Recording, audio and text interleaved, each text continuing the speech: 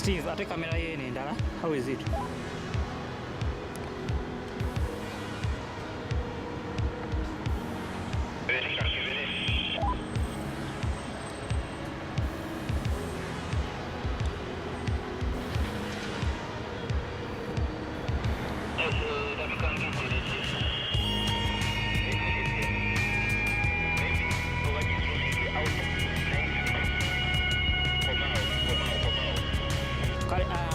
Focus ya yeri eta wano ngenda gangeta simanye ndaga ngeta ina focus simanye bangenda gikola nta kubanga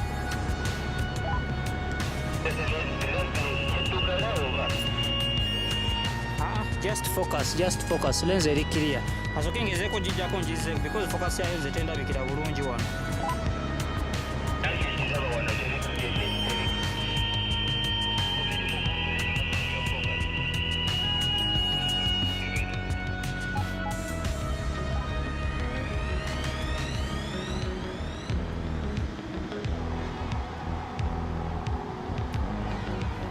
Irimu auto, focus ya irimu auto.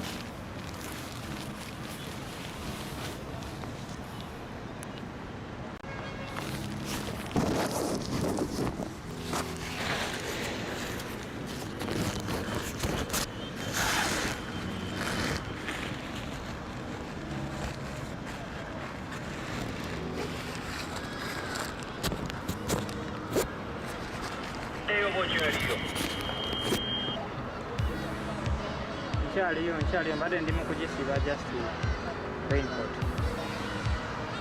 Okay, naye nga ekibisiketino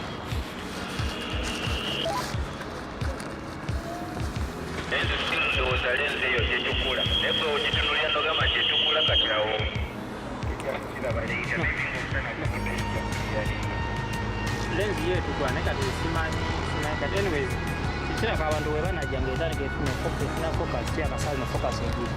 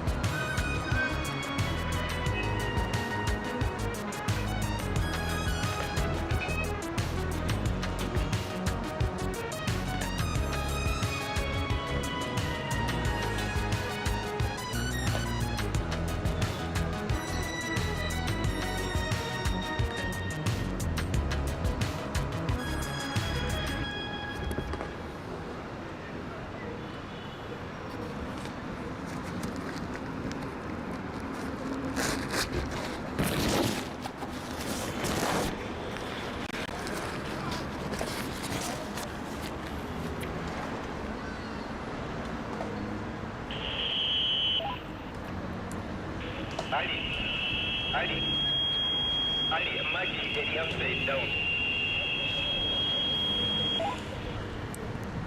Ndi ku yeno neno simanyi ndikole ntya awo Get upside down. Nenda yeyo, just ndo zaida akakusikamu. Basi wachili ogambi ulipoiliwa? eno ngeliwa olaba balina zikyusa bukyusa olaba iyi alphabet yeyina otunula eno the other alphabet balina gikyusa bwe bati okitegeera because kati wano mbanyi nakulaga the other alphabet then olweri nalaga alphabet yeno because I can't show this one like this it can't okitegeera kati eri balina zikyusa bukyusa kati eno bagikyuse bwe bati etunula eri this alphabet thing ebeera ng'etunudde eri nga ogisomera ku kamera yeewi olaba kati nga wano bwensoma nti nsoma kamera yeeri okitegedde kitegeera the other alphabet has to face this side not the other side okira something like this mukikyuse bwe muti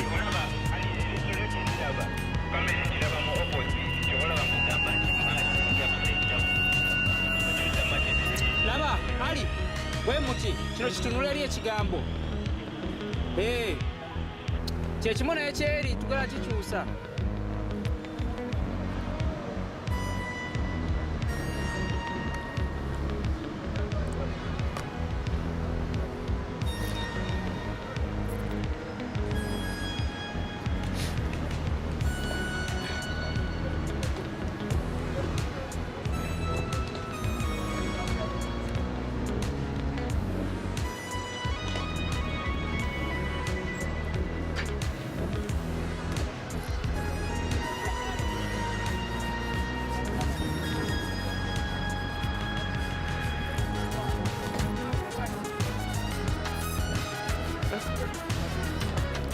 naye simanyi lwaki focus yeno ekyaganye naye ndowooza weewo just bagenda zikyusa something like that kati basetingire ng'okozesa kamera yeeri sooka basetingire eri eno ngenda girekawo ndowooza ndimaze eno eyawano eno gyendi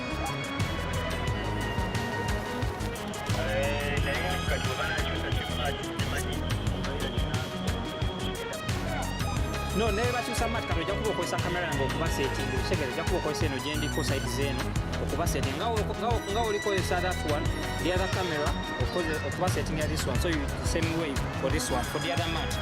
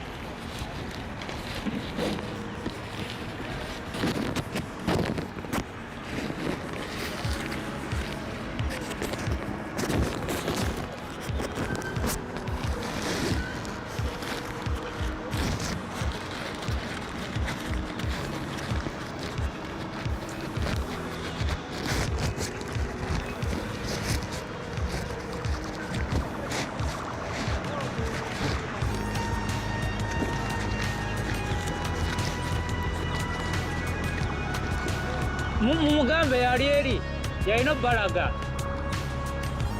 tolina tokubaka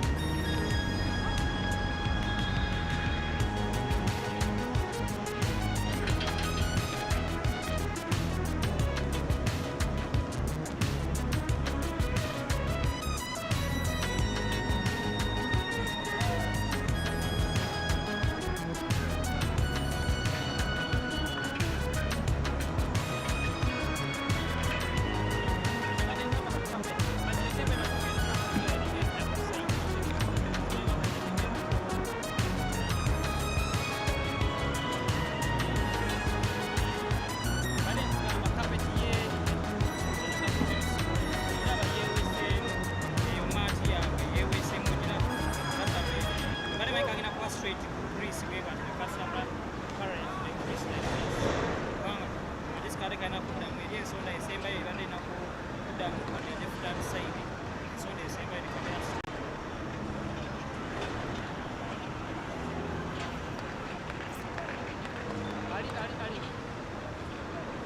Kale kabasoka basetire ne kibaliko bayambe ko ereme kuwewe tange ebiseke bayambe ko ereme kuwewe tange ali musembere ahasa izero right ali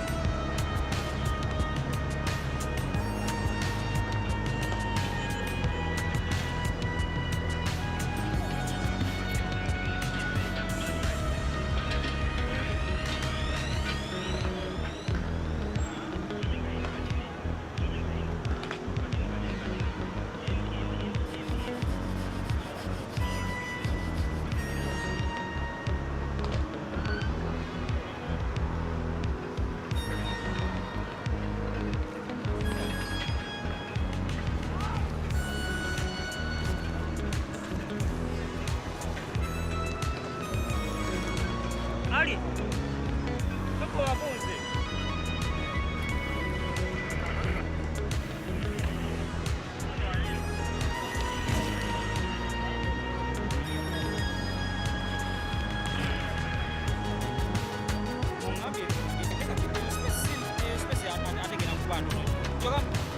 Yakala nkole bwe espesi ngando mende ebadde eri wano kwetiwa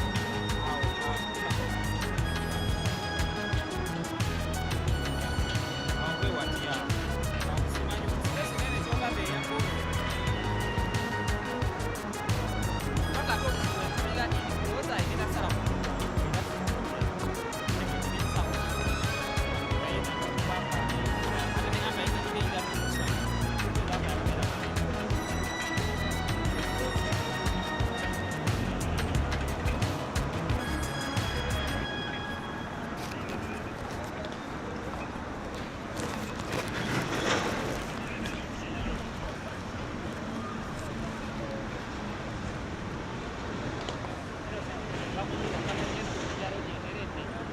kamera yeri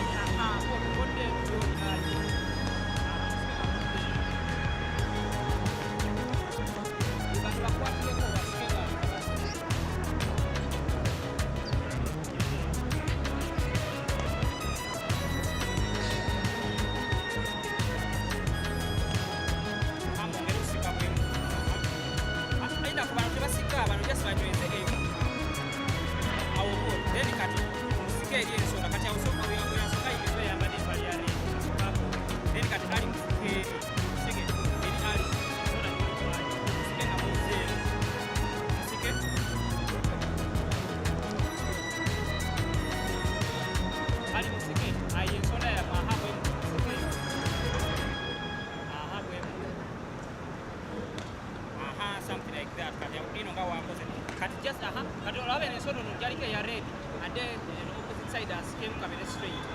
Namba de Empire Red. Chala.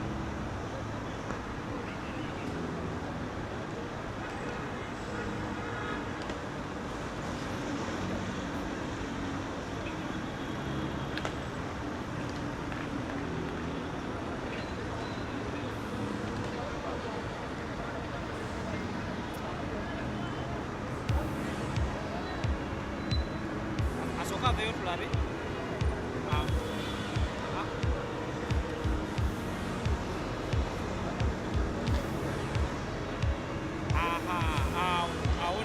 Tulaba kati awo dafa bit eri straight kati ekyoda gye tulina okukola at first awo kooti awo now that is much better.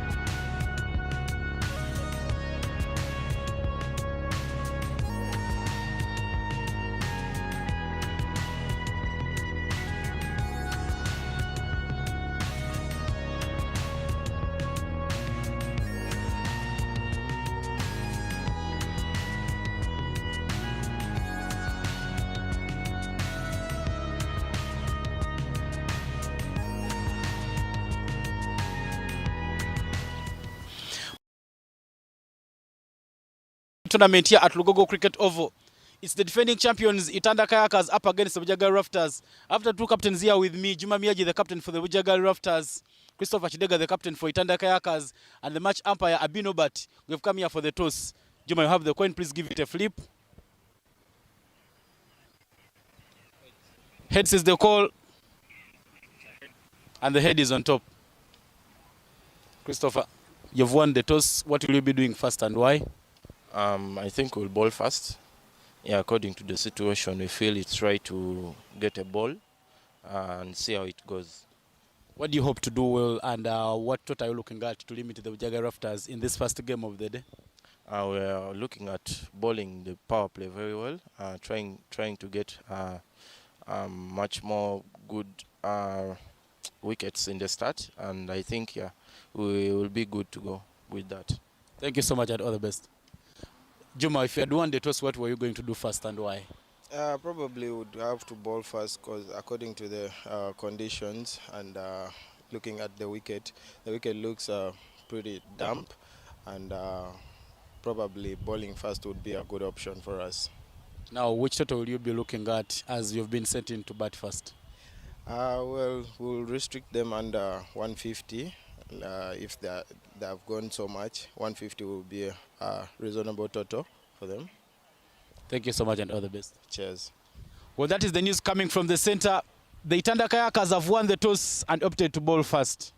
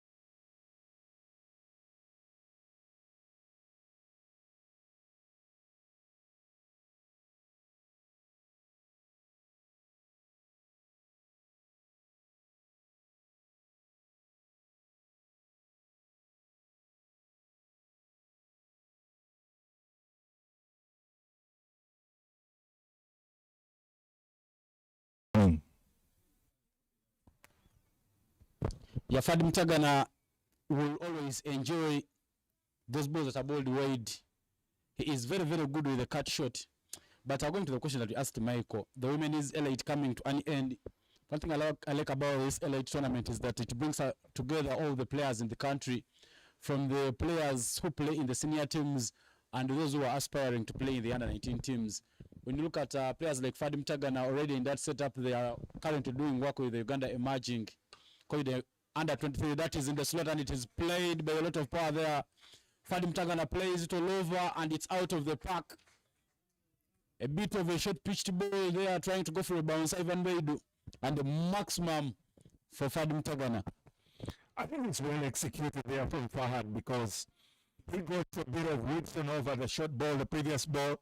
So definitely a bit of correcting from Ivan Baidu, trying to come a little closer to him. He's able to pick it up early and execute effectively. This is exactly what we want to see in the elite tournament. Of course, Fahad Mutagana having been a captain for the under-19 in the past. And as it stands, it's already 29 for 2, for 29, no wicket yet after 3 overs.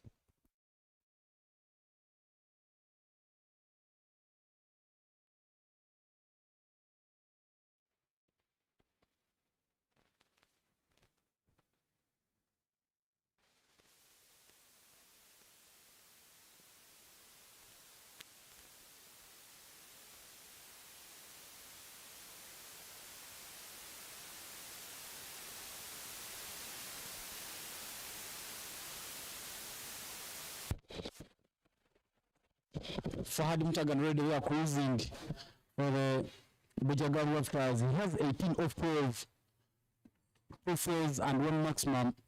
Robinson Obeya is currently on 4 off 6.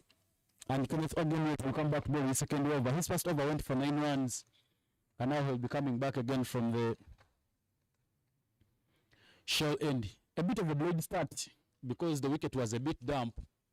If you're just joining us, the Itanda Kayakas have wanted and opted to bowl fast. Kenneth Robinson Obeya uses his wrist to just get that one backward of the square all the way for another maximum. He is doing a copy and paste. He saw his partner scoring a maximum off the very final ball of the previous over, and now Robinson Obeya starts this one so nicely, sending it to the fences. I tell you, Ivan, Kenneth Ogenwood will definitely have a story to tell. Bowling to a senior, we've seen him hit the maximum for Uganda. But the interesting thing about this Waterfalls Elite, this particular edition, you have to have at least 2 under-19s in each of the playing 11s. So definitely over there you can see Ogenwood is an under-19, as well as Mira Brazali in the side today. And it's good that his captain, Christopher Kibeka, has given him the responsibility bowling up front to the 2 more experienced batters. He tries to go for a short ball, and that's just guided to third man by Robinson Obeya to bring on another single. Well, this tournament is sponsored by Scope Energy, Raj Gas Pro, Nyakasura Alumni League, Laika Mobile, and everything is organized by Cricket Uganda. Speaking about the under-19s in the Bujjagali Rafters, of course we saw for the Itanda Kayakas, the Ogenwood, Kenneth, as well as Mira Brazali, and for the Bujjagali Rafters, we have Gerald Olipa in the side, as well as Pity Daniel for today's fixture.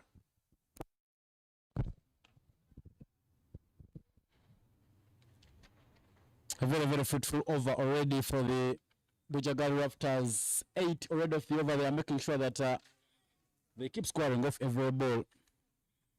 Ken Fogan wrote one from the Northern's cricket hub, but he is currently in Mukono at St. Cornelius SS down in Kalagala. It's called Mukonjira as we're heading to Buyukwe.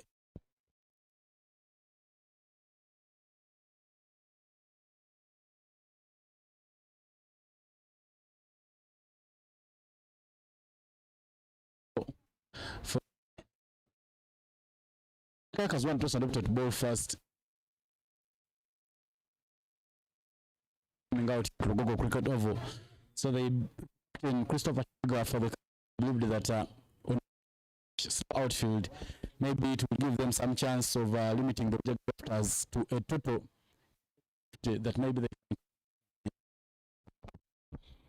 Interesting, Ivan. We do mention about the conditions, of course, with the overcast earlier on in the morning about an hour ago, about 45 minutes ago. You would have thought indeed the bowling fast is a good call. However, those two batters in the middle seem to be dictating the terms at the moment because it's only 3.3 overs and they are going at a healthy rate of almost 10 and over. Beautiful the offer, and Fadim Tagana cuts it all the way for maximum, second maximum for Fadim Tagana, and third one for Bujjagali Rafters in the innings. I tell you, Ivan, speaking of dictating the terms, that young man, he may not be the biggest in stature, but he knows how to put on a big inning. And right now, in fact, Mutagana is equaling up to Robinson Obria punch for punch, because either side of the particular strike, they are going for the maximums and dealing in boundaries, making sure that they set the tone for this particular tournament. It's a T20, remember, and it's all to go for. In case you're near anywhere near Lugogo, just make your way and witness such an amazing fixture right now. Of course, later on in the afternoon, Bujjagali Rafters will have a doubleheader as they'll be taking on the Karuma. At the moment, right now, they are facing, they are being put to the sword by the Itanda Kayakers.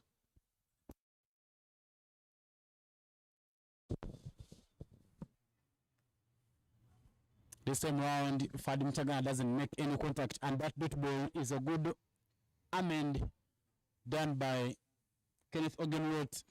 Two maximums in the over, but that dot ball will mark at the end of the over. The Bujjagali Rafters are moving at 10 every over as they are now on 44 for no loss as we come to the end of the fourth over.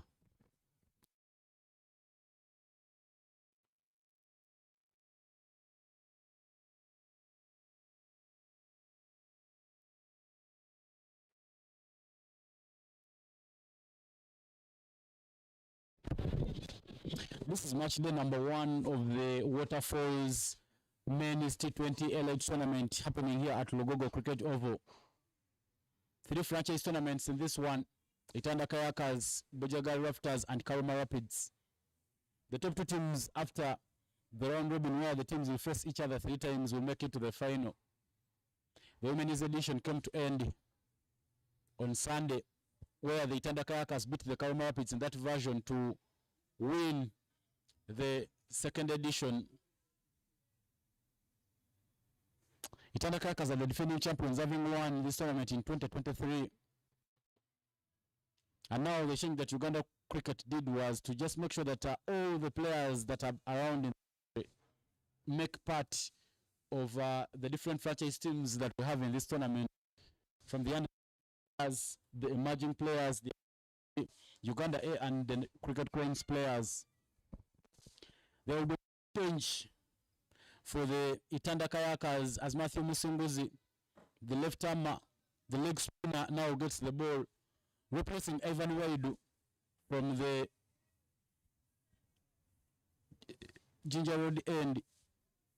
The two umpires returning in this game, Norbert Abi and Simon Chintu, 2 OBs from Bosoga College Mwiri, right in there. Deep mid wicket, right at the boundary, and long off in Abraze Mir Ali for Robinson Obia. Matthew Robinson, touch and go, just gets that one to short third and gets the run. Matthew Musunguzi made his debut for the senior men's team last year during the Pearl of Africa series. But he's also played for Uganda under 19. He was in that squad and team which played for Uganda in the last time Uganda made it to the World Cup in 2022. Pulls that one into the vacant area, Fadim Tagana, and manages to pick up another boundary, just creating room and playing it with the bounce. when you find something interesting about Fadlu Tagana, of course, he's been a captain for the different franchises, especially in the X tournaments, in the Batbo tournaments. But it looked like today, without that extra responsibilities of captaincy, Fadlu Tagana seems to be a different kind of player. He seems to be in free flow, just enjoying himself, and he's piling the runs already.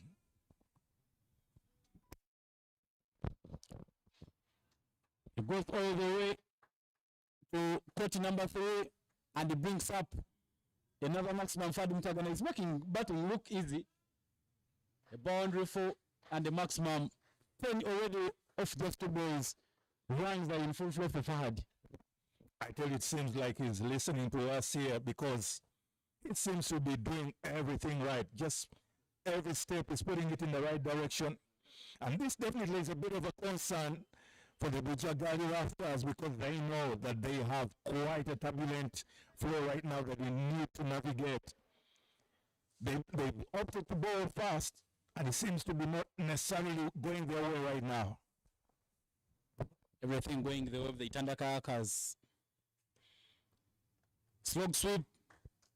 Will it go all the way? No, one bounce, and it goes for 4 more. Fadlu Tagana just enjoying the bowling of Matthew Musunguzi. Matthew needs to make sure that he does armament. The proverbial throwing the kitchen sink at it. I tell you right now, no one wants to look at that blade from Fadlu Tagana amongst the bowlers, because Matthew Musunguzi coming on as a left-arm orthodox just to replace Ivan Baidu. He seemed to get a ball, a couple of balls early on in, but the last 3 balls have not gone his way. And all he can hope for to have the last laugh, at least if he can just manage to prize that wicket of Fadlu Tagana. He goes away with that short ball. And that was the idea for in the women's tournament. Every time you go short, it means they'll either play away from the deep crease, or they'll make sure that they move forward to access the ball. So it turns out to be a very good area. But all the players have pitched into good areas. They'll lean back a bit and create room on the onside and send you to the fences. Final ball of over coming in for Matthew Musunguzi. Another short ball, and this time round, the power of Robinson Obia will see it go all the way. Maximum to end the over. A bowling change, not doing anything for the Itanda Kayakas. He didn't necessarily get the whole of it, as you can see him posturing there, that he would have loved to make a better connection. But the result is still the same. It's a maximum, a very healthy over for the Itanda Kayakas there, managing to pick up a whole 22 from just that particular set of 6 deliveries. Will bring up 66 for no after 5.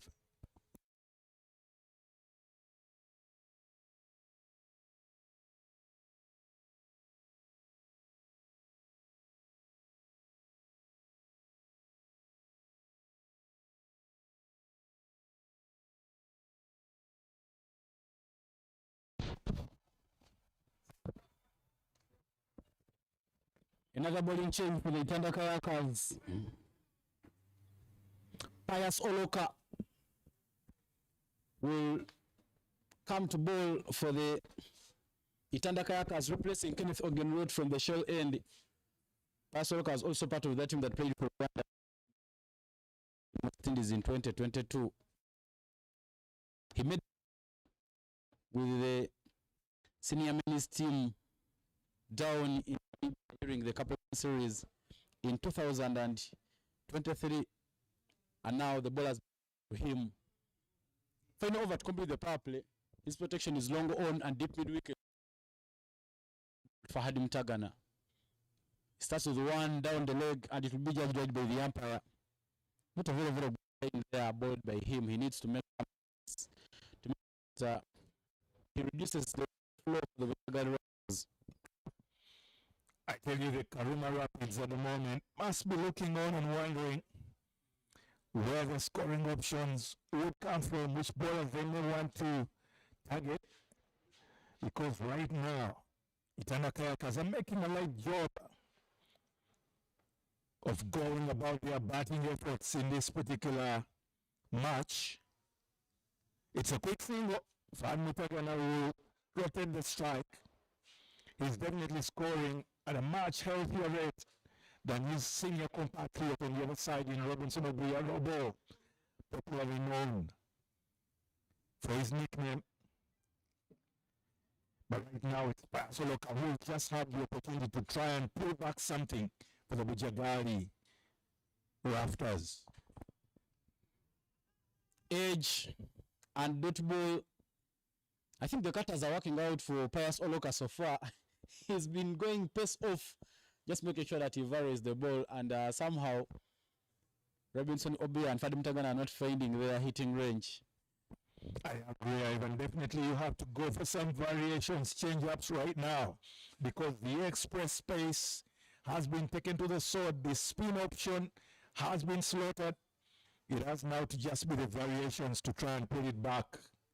And speaking of putting it back, that's a hard pass gone.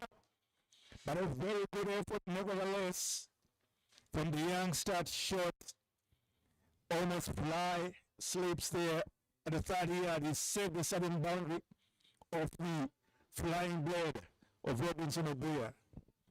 And that is the particular beauty that this youngster in Pasoloka brings to the table. He will always give you an option, almost of a wicket-taking option. He's made sure that he cuts off the boundaries so far in the over. Pius Oloka, you would feel that somehow he's putting in some dot ball. That's the second dot ball in the over, making sure that he keeps the blades a bit silent here, because the Bujjagali Rafters were getting at least good 10 at least every over in the previous 2 overs, but somehow Pius Oloka has done some amends, making sure that he puts them on the back foot. I tell you, Ivan, I would have loved to have a look again at that effort from Matthew Musingozi. Good diving effort.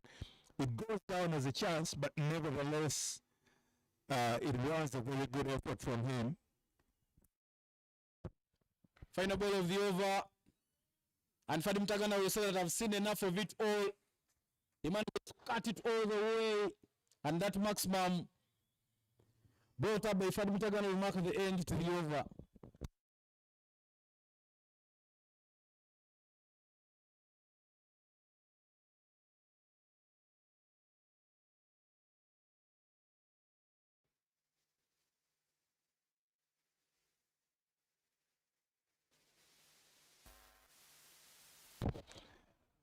Your pardon, Ivan, that was actually Kenneth Ogenro who pulled off that blind over diving effort. It's good to see that the youngsters are bringing themselves to the occasion and making it count. Speaking of another young man there, Fad Mutagana doing the business, bringing up his half century already, doing just 5. But actually, the final ball of the power play, he's already managed to pick up his half century. Much to the applause of the Thunder Kayakas dugout. And with that particular delivery, it brought up to the end of the power play, a very, very healthy power play. Much to the delight of the Thunder Kayakas, because 79 for no after the first 6 overs is exactly what you want to see from your opening batting combination.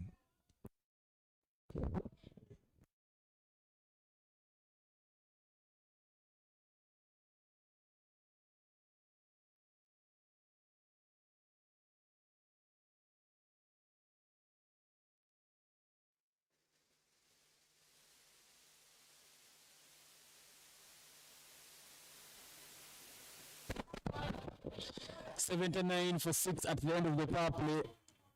Half century by Fadim Tagana inside the power play. 51 off 23 at a strike rate of 221.74.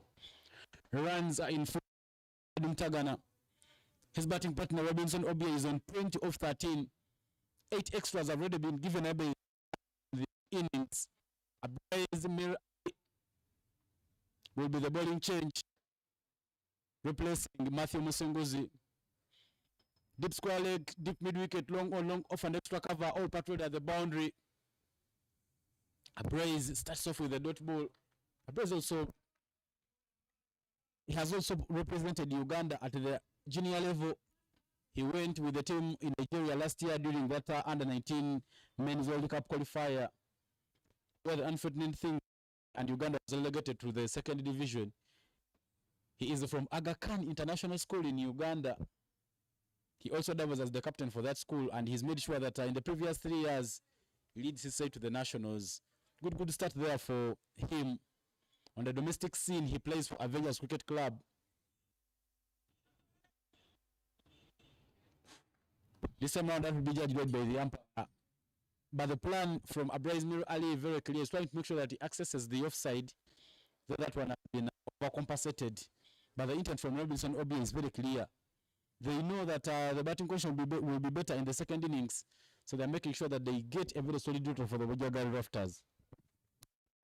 I tell you, Ivan, every bowler has gone for a maximum. And the pressure will definitely be on the youngster in Mira Brazali. Doing the smart thing, just getting pace off. Chance overrun out already. Finally, it is a safe single completed between Robinson Obi and Fad Mutagana. But it's very interesting and good to see that the youngster is putting his wits to action, knowing that his captain has asked him to come and do some bit of repair job because the bowling department has landed into an ambush by the Tanda kayakers. They are not just kayaking, they know how to ambush with their blades as batters. But start with the Abraiz. He goes again too full and too wide, and more wides on the offer. That will bring up 10 in the innings. For Fahad Mtagana, that will be his hitting area. So if Abraiz Ali could just know that for Fahad Mtagana, I have to beat straight, go to the he's so good on the body that one you can bowl to him wide. That's why he does Hamens. He goes for a slower, and Fadim Tagana manages to guide it to the gully area for another single. I tell you, you could see there after the first couple of balls, Simon Sesazi, the experienced campaigner, running over to the youngster and giving him some bit of advice. Even at the moment, trying to speak to the young man, saying, you have done so far well, try and just finish off the job right now, because any boundary that you avoid in this over is a great advantage to the team. Touch and go. Another single there added on to the total. Abraiz Ali also making sure that he doesn't give away many. And for now, the Bujjagali Rafters have resorted to getting singles. They're already moving at over 10 every over, as it is just in the 7th over. So need to make sure that they maintain this momentum to get maybe a 200-run score on board that they can come out and defend. Abraiz Ali overcompensating, and another wide there judged by the umpire. Well, Ivan, you've been the one keeping track of the extras, but I tell you, 11 extras within the first 7 overs is really on the higher side for a game in a T20 match. And that is something that will be of concern to the Bujjagali Rafters. They know they have a job to do, and they really now have a high mountain to climb. So well done there by young Mira Brazali, showing the guts and wit to be able to come up with something, to just pull off a dot ball, because that's all that the Rafters are asking of him. Just to keep it clean, keep it tidy, and try to deny the batters from expressing themselves. Another very valuable dot ball there. And it will definitely be, yes, there have been 3 extras in the over, but he will get a bit of a slight applause from the team because he has avoided a boundary, he has tried to pull back the scoring rate in this over. And that is what you require of a youngster when you ask him to rise to the occasion.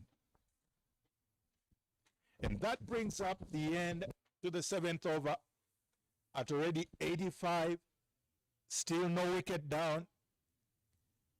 It is the Tanda Kayakers sailing on.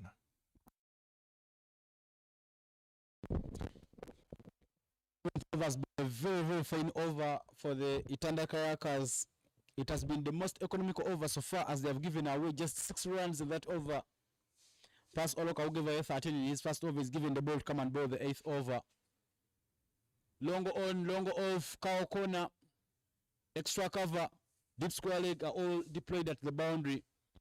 Robinson Obuya as Oloka steams in. A bit full and hit all the way. Should go for a maximum. The power of Robinson Obuya to that will go all the way with that maximum. Good cut to the over, and the bowler is already under pressure. I tell you, that is out of here. He's Robo, and not just Robo for nothing. He's got big muscles. He can sight that ball, and anything within his arc will certainly be silver platter feeding to his joy. And we'll definitely have to replace that ball, because he sent that out out of the park. And you would have thought Soloka could have picked up a leaf from Mira Brazali's efforts in the previous over, because it is a pace off and trying to just maintain those good areas that worked for the youngster. But Soloka guilty there of trying to infuse some pace from the very first ball of the over. Remember, most batters are looking to punish the first couple of deliveries to try and pick momentum into the over in any T20 affair.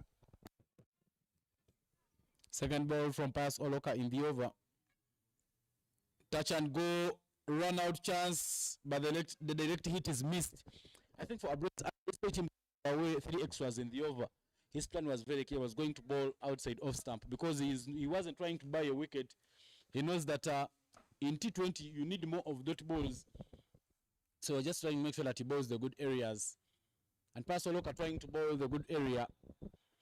That off stump line, so Robinson Obuya just guiding it to short third, and he manages to just go for a single. So if he keeps bowling that area, maybe we'll pick up something from this over. And that is the result. Finally, Pass Oloka is repaid for his efforts, his persistence, trying just to keep up asking that question, trying to go for stump to stump line, especially to Fad Mutagan, has paid off. His clean bowling. And that is exactly what the Bujjagali Rafters were requesting. That stump line, as you call it. I tell you, Ivan, this is a kind of stuff that you want to see from this competitive Waterfalls Elite Tournament. But he's done the job for his side. I mean, 52 from just those 20, from the 27 balls, makes for such a good sight. And his team will definitely welcome him back with a hero's welcome, so to speak. Yeah, he's been scoring at a stroke rate of 192.59. Fahad Mtagana. Fahad Mtagana departs. He was a captain well at Busoga College Mwiri.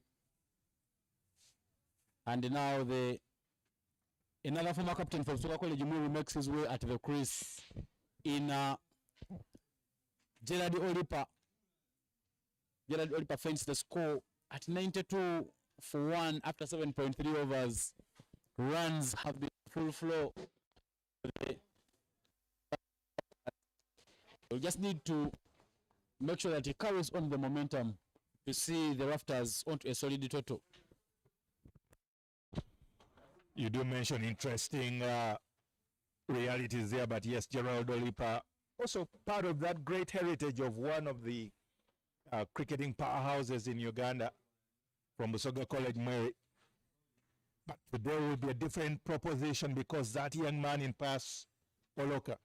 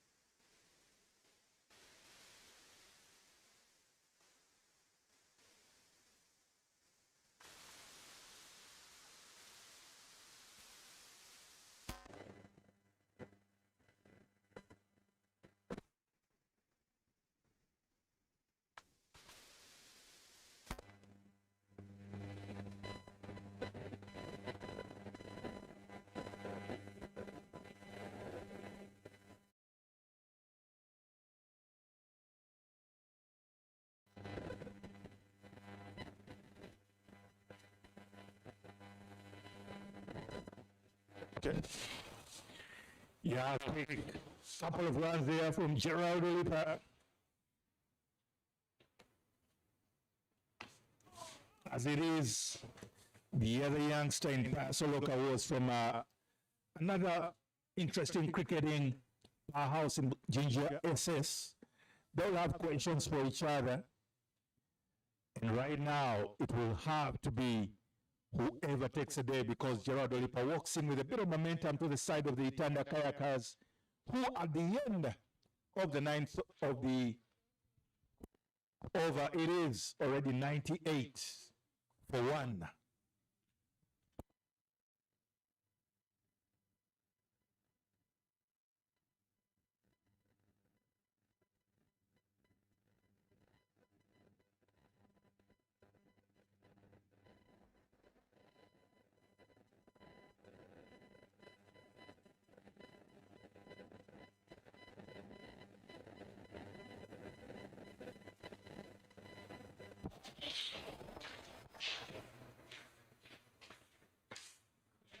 Mira Brace Ali had a fair over, and it's fair only because there were several, about 3 extras in that over, but he managed to come up with several, about 3 dot balls in the same over, so that was definitely quite a fair show considering the conditions and the circumstances with which he came into ball.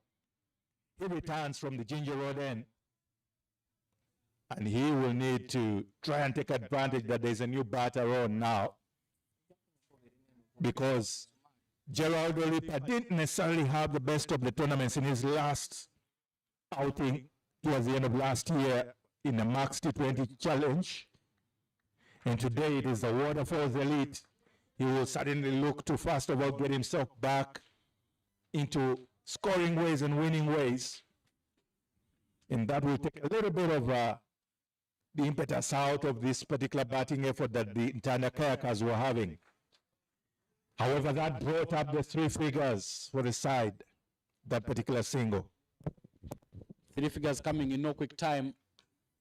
Power from Robinson Obia, but there is protection at long on. Perry Wazombe. We will see more of his batting later on in the innings. Fine bowling display there from Brace Ali Mir. Brace Ali has been already selected as a bowler, but his thinking with the ball in hands is really catching up the eyes of the selectors. Gerard Olipa says no, we've seen enough of it all. Hits it all the way to the Ginger Road to bring up another maximum. Runs still flowing for the Bujjagali Rafters. I tell you, it's a matter of stand and deliver, particularly the beautiful thing about that shot. When you look at the way he sighted it and was able to just size it up and say, no, I can get a full flow of the blade onto this. And the result is that beautiful way sailing maximum from young Gerald Olipa. That's exactly what you want to see from these youngsters challenging each other. Remember, in this particular league tournament, each side has to field at least 2 young, 2 under 19 players. Those are at least fall within the category of 19 years and below. And now this is a battle of the youngsters. Bujjagali, Rafters, Mira Brace Ali has met his match in Gerald Olipa. Also going from maximum, the first maximum that he's had in his already 1.3 overs. And the wise thing there from the wicket keeper, Steve Obos, having to come up so that he can avoid, he can limit the batting of Olipa to try and step out.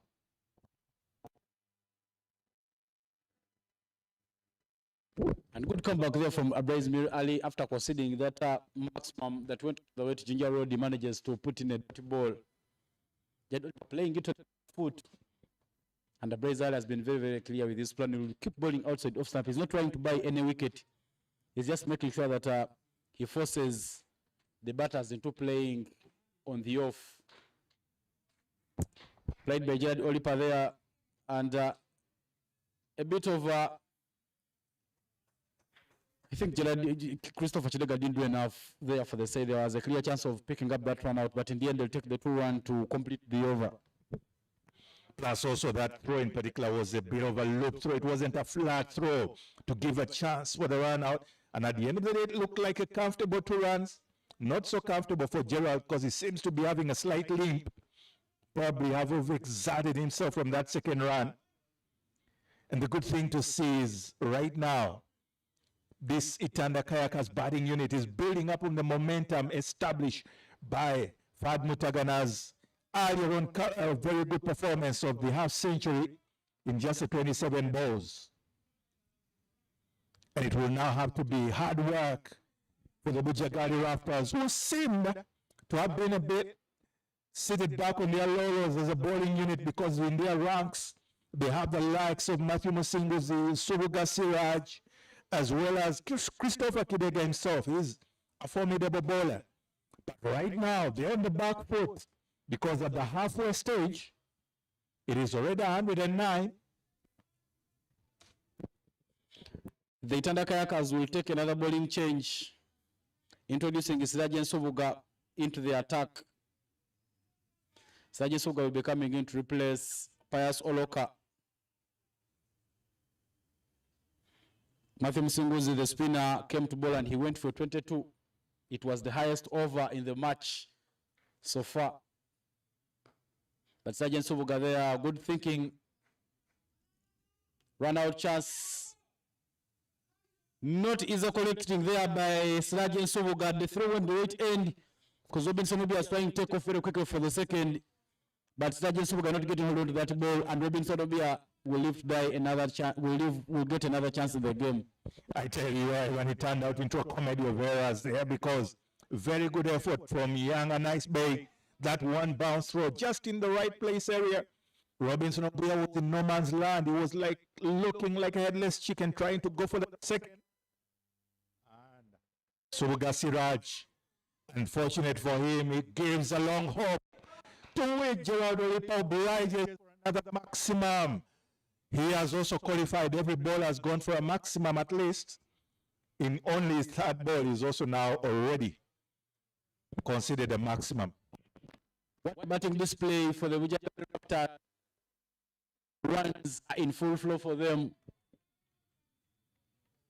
They will also bring up a maximum in this over. Should be important to see how Sergeant Sovuga amends that one. Use of the race there by Gerald Olipa to pick up just that single. Good thinking, good cricket.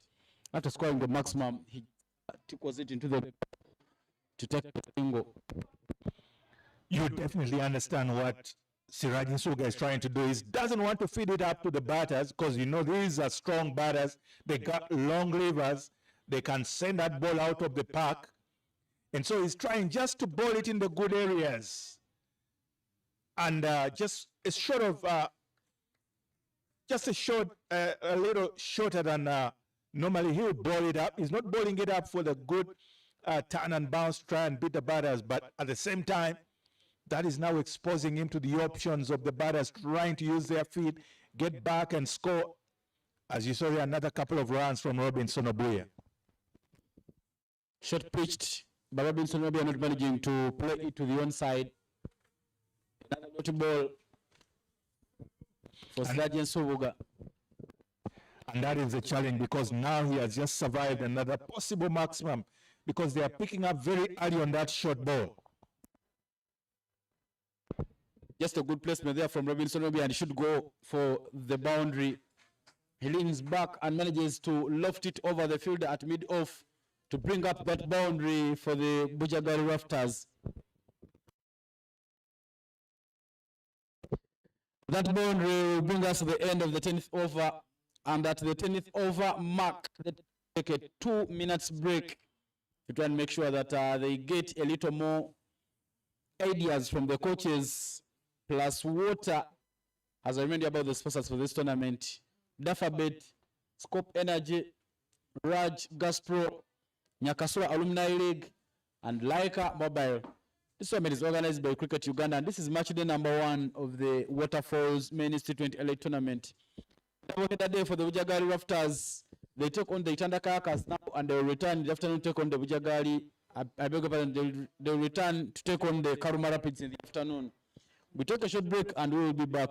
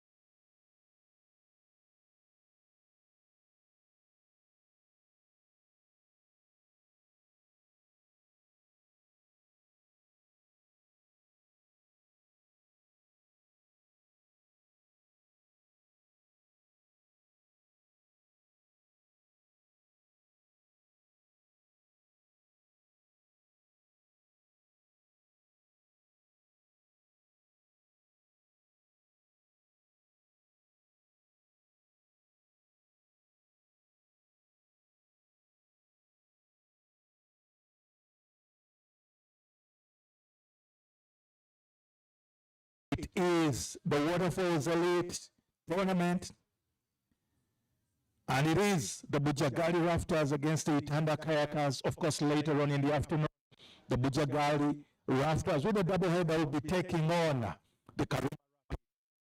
I tell you, they feel like right now they've definitely not put their best foot forward, because at the toss, Christopher Kidega said that they would like to limit the scoring options of the Itanda Kayakers and try to take advantage of the conditions, limiting them to anywhere below 150.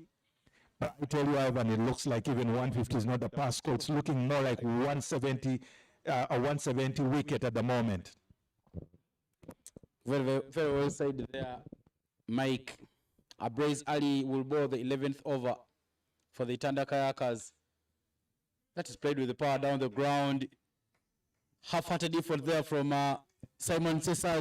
He puts his body down in the lane but doesn't make that fine stop and the boundary to start this over. I agree. He seemed to have taken it a bit for granted that that ball wasn't traveling as fast. But when you look at that young man, Gerardo Lipa, he's able to pull off a fine blow of the bat from the bat. He continues with his efforts. He's really swinging, expressing himself, and showing why those long levers to his advantage. Coming through this over, Abrazmir Ali is still the most economic bowler so far. He is the only bowler who has gone under 10 every over. His economy rate is 9.69. The Bujjagali Rafters have been firing at everything. Well, I tell you, Ivan, you are the one at the middle there for a very good toss indeed that you executed. And like you mentioned, Juma Miyaji, having said that he would look to at least set up about 150 as a commanding score. And his troops are doing exactly as he commanded them. Because at the moment, already 128 in 10.4 balls means that they are well set, they are set up. It's only the 1 wicket of Fad Mutagana that has fallen. They are really set up for that 220 projected score all the way as a team.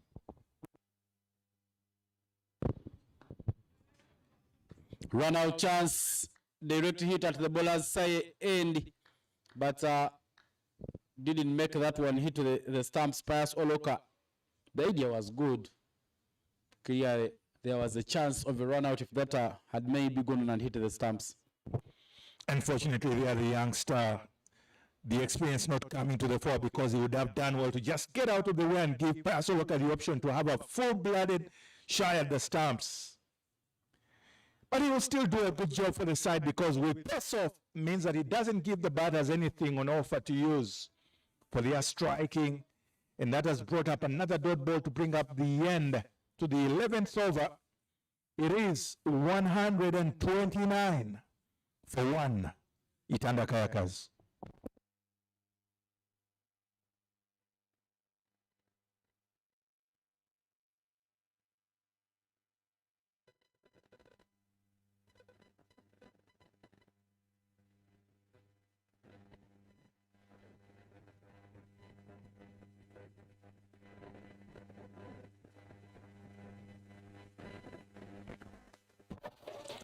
So Lugogo will be given another chance at the cherry to try and pull this off, pull back something.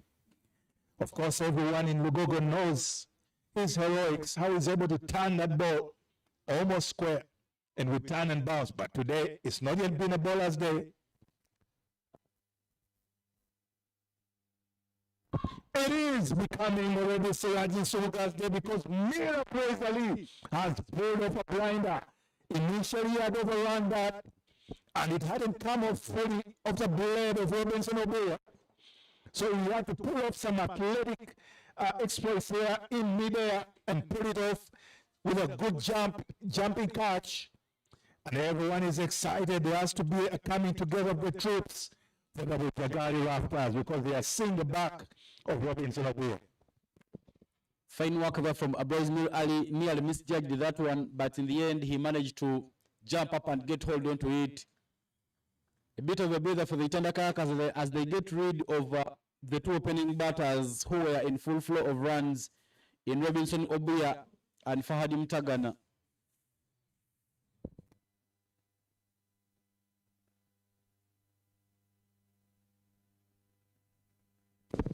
I beg your pardon, that is the Bujjagali Rafters. Robinson Obuya follows Fahadi Mutagana, and Calvin Watua makes his way at the crease for the Rafters. A good display Abrazmir Ali has already put on for the Itanda Kayakas. His bowling, his fielding have all come to the party. Robinson Obuya 39 off 28 at a strike rate of 139.29. And Calvin Watua will be now fine stop there from Sergeant Sovoga.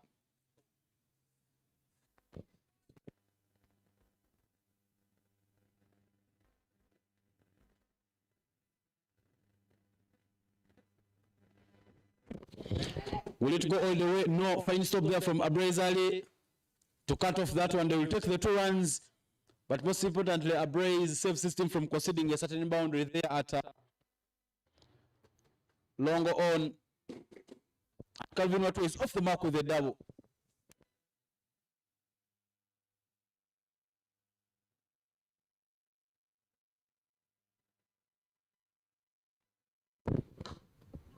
That one is in the slot, but doesn't hit it quite well. It goes down to mid wicket to find Simon Sesazi and another single. Boundary is being cut off by Sergeant Subuga in this over, trying to make sure that he does some amends. Of course, at the break, the coaches had a chance to talk to their players.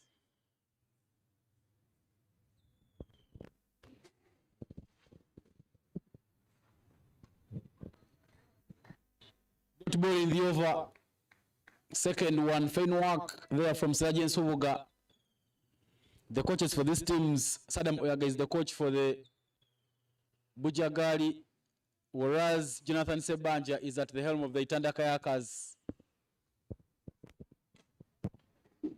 Suddenly, the Bujjagali Rafters will be having a bit of a quiet moment now, having lost their two opening batters. But they have a platform that is well set, because at 132 for 2 in the first 12 overs is the kind of platform you need. Clearly moving at over 10 every over. That was a fine over there from Sergeant Subuga. Just making sure that he applies some breaks. That over has gone for just 4 runs, and it has been the most economic over in the innings for the Tanda Kayakers. Abrez Alimir gave away 11 in his third over. I beg your pardon, he gave away 6 in his third over. Now he returns with the ball that is played by Gerard Olipa. One bounce and it will run to the boundary. A bit of width on the offer. And Gerard Olipa goes for that cut shot to bring up another boundary for the Bujjagali Rafters. It's all happening here because the Bujjagali Rafters already have a very good platform, and they're looking to always build up on that which has already been set by the opening pair. And today, Gerard Olipa is in the mood to already 32 to his name.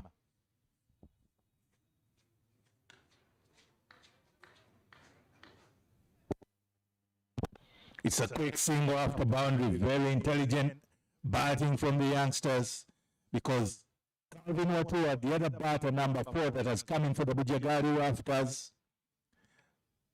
he is one that can actually just rotate the strike and try to have a big hit in between, and he couldn't have asked for a better platform to come in at number 4.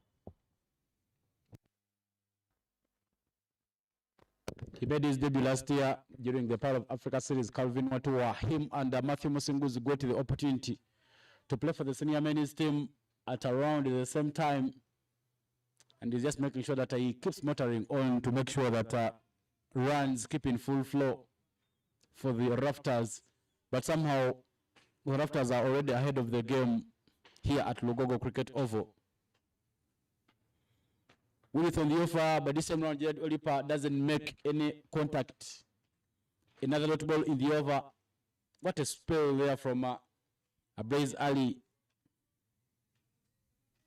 He's been making everything work out to the favor of the Kayakers. His first over went for 6, his second went for 11, his third went for 6.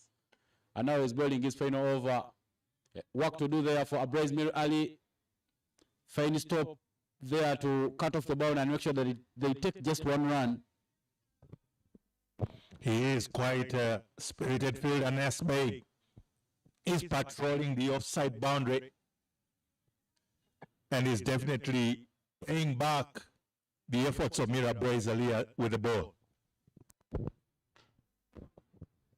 Another dot ball in the over, and that dot ball will mark at the end to the over. 7 runs from Abrez Ali's final over. And as it comes to the end of his spell, Abrez Ali has given away 31 runs. He is still wicketless, but he's been bowling at an economy of 7.83. That will also mark at the end to the 13th over, leaving the score at 140 for a loss of 2 wickets after 13 overs.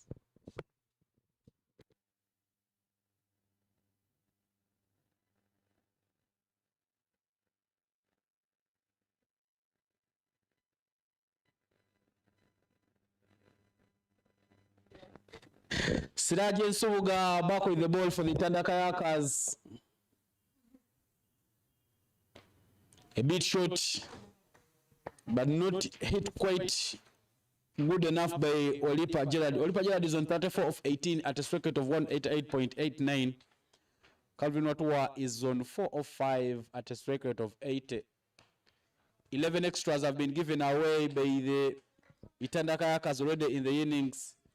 Siraje Nsubuga's 2.2 overs have gone for 18, where he's picked up 1 single wicket, an economy of 9. Just make sure that he puts in some more dot balls to pull down that economy a bit. Certainly, Siraje Nsubuga will be buoyed by the previous over that went for just a paltry 4 runs. So far, the most economical over of the inning, and picking up, most importantly, that wicket, a match-turning wicket, according to the flow of events. But right now, Gerald Olipa will have nothing to know of that, because the Bujjagali continue to raft on whatever waters that are before them. They are continuing to impose themselves.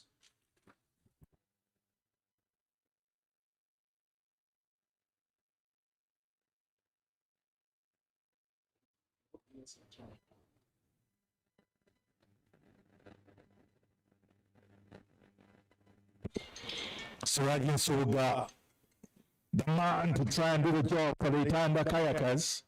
It's another very brilliant straight drive all the way to the safest point, just over the bowler. And it goes for another boundary, maximum followed by a boundary. It is all happening for the Bujjagali Rafters as Gerald Olipa does the job that he's been asked by his captain Juma Miyaji to come through for the Bujjagali Rafters.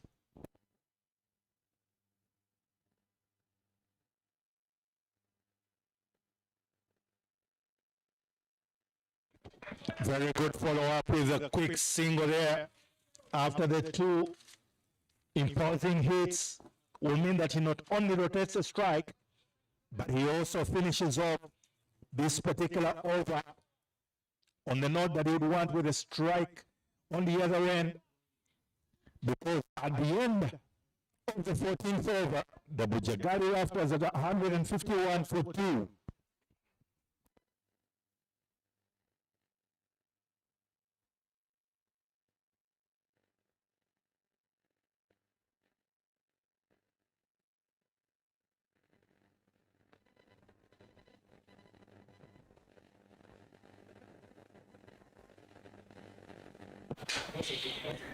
And with the completion of the 4 overs for Mira Brazali at the Kampala Road end, it means that Matthew Musinguzi will be the other bowler to come in at a very critical stage at the 15th over to try and bring an impact and impose himself on this inning for the Uganda Kayakers.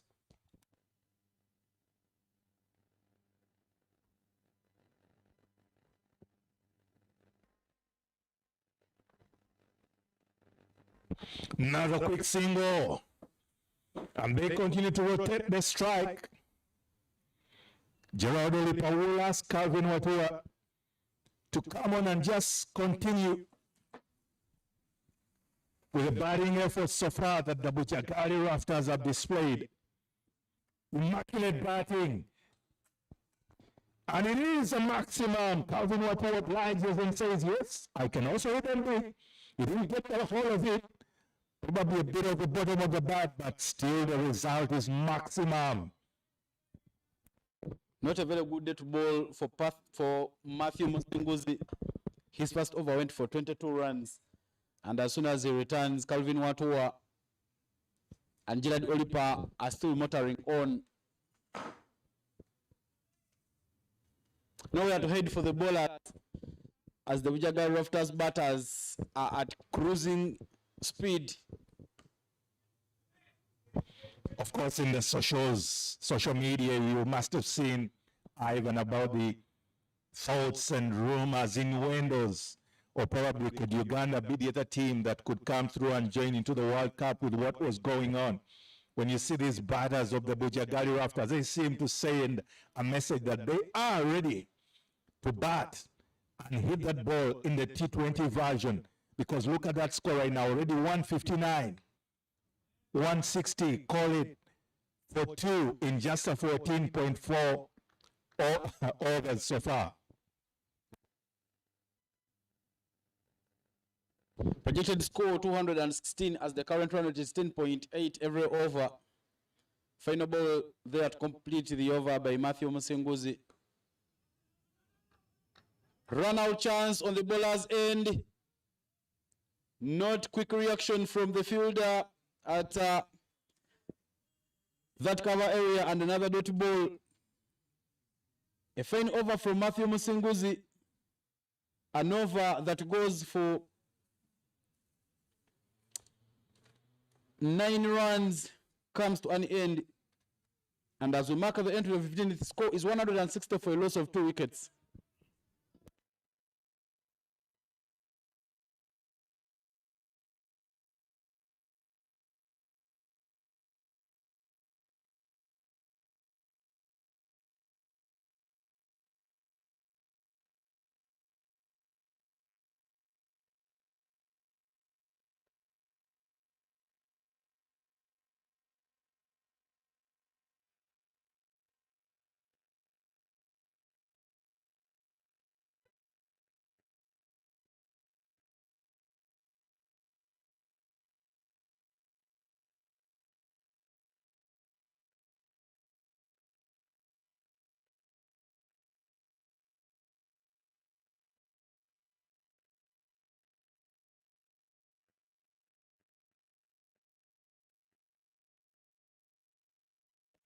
It's another good hit there from Roger Zolipa. It has brought up his half century already, because that boundary means off the very fast ball from Pasoloka that will bring up 164, but also crucially, Gerald Zolipa will make it 51 in good record time. Your second half century already in the innings. Half century for Bujjagali Rafters, and Gerald Olipa just doing a copy and paste, bring up another half century. Runs are still in full flow for the Bujjagali Rafters.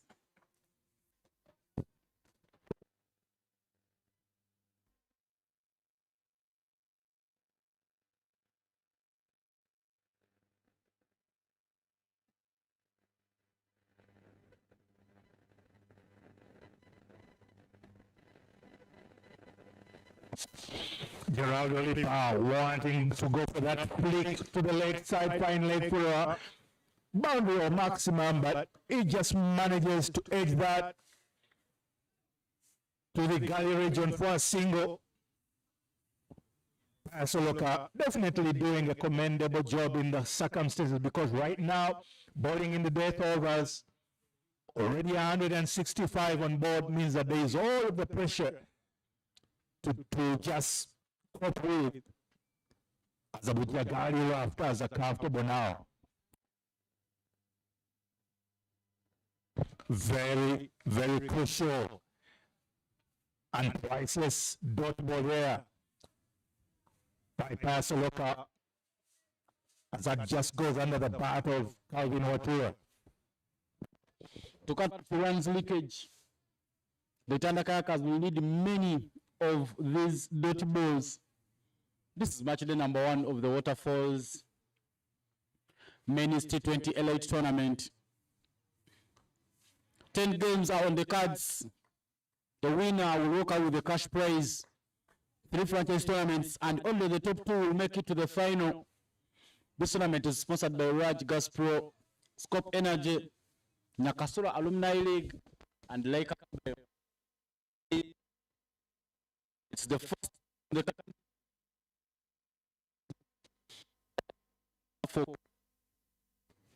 it is teams.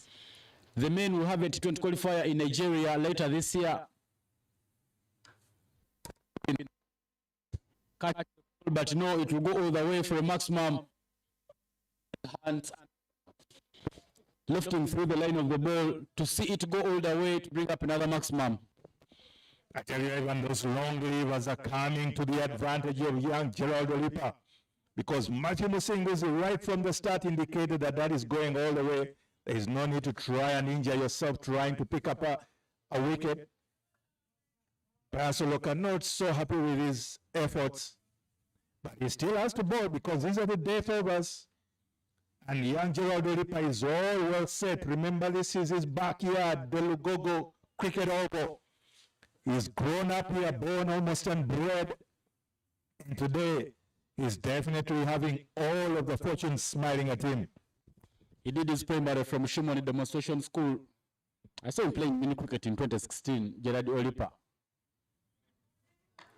Over compensation by Pius Oloka looked like wide, but the umpires look at each other, and that dot ball will mean that we've come to the end of the over. 16 gone, 172 for 2 is the score.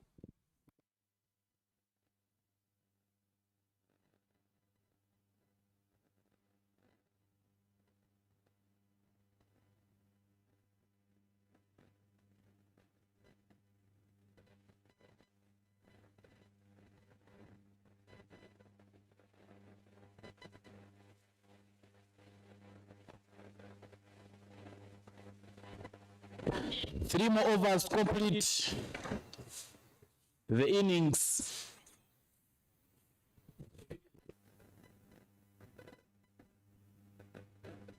I beg your pardon, 4 more overs complete the first innings. 172 for a loss of 2 after 16. As Ivan Wade, who bowled the first 2 overs, I beg your pardon, the first over of the game that went for 8 runs is now given the ball again.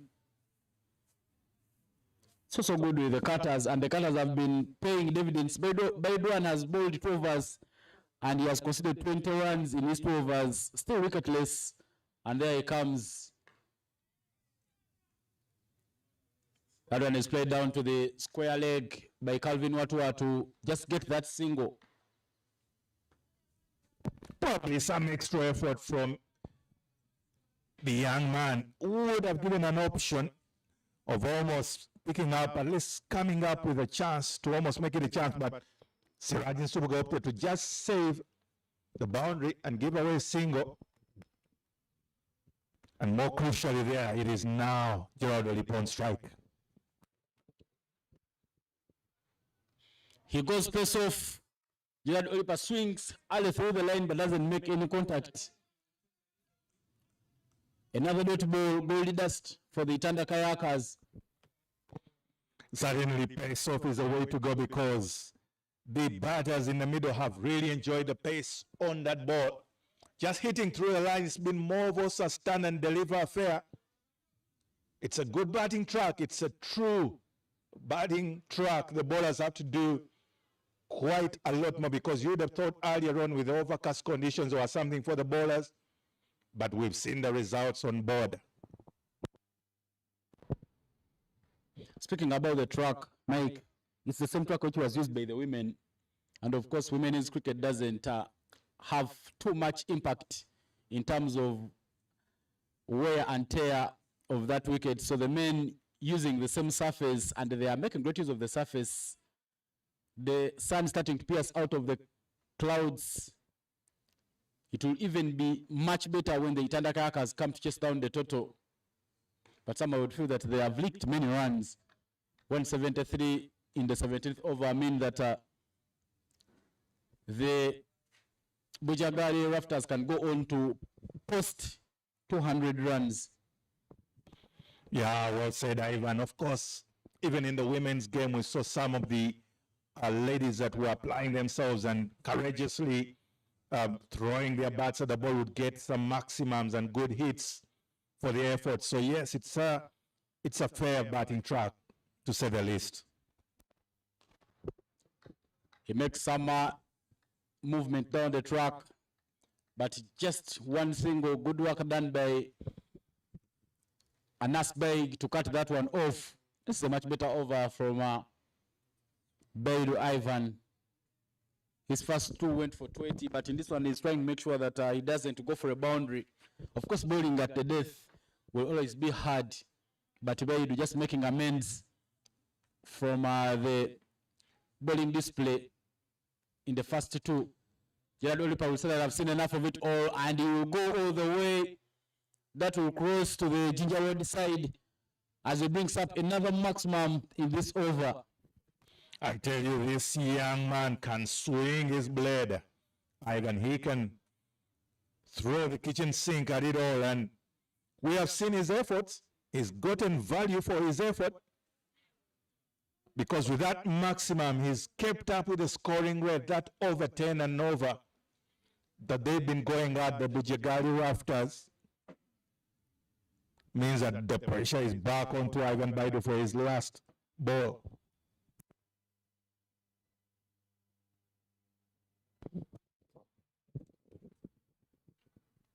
He goes pace off.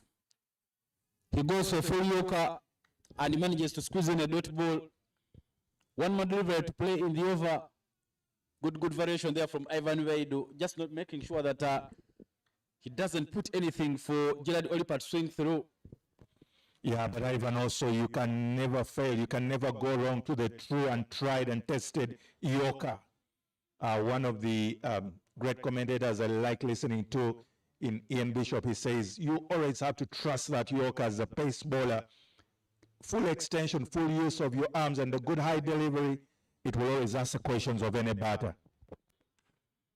More pace off by the same round, played straight by Gerard Olipa downtown to bring up another boundary. 4 more to end the over.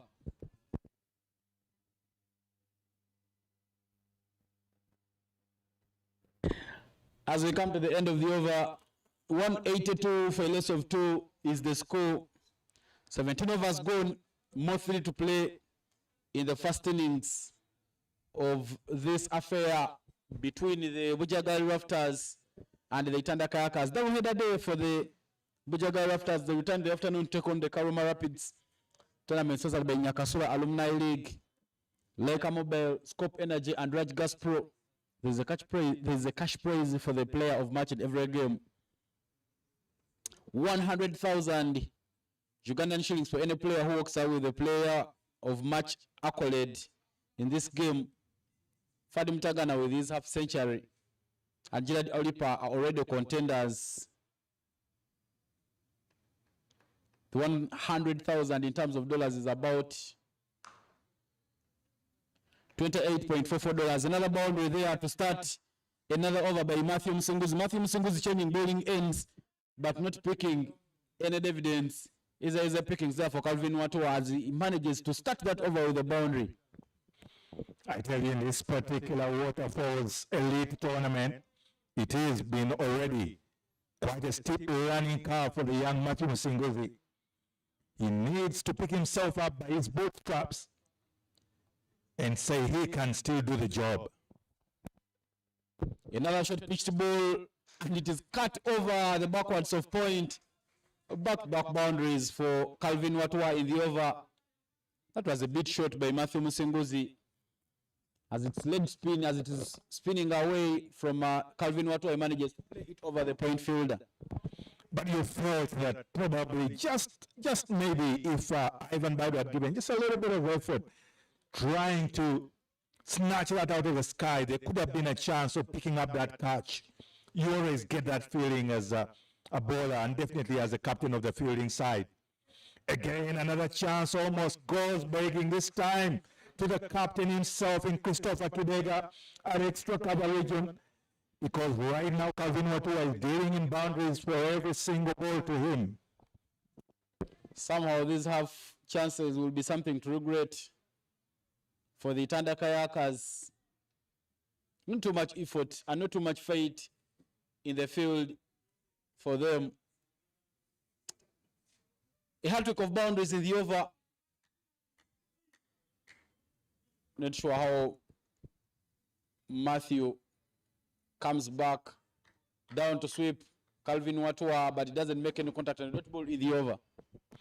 Thankfully for that dot ball, he obliges what the senior Simon Cesars is passing on as information that try and just ball it starting from the leg and the middle stump regions. Again, he picks up a very important dot ball there. 2 dot balls in the over, and that will be the final delivery to complete the 18th over.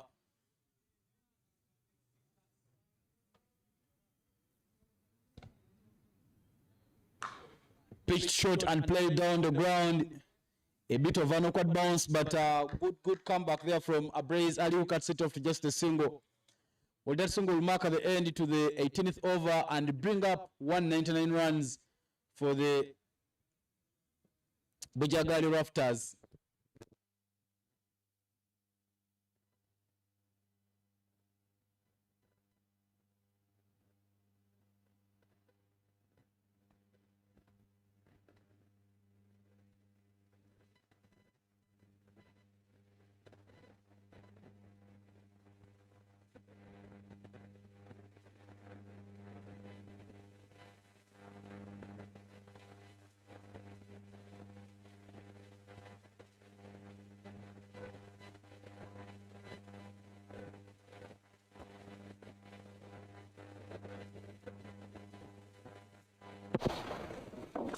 It will be the penultimate over. And it will be balled by Pasoloka. It's at 139 for 2 for the Bujjagali Rafters. It's all set up here. They are really set up to at least make that 220 or closer to 225 total. Because look at that, just the 2 wickets down. Whole lot of resources left in the batting arsenal for the Bujjagali Rafters. He's already bowled 2 overs past Oloka. A big opponent, he's already bowled 3 overs. And his 3 overs have gone for 38 runs. But he has a wicket in his spell. He managed to dismiss Fahadim Tagana. He changes bowling ends. His 3 overs were bowled from the shell end. And now he's coming on to bowl from the Ginger Road end. Looking at his pitch, he has deep mid wicket. Longer on, he's putting a deep fine leg fielder. Those are the 3 fielders at the boundary. He also has a fielder at longer off in Simon Cesars. Pius to Calvin. Good work. Starting off the over with a dot ball. You can say basically he's bowled a very aggressive field in favor of the offside. He has almost all the offside fully covered up with no single fielder covering or patrolling the leg side boundary. He's asking the questions of Calvin Watua to try and go across to the leg side.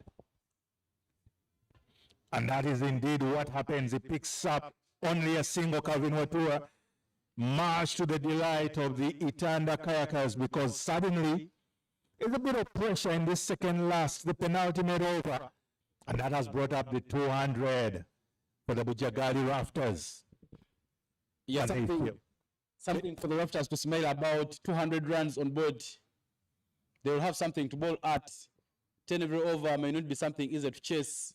Overcompensation there by Pius Oloka, as that one goes very, very wide of the batter, and it is judged wide by the umpire. 201 will be some bit of a breather by the Bujjagali Rafters as they go into the break. You know, Ivan, you get that feeling that yes, that particular game plan has worked well with Calvin Watua, but look at Gerardo Lipa with those long levers. Another wide clear there from Pius Oloka. He is trying to bowl to the offside. He should just make sure that he bowls it close and keep it into that box. Certainly with his exaggerated offside favoring field, means that he is, as a result, also overcompensating and bowling it way outside off stump. He comes full and is hit all the way to past longer off for a maximum. The plan was ball closer, but this time round, that is very, very full to the plate of Gerard Olipa, who manages to send it all the way to bring up another maximum for the Bujjagali Rafters. Certainly the advantage that Gerard Olipa possesses is, with his long levers, he's able to just stand and deliver. He's already done it a couple of times, as you can see there. He's just able to size it up and get a full float bat through the line. That should be the line for Payaso. Look at ball, pace off, outside off stump. As soon as the ball it manages to squeeze in a dot ball, it's pressure time. 208 for 2 after 18.4 overs. More 8 Lugogo delivers complete the first innings of this game.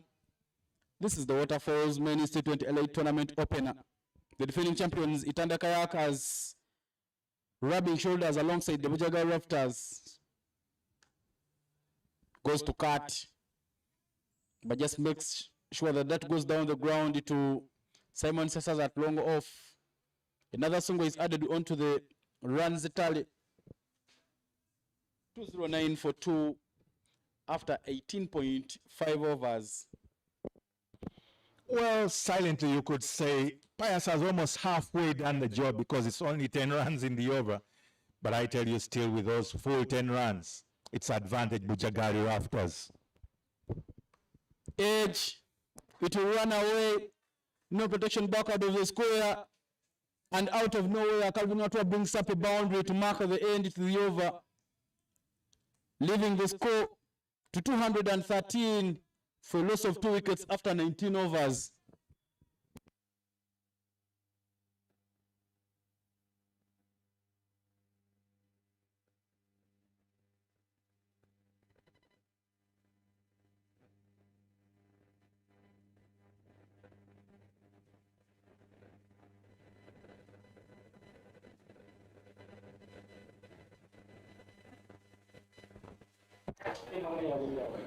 In that particular over, certainly as we were speaking, of course, Gerard Olipa having rotated the strike, it is Calvin Matua who caught the boundary and still brought up 13 runs in that over. And that brings up a very interesting outlook to the end of the final over for the Bujjagali Rafters. I tell you, my co-commentator here, Ivan, of course, Rogers Olipa was the particular batter that was earlier on in the Uganda team. And Gerard is his younger brother. He has now to face Ivan Baidu, the opening bowler. Ivan Baidu has gone for 38. I beg your pardon, for 34 in the first 3 overs that is bowled, an economy rate of 11.33. But he's in the team as a bowler, and the ball has been tossed to him. He has protection at deep square leg, deep mid wicket, longer on and longer off. Ivan Baidu steaming into Gerard Olipa, just taking his sweet time before he delivers. You know, Ivan Sajabi, I don't know if you ever witnessed Gerard Olipa, but as well as Rogers Olipa. To me, I felt like that was one of the interesting youngsters that you'd love to see in this game of cricket. Maybe it's a good wish from me that I could wish to see him back in the middle batting. But today, the accolades go to the youngster, Gerard Olipa. He's already putting on a possible man of match performance. The only chance for Gerard Olipa to come back into the game, it's not too late for him, he's still a young man, but he can only come back if he can manage himself quite well. Beg your pardon, Rogers Olipa, because sports is a discipline. If you go against that discipline, then you cannot be any athlete. Very well said, Ivan. And you must give credit to these sportsmen. It's really hard work. It's a lot of effort required on their part to perform at the highest level. Today's performance already in this level, Gerard Olipa is on song. Slow ball, Gerard Olipa says no problem. He manages to just drive through the line, past the fielder at long off, he's standing so straight, and that pushes away to the boundary.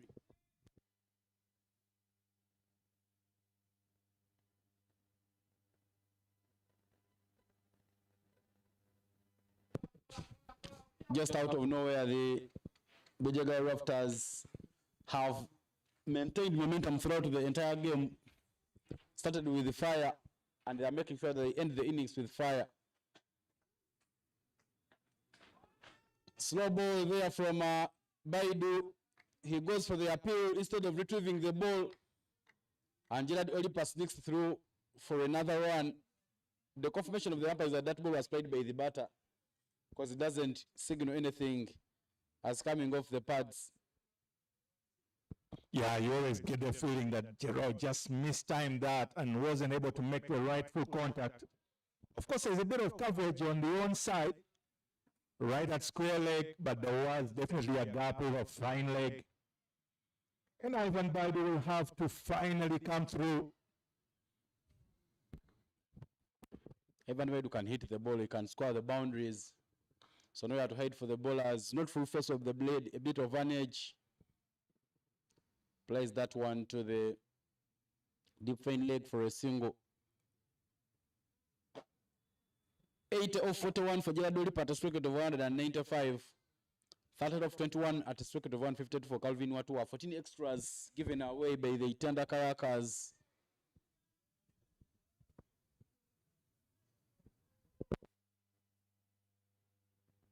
Two more balls to play in this match. In the first innings of this match, let's play down the ground. But there is protection there from Abraiz Miru Ali. They will push very quickly and scamper through for the second run to bring up 221. Runs are still in full flow for the Bujjagali Rafters. It's very good running from the batters out there in the middle. It is the last over, but they are running, they need it, and they are doing the job for the side. Final ball to wrap up the batting innings of the Bujjagali Rafters. First game of the Waterfalls Men's T20 LA tournament happening here at Lugogo Cricket Oval. More 9 games will be remaining to play in this tournament. That's played, but it doesn't go anywhere. Catch is taken there, and that will mark the end to the first innings and to the batting innings of Gerard Olipa, but you can't fault him. 82 of 44 at a strike rate of 190. Good batting display there from the Bujjagali Rafters.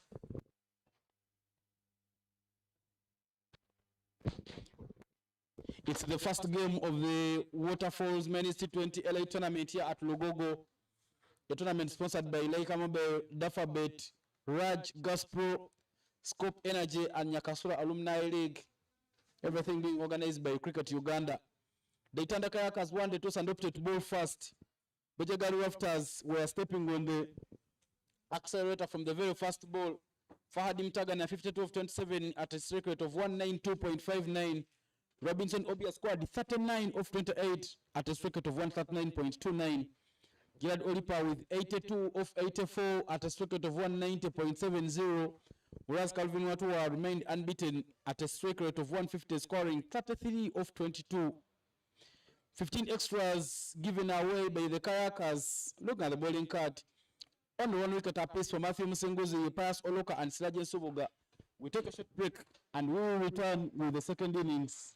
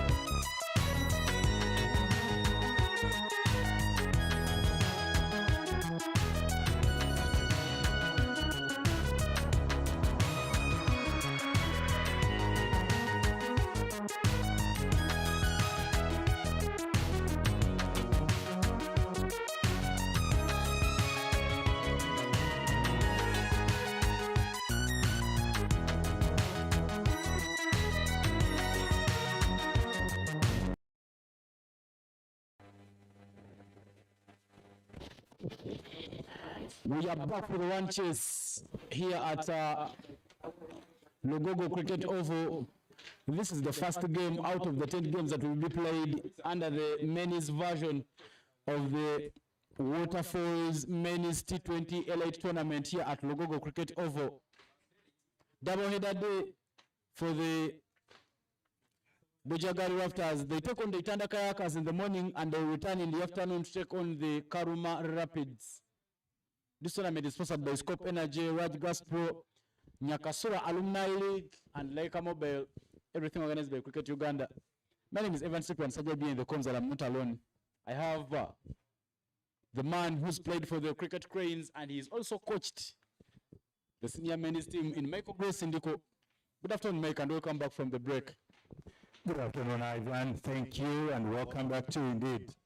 It's all looking so well set here. Of course, it's good to see Juma Miyaji fresh from the international IOT20 in Dubai and the UAE, that setup that he was a part of, bowling to young Perry Wazombe, and of course the seasoned Simon Sesazi. It's all to play for because it's 222 runs required by the Itanda Kayakers. First ball of the run chase. A dot ball to start off things there. Very, very quick pace from Juma Miyaji. Perry Wazombe not anywhere close to that one. Bujjagali Rafters still ahead of things. Start off the run chase with the dot ball. A little bit hint of movement there from Juma Miyaji. It almost looked like it was a bit of whipping over, but good areas. He's pitched it up in the rightful areas. Perry Wazombe's feet not really getting in line. And so it's a swing and a miss. Again, but this one is spilled over by the wicketkeeper. A lot of bounce off the surface. And the by runs are the first runs on board for the Itanda Kayakers. I'll straight away say it was always a thankless job, but Robert Ajuna there grinning a bit in pain. He's not comfortable because that seemed to have just got a bit of his thumb or thereabout. He'll need some bit of attention. You know, in football, when a goalkeeper is injured, the game has to stop, just like a head injury. But that was flying. Very good pace on offer. Good raw pace from Juma Miyaji. Freddie Achelam is also another option of wicket keeper right on the team. So maybe if Arjuna gets injured, they have another option. The protection on the boundary for Simon Sesazi. There is a deep square leg and third man right at the boundary. Simon Sesazi, player for the Cricket Cranes, will be facing against his counterpart, Juma Miyaji. Should be judged right by the umpire down the leg. Not sure why Juma Miyaji is bowling that into the surface. That is not having too much protection at fine leg, so you need to make sure that you bowl stump to stump before Simon Sesazi to playing with your field. You can almost see what Juma Miyaji there is doing because everyone knows in the Ugandan setup that earlier on, you almost have a chance of probably LBW with Simon Sesazi. So Juma Miyaji trying to opt for the straighter one there. Slow start for the Rapids, but runs, use of the wrist there by Simon Sesazi to bring up another run.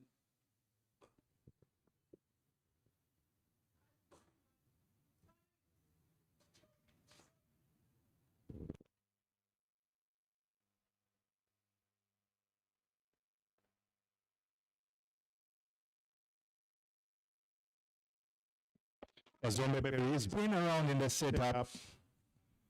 He plays straight for Wanderers Cricket Club. And he likes to go early and scoring big. It's another swing and a miss. Because Juma Miyaji is trying to just get that ball to drift away from him. Just that outswing, trying to ask the batters the question, but that time just drifting further on. And Fred Chelam will have a quick conversation with his captain in Juma Miyaji.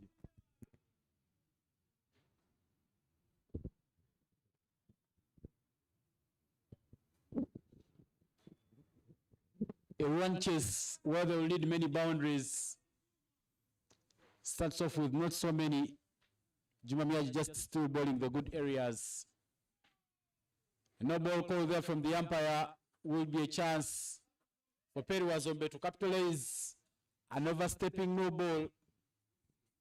But the batting conditions have become better, Mike, with the sun coming out here at Lugogo Cricket Oval. I think the Itandakayaka should give themselves a chance of chasing down this big total. Yeah, you can almost see the thought process of Perry Wazombe. He knows they need over 10 and over, and he needs to try and maximize in this power play. Full hit. Another swing and a miss there from Perry Wazombe. Not sure where Perry Wazombe wants to hit that one, but he's overhitting. Well, part of the challenge is losing his shape. Yes, the intention may be noble, but just because of the execution, he tends to throw his head up, and that causes him to lose his shape. And in the process, there is little chance of making contact with the ball with a more vertical bat, and that is to the detriment of his batting display today, Perry Wazombe. Shimmy down the track. This time around, he makes some contact. On the dot ball will be the reward. Runs not coming easy for the Itandakayakas, who need over 10 every over. Normally it's recommended, even when you're out there opening the batting, and we saw this also between Robinson Obuya and Fad Mutagana. They look to just make good contact initially, and therefore they were able to rotate the strike in the process, and they were able to get into the game in the consequent overs. Sometimes it's not just about trying to hit that ball hard, as evidenced by that boundary that has been easily picked up by Simon Sessas, just letting the ball come to his bat. And he's picked out a boundary there, right through the region of Sadman, just through slip region. And most importantly, they are within the range almost of that required 10 runs and over. Because at the end of the first over, and just before that, of course, we saw Junior Robert getting a bit injured with his thumb thereabout, and he's getting some treatment already from Juko, the prince of well-being there for the Uganda Cranes. But it brings up 10 for no after the first over.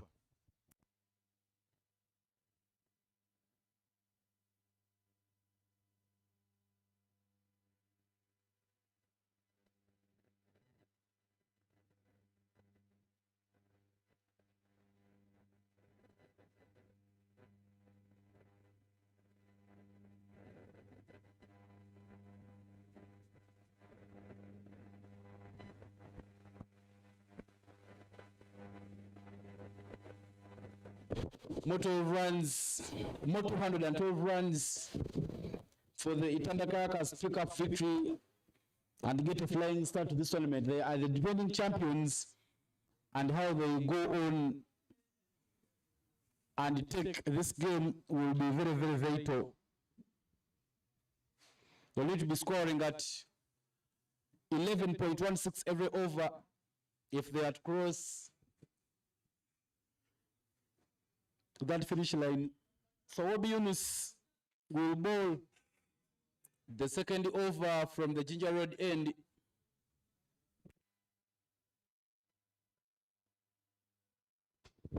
So Obi to Perry Wazombe. That ball to start the over. Good work being done by the bowlers of the Bujjagali Rafters. Yunus is known for his disciplined bowling, just bowling it in the good areas. He doesn't have that much pace, but he's able to just pick up those good areas and pick up a spot, and just with repeatable, continual actions, go through that process, and therefore at the end of the day is able to snare a couple of wickets, and that's what you need as well in a T20 affair. Movement by Perry Wazombe, but again he loses his shape, and again it's a dot ball for Sohobi Yunus. Perry Wazombe, he's that other batter who can hit the ball, but his technique so far in this game not paying anything off. He's moving and losing his shape. If you could just wait on that ball, maybe he can get maximum results from his shots. Well, there's normally the saying that your aggression has to be tempered with caution. A bit of an edge, should run away. Somehow Perry Wazombe brings up a boundary, not in full control, but that quick edge will give him that boundary. And now the Itanda Kayakas are getting some runs. Well, the caution we're talking about here probably will be to just look to select which particular ball and which shot to execute there. Getting a thick outside edge, backward or point, it's a boundary, yes, but probably he'll look to get more of the bat onto the ball and give himself an option of at least scoring more, because remember, right now it can be a batter's game with already 220 runs on board. Even the second team can try to get closer to 200. That is the kind of caution we're talking about. It was slower from Yunus Sohobi, but Perry Wazombe just waiting for that ball and getting into the rightful position and making sure that he picks it up and just gives it the rightful execution through square leg for a maximum. Much to the delight of the Itanda Kayakas, because they know they need to also be going closer to 10 and over. As a matter of fact, 10 and over for the rest of the game to get into this match.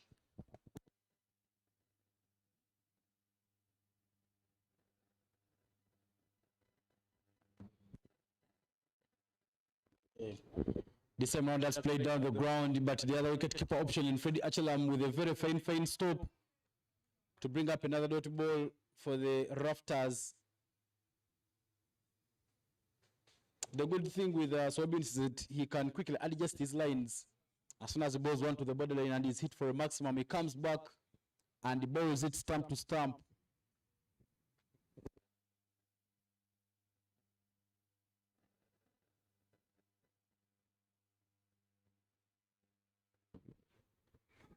Edged and taken by the wicket keeper. Celebration by Sohobi Yunus, and the first wicket for the Bujjagali Rafters. Perry Wazombe falls into the trap, and the Rafters have something to celebrate for. Indeed, Ivan, you called it that he knows how to adjust to his previous mistakes. In that particular context, he was able to know that if he's just to return to that outside the off line, outside of that kind of line, and with the rightful length, he will snare the wicket of Perry Wazombe.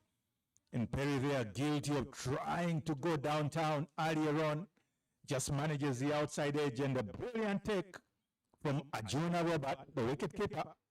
It seems that the treatment he got from Prince Juko was definitely what he needed. It's a fast wicket already. It's 20 for 1. Yeah, 11 off 11 for Perry Wazombe, making sure that he keeps that scoring rate to 100. He departs and in comes Anas Beg Mirza, the son to the former Cricket Queens captain Akbar Beg.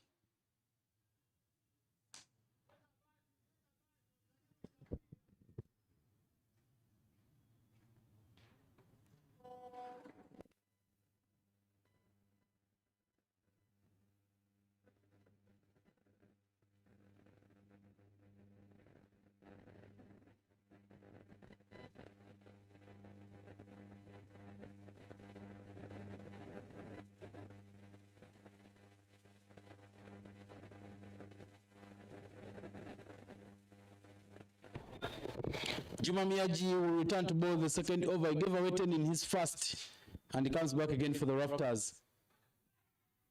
Shouts of catch, and another wicket falls. 2 wickets are fallen in quick succession for the Itanda Kayakas.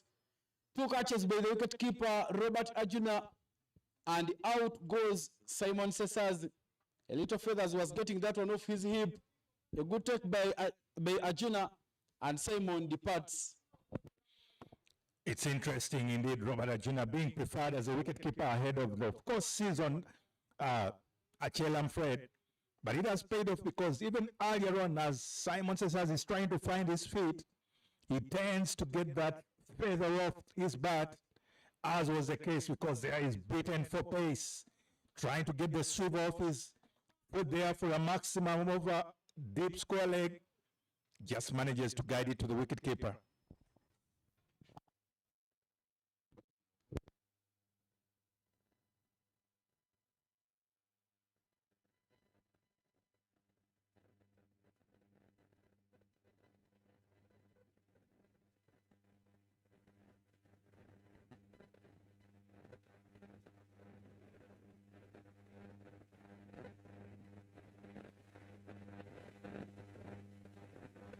Two wickets falling very, very quickly for the Tandakayakas.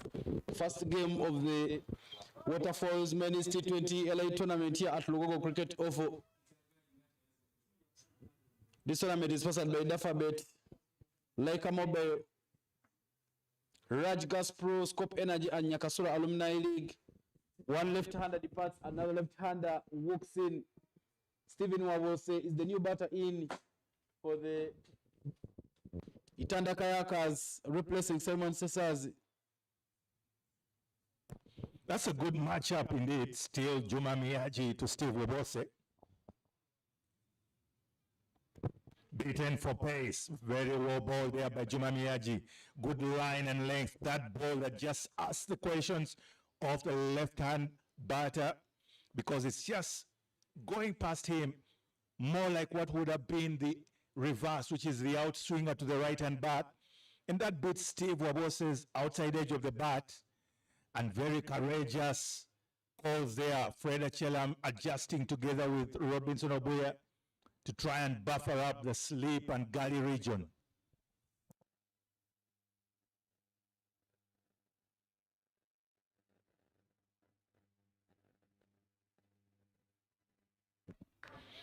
Very well done again. Those are already 3 dot balls from Juma Miyaji, making up a bit of a mop-up job on his own bowling after the first over that went for a whole 10 runs. At times uncharacteristic of him, but when you get such a good batting surface, it can become a batter's day. They really have to apply themselves. However, today, with his pace, the batters also have to adjust accordingly.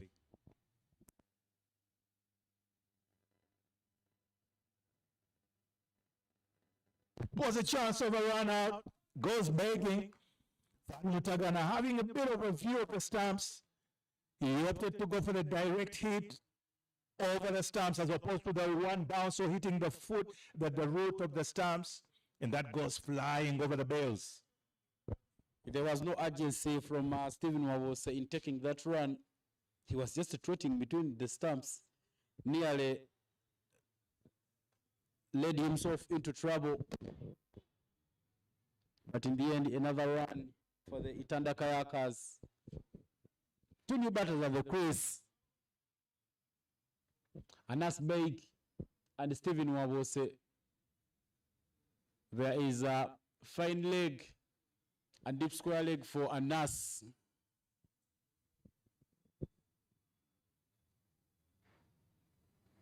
Miyaji to Anas.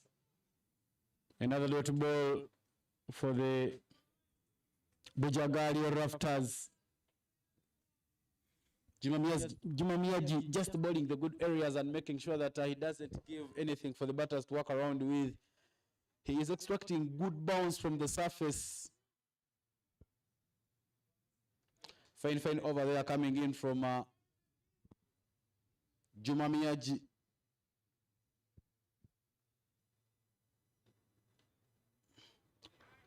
Trying to overhit that one, a nice break and another little ball in the over. That ball will mark the end of the 3rd over, leaving the score to 21 for a loss of 2 wickets.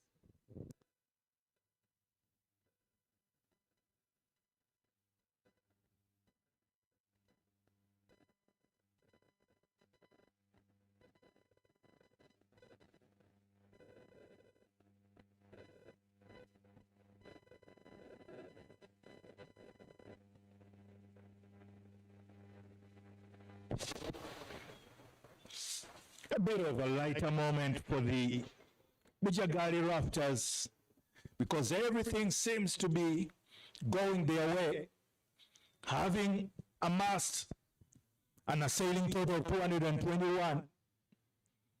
As you can see that youngster they are running in your frame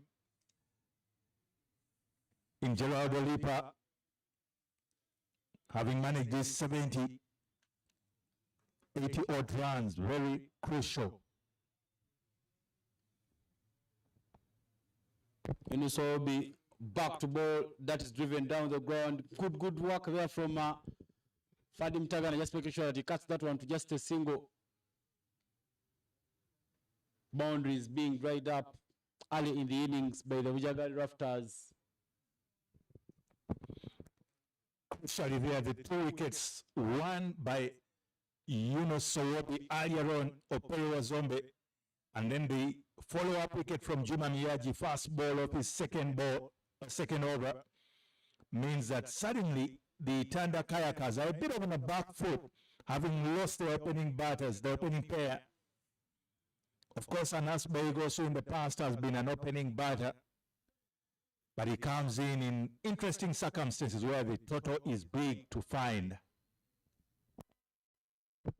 That's played down the ground, but there's Robinson Obi at long on, cutting that one off to just a single.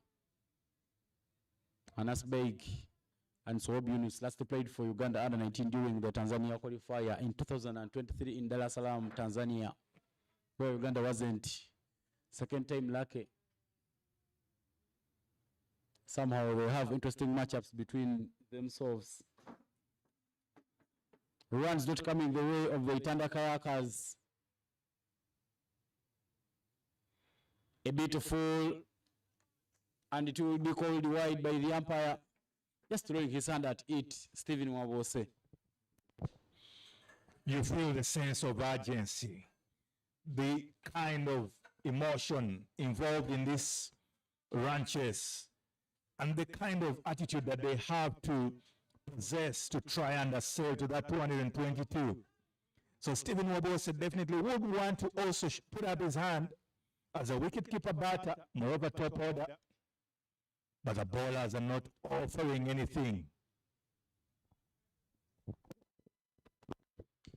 This time round he plays it. That is hit well enough. Doesn't go all the way, but he manages to bring up the boundary for the Itanda Kayakers. For the Kayakers to chase down the 220 runs, they lead many of these. Very well poised there from Steve Wabose. He holds its shape just a little longer and makes the rightful good contact of that ball, making sure that he lofts it over long off. One bounce for 4. Result much needed for the Itanda Kayakers.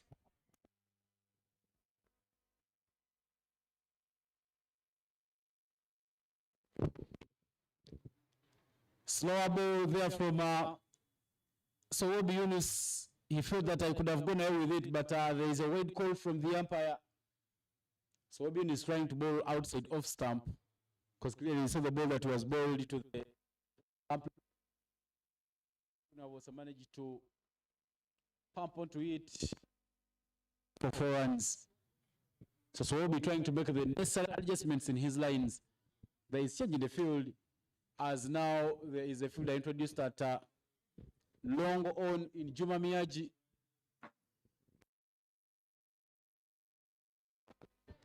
Good use of the wrist there by Stephen Wabose. He's pushing very quickly for the second run. The throw from Juma Miyaji going to the wicketkeeper's end, but I think there was a chance at the bowler's end. Putting down that run, Anas Beg. Yeah, certainly anticipated that Steve was also wanting to make the second run. He would never have made his ground for that second run. Everyone knows the bullet arm of Juma Miyaji, but very sensible from Anas Beg, not obliging to the second run.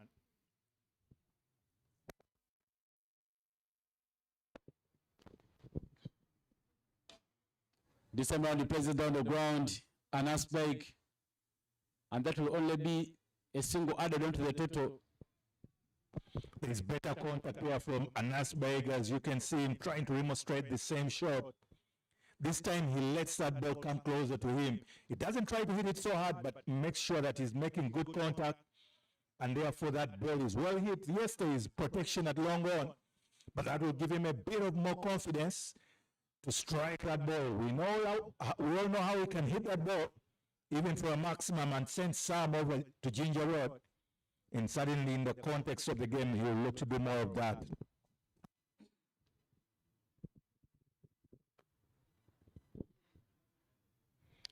Slower ball, spilled all over by the wicketkeeper. By runs onto the total. And that by one will mark at the end of the fourth over, leaving the score to 32 for a loss of 2 wickets after 4 overs.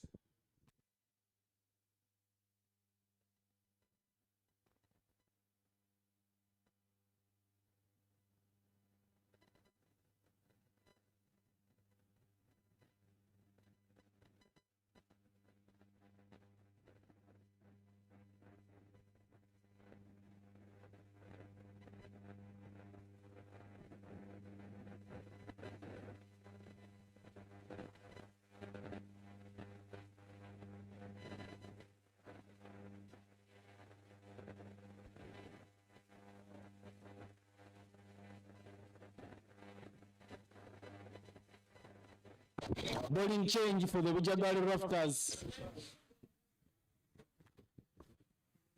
Joseph Baguma replacing Juma Miyaji. Extra cover, long on have been deployed at the boundary. Final over of the power play.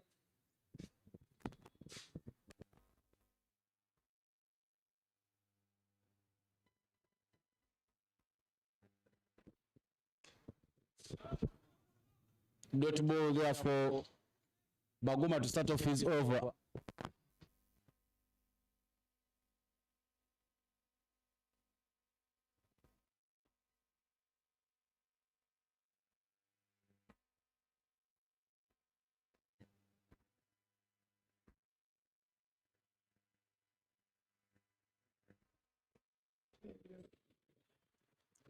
Goes to swing. But doesn't make any contact there. Wavose. Second dot ball in the over. Good start there by Baguma. 2 dot balls already in the over. Third dot ball. Stephen was going to overhit but not making any contact. And Baguma already winning the battle. Shimmy down the track, chance for a stamping. A run-out chance by Robert Ajuna, and Stephen Wawose falls into the trap. Third wicket for the Bujjagali Rafters.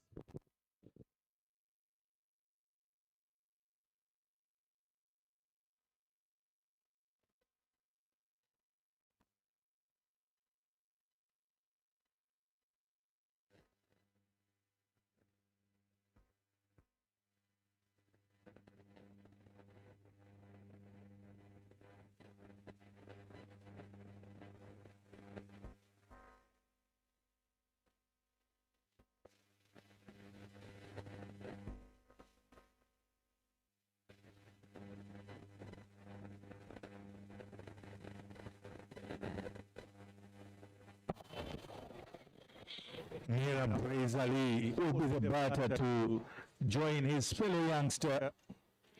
Today, as someone earlier on hinted, it has been a day for the youngsters. We saw what Gerald Olipa was able to do. Of course, Fad Mutagana is not so far away from them.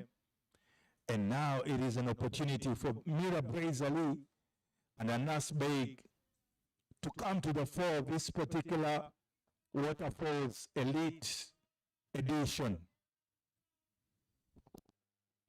Brazali did a lot of good work with the ball, and he was so superb in the field. Talk about him in terms of fielding. Now he makes his way to the crease.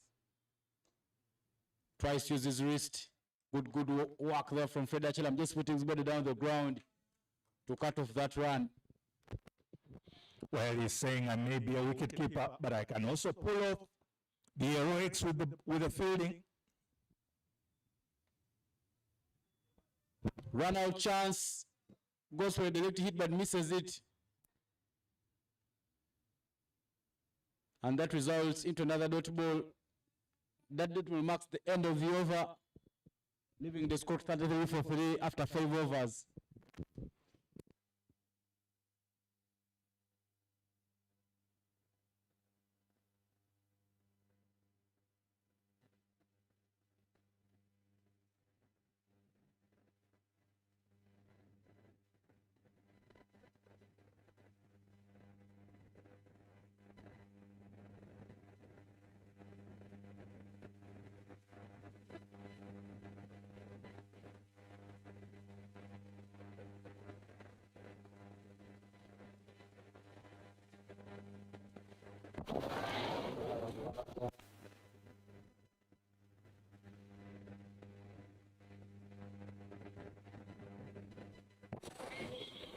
Of course, Joseph Karuma there, debuted for Uganda just recently. He is one that can ask the questions. It was a good matchup for Steve Wabosa and had the bet of the day. And now, from the Ginger Road end, will have to be Peter Daniel coming through to Mir Abrez Ali.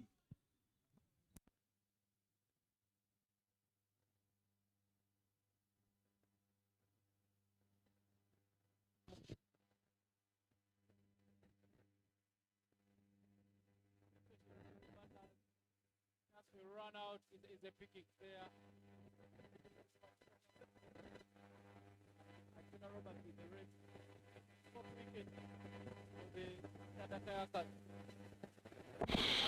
Daniel definitely left arm pace snares the wicket of Mir Abrez Ali, was running to nowhere and ended up stranded in the middle for a very easy run out to be effected. And it will be now all kinds of pressure and all sorts of scenarios for the Tanda Kayakers. But Christopher Kidega himself, the captain, will have now to work on to try and salvage this inning, to try and make a good account of the Tanda Kayakers. The captain himself, he has to take charge of his ship and cause it to sail afresh.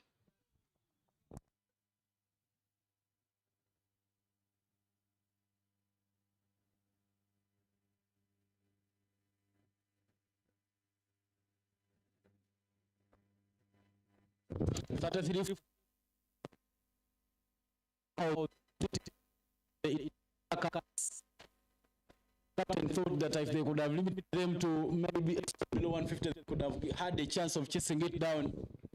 He comes in at a time when there is a bulk of runs to get. Wide down the leg by Daniel Pitti. Welcoming runs for the Itanda Kayakers. As we say today, the youngsters are the ones that are making a good account of themselves. Peter Daniel, they're already getting into the wickets column. Fast off in his very fast over. But he knows it's still a long day and the batters are in the mood to score. Full and driven down the ground, driven straight. Robinson Obia, who cuts off that one to no run. Another dot ball in the over.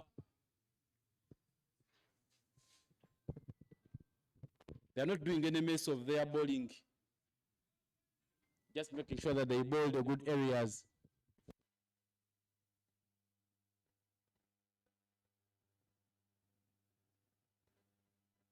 Hesitation between the batters, but they will take the run.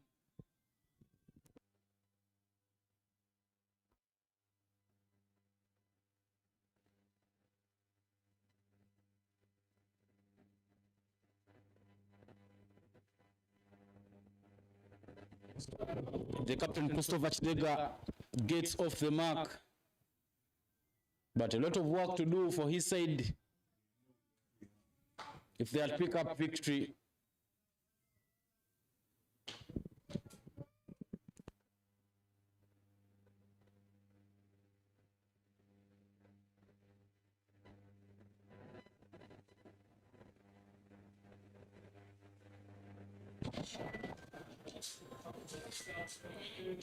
There were some discussions there, trying to iron out the concerns and details. Of course, the match officials always looking out, and they are the safeguarders of the well-being and the best interests of the game.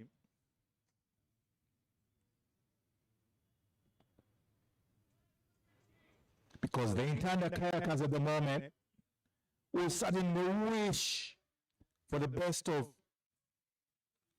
their mid-order batters to come through for them.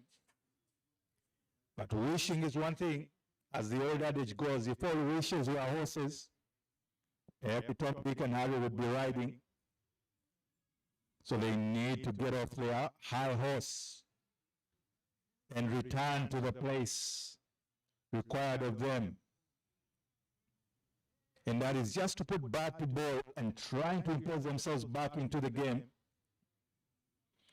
Discussions ironed out there, and the umpires are convinced that it's in the best interest of the well-being and fairness of the game to continue, as Peter Daniel has to complete his over.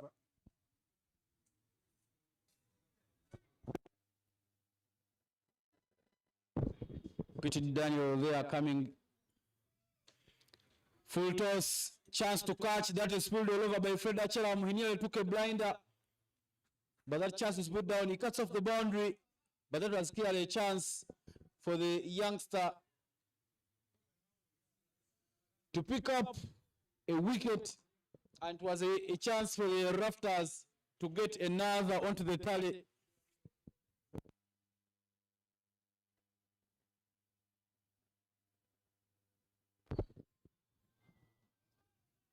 Gives us his wrist, but that's to the pads. Another run, leg buys for the Intanda Kayakers. Like, I think there has not been too much intent by the Intanda Kayakers batters in this run chase. Yeah, Ivan, you've called it indeed, because it felt more like they sort of lost their way midway stage of their bowling campaign as they were going about their business. You got the feeling that they sort of let the Bujjagali Rafters run away with it. They seem to comfortably score their 10 runs and over consistently. And coming back to the batting now, they seem to want to hit that ball too hard. Yet that is always not the solution. Rather, constructing your innings, picking up the gaps, picking up the singles and getting the doubles, boundaries. That's how you go about building your inning. And especially when the asking rate is that huge.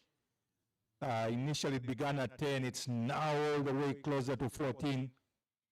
It's all to be played for here, Intanda Kayakers.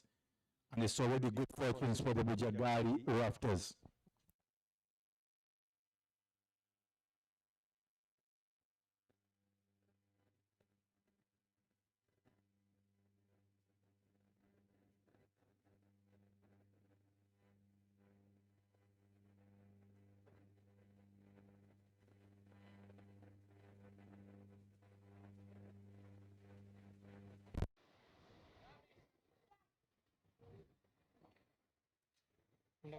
Post matches,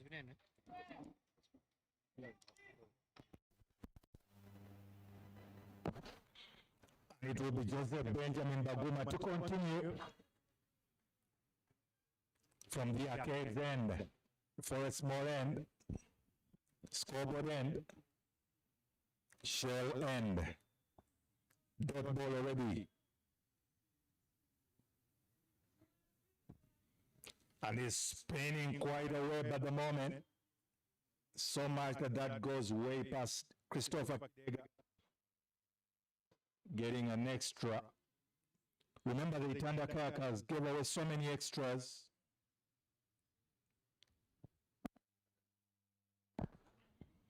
And that helped to give the Bujjagali Rafters some momentum into their innings.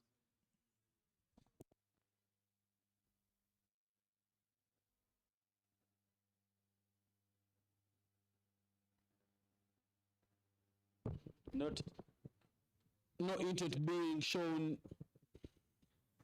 by the Itanda Kayakers. Feels like they've already given up to this game. They're just playing through. I'll tell you something, if the Itanda Kayakers have shown some intent and they get close to the total, because net 100 may come into play. We saw it coming into play in the women's tournament as all teams were leveled on points and the finalists were divided by net 100. She does a mess of that one, Richard Sohera, and it traces out to the boundary. Not a very, very fine technique from him. A bit of complacency in that long barrier and a boundary added onto the total by the Itanda Kayakers. But credit there, Christopher Kidega, making sure that full extension of the arms makes good contact and therefore guides that ball all the way through for a boundary at square leg, following it up with another boundary through third man, and he is definitely trying to bring back impetus into this inning in the run chase for the Itanda Kayakers. Is putting on a captain's role indeed. One brings two boundaries in the over by Christopher Chidega, just making sure that he keeps the fight alive.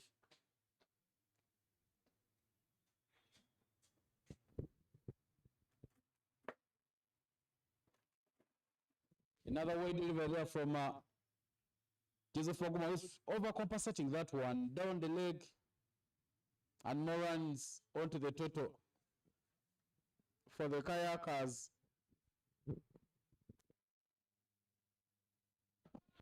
Good heave over low, extra cover, and a very good job being done by Juma Miyaji at the boundary. Extra cover regions. He had to cover some good ground, about 30 or so meters, diving to his left, giving it a very good effort altogether. And that has brought up the end to the power play. I beg your pardon, to the 7th over. With the score at the moment standing.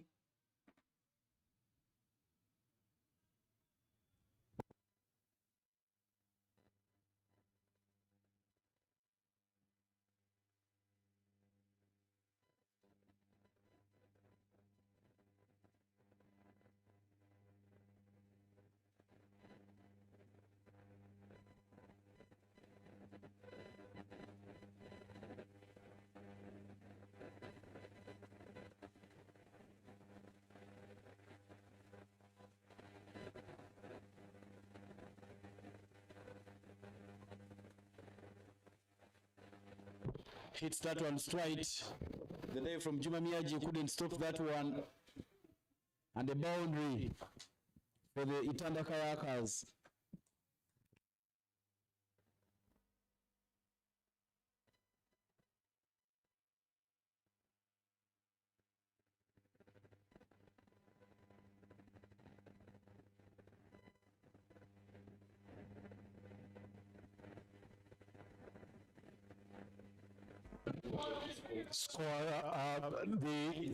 The score continues on from both Kidega Christopher doing in singles as well as they are going about the business because Richard Sohera, he knows now the bat has undermoved, and another good educated edge there from Christopher Kidega's bat. And they're able to pick up another couple of behind the third man region. They're just using his arms, Christopher Chidega. He knows maybe he may not have a chance of dragging this one on, but at least he's putting up a performance, an individual performance.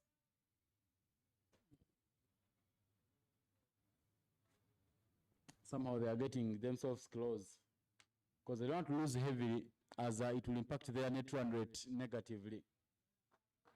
So if they come a bit close, because I told you earlier on, Mike, the women's tournament was decided on net run rate as all teams were tied on 6 points, and only the Itanda Kayakers and the Bujjagali Rafters in that edition made it to the final. So if the Kayakers go on and lose heavily today, it will negatively impact their net run rate, something they would not want to see.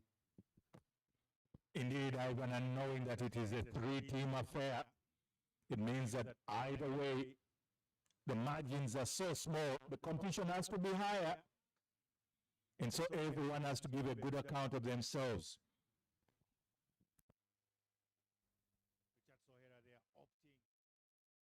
Just keep the batters quiet. Try and ball just outside the off stump. Another chance put down by Fred Achelam. He put one at mid wicket and he puts down another at short covers. Not a very top standards of fielding here from Fred Achelam. But that marks the end to the over.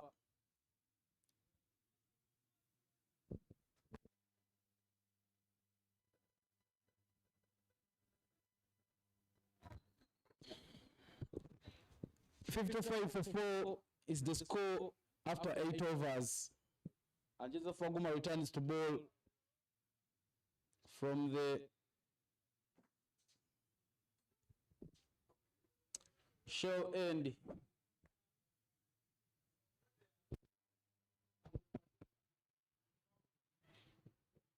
That's the replay there waiting your frame. Sohera Richard, the bowling, and Fred Achelam just making a mess of it. Goes down to pull, but doesn't make contact.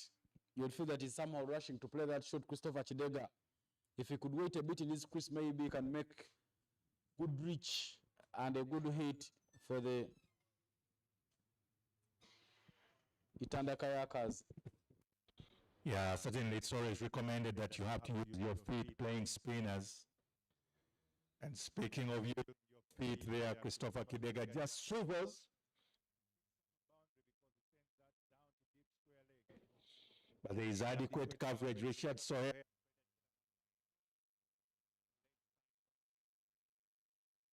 much to the delight and appreciation of Joseph Benjamin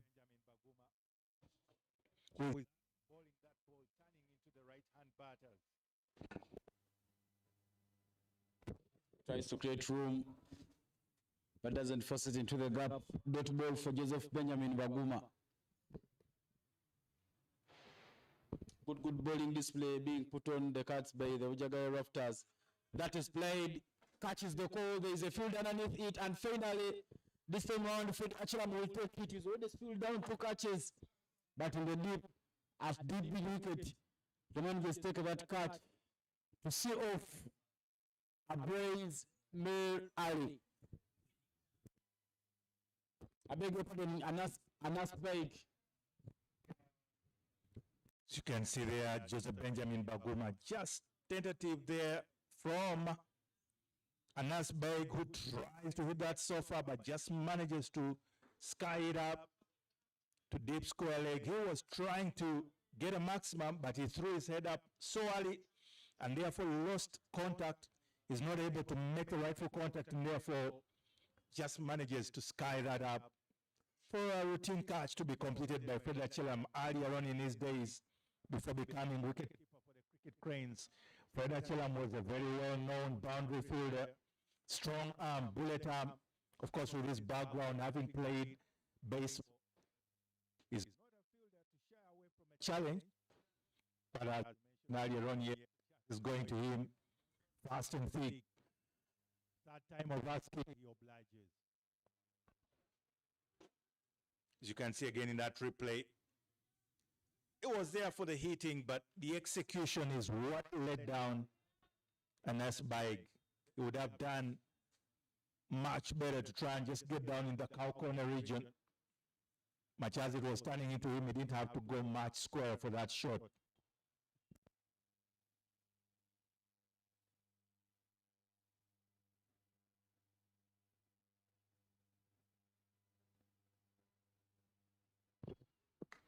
Soloka is the new batter in, and he manages to get off the mark with that single. Some of the Tandakakas need to get a very good start. Their bowling and fielding display in the first innings wasn't so top, and that's why they've ended up coming out to chase a very, very huge total, 222. Shot played backward of the square. This time round, fine work there by Sohera Richard to cut that one off to just a single.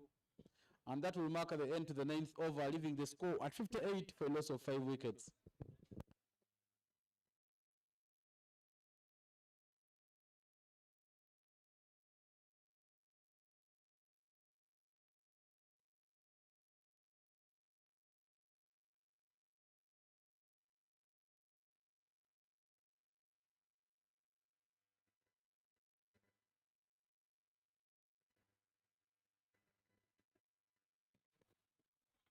Richard Sohera will be the bowler to continue from the Ginger Road end.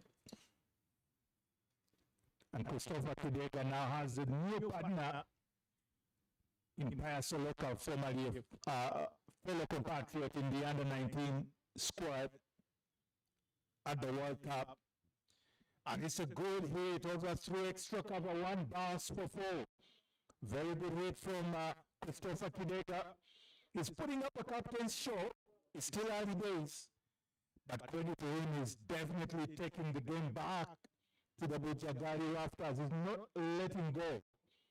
And that's exactly what is required of him, because at the moment, like you've been mentioning, Ivan, the Uganda Rafters need to make a good show of themselves to try and come closer to that total, to that commanding total of over 200.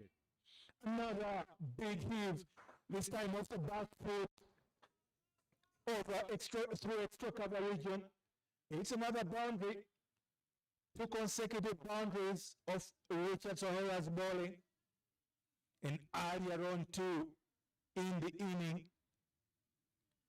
means that at least they are trying to get closer and imposing. As you can see in your replay there, it's width on offer, short, and he places it where he wants, just over extra cover.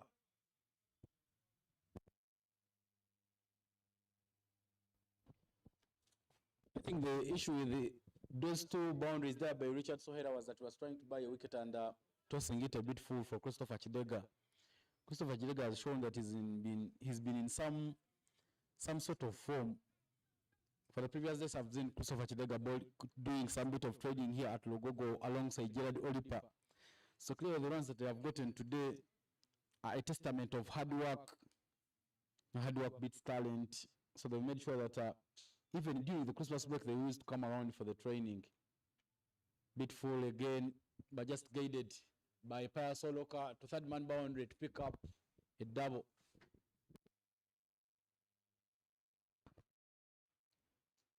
Very good display from the Tanda duo there, mid-order batters, having to do the bulk of the work. Remember, for the Bujjagali Rafters, it was the top order that did the job. And now, on this particular occasion, it is a Tanda Kayaka's mid-order batting that has to come to the fore.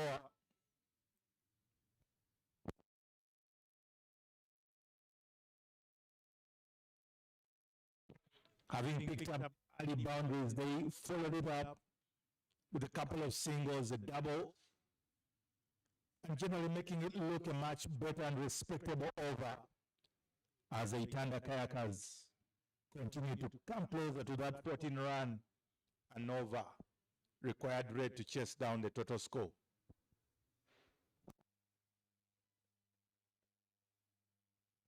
It is a maximum sent all the way to Ginger Road from none other than that young man, Christopher Kidega, captain's role. It is much needed for the over, making a good account of themselves there.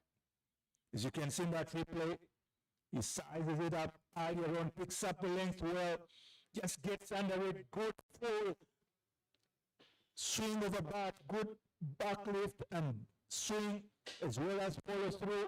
It's a maximum, a clean hit. You always want to see over the boundary and right over the bowler's head.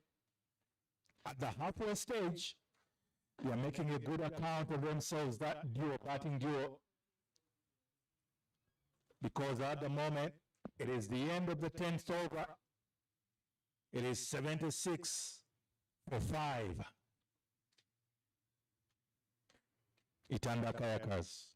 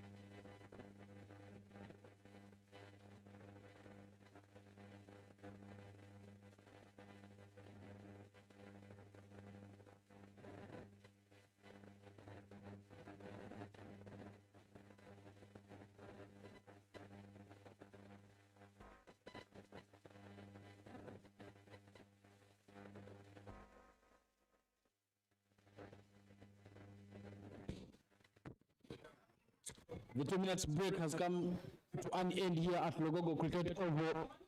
This tournament is sponsored by Leka Mobile, Dafabet, Scope Energy, Raj Gaspro, Nyakasura Alumni League.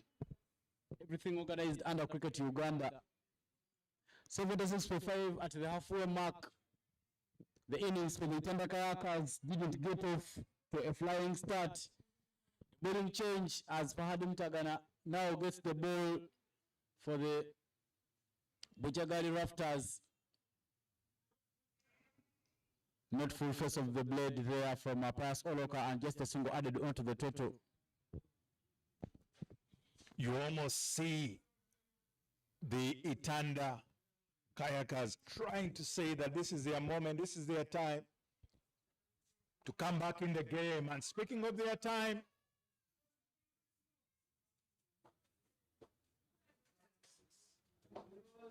questions are being asked whether it was a maximum. And yes, Christopher Kidega continues in his display, playing himself today as more of a batting all-rounder, but he didn't even get to ball.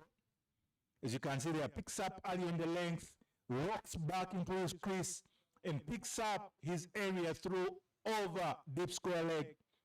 Maximum is the total score.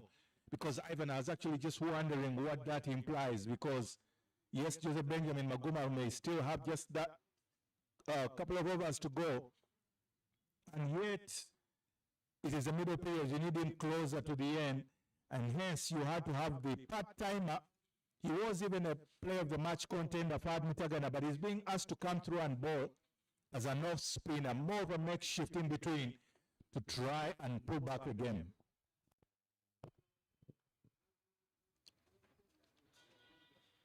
Forcing him to play on the onside. Dot ball. Good areas. They are now being bowled by Fahadim Tagana. Making some changes in the field. He has extra cover. Deep mid wicket. Deep fine leg, long on and long off. That is it, and should go all the way. Enjoying the bowling of Fahadim Tagana is Christopher Chidega, as he brings up another maximum in the over.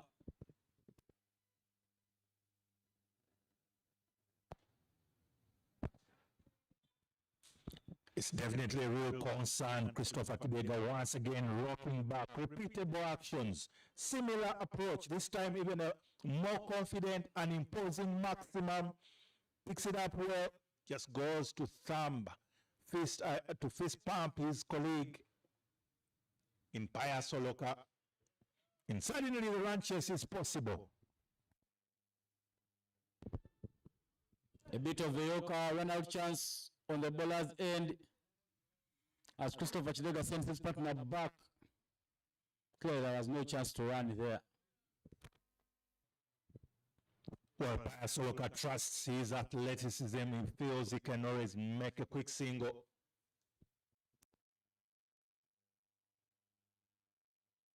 It is another maximum. Christopher Chidega dealing in maximums today. In this particular over, already 3 maximums. Very much needed over. It is the over that the Tanda Kayakas were hoping for. And suddenly they have a bit of a breather, because this time it's pitched up a little fuller. Christopher Chidega just waits for that ball, gets under it, full throttle, swing of the bat, and it's a maximum over long on. Bringing up the end to the over, the 11th over. They're just some runs behind, because at the 11th over, suddenly the Bujjagali Rafters were about 114. Right now it's 95 for 5 after 11 with Tanda Kayakas.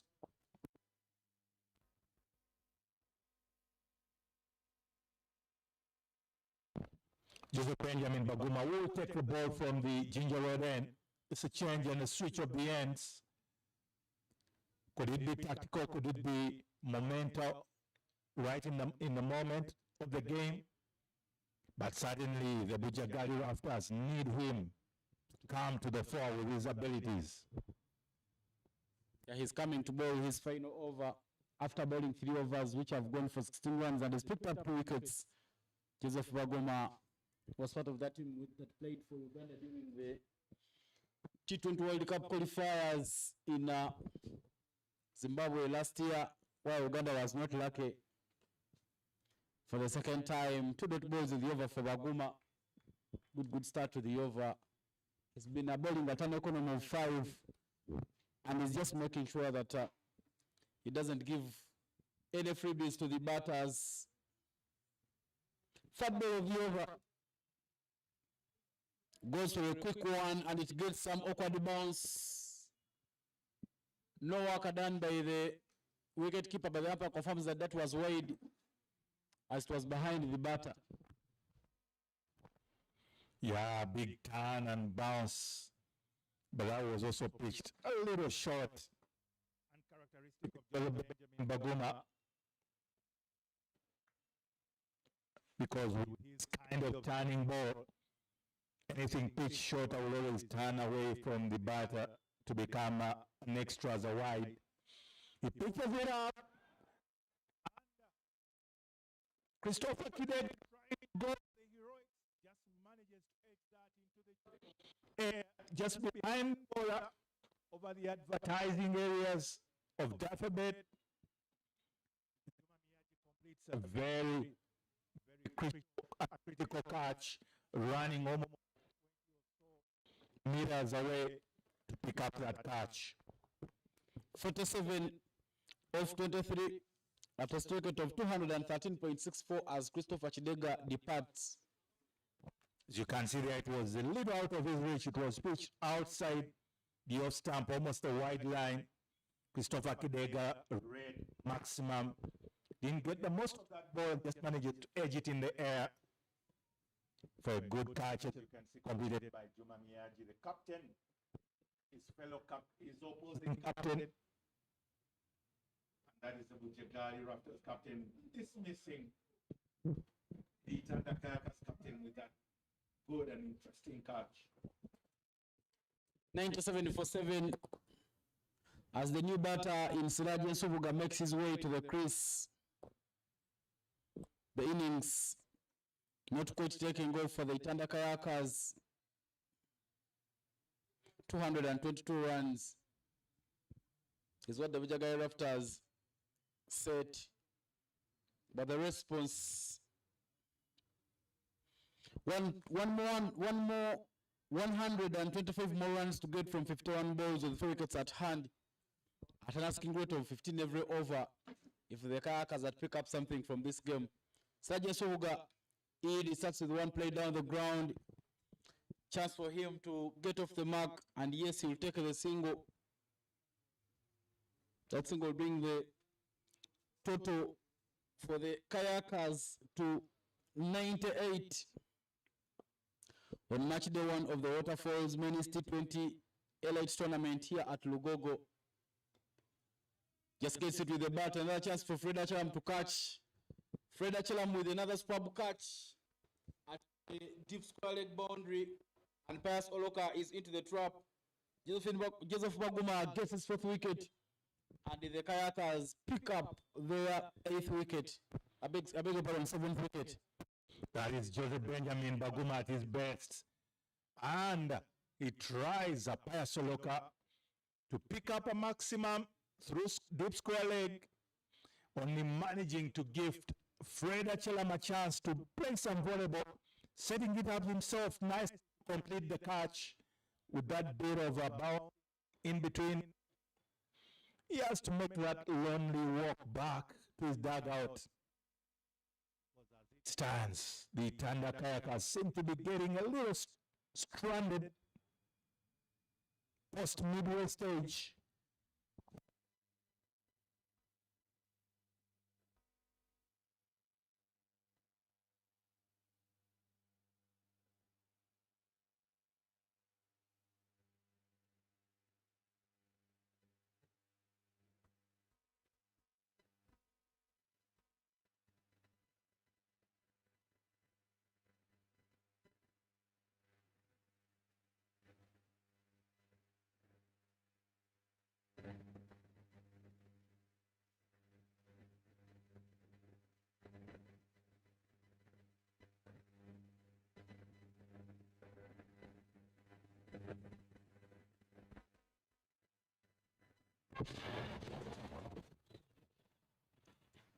Ivan Wade is the new batter in.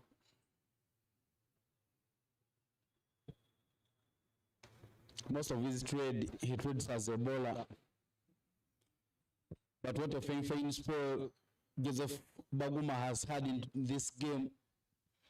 He's bowled 4 overs, picked up 4 wickets, conceding just 19 runs and completing at an economy rate of 4.74. 9 of those runs were Wade's. If he had just made amends, he could have even gone for less. And as we come to the end of the over, the 12th over, 98 for 7 is the score for the Tanda Kayakas. And for that pickup victory, they'll need more 124 runs from the remaining 48 balls, exactly 8 overs, with only 3 wickets at hand at an asking rate of 15.50. Fahadi Muntagana will bowl over number 13 from the short end. The batters in now for the Kayakers, Siraj and Sobuga, alongside Ivan Vaidu. Forward to Siraj, swings hard, but not anywhere close to the ball. Another dot ball to start the over there for Fadim Tagan. It's interesting to see that his captain in Juma Miyaji trusted him with another over. Having conceded 19 in the first over he bowled, I think his captain trusts that the off-spinners are still able to pull off the job. Speaking of pulling off the job, a very well executed straight drive all the way for a maximum. And the best place you want behind the ball to the screen. Ball comes back to the 30 yard having hit the wall. A very well struck straight drive by Zoga Siraj. The batters who have been facing Fadim Tagan have enjoyed his bowling. He tosses up the ball a bit. 100 up for the Itanda Kayakers. It's double-header day for the Rapids. On double-header day, you need to win the first game and make sure that you come out and win the second game. Because momentum from the first game can always be carried forward. You don't want to start your first game on a back foot. So the Bujjagali Rafters just doing everything right here at Lugogo Cricket Oval. 105 for 7.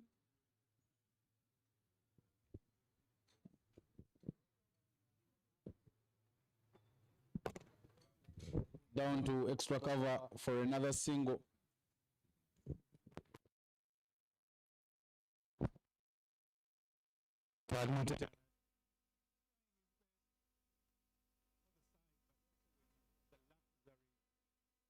Over 100 runs.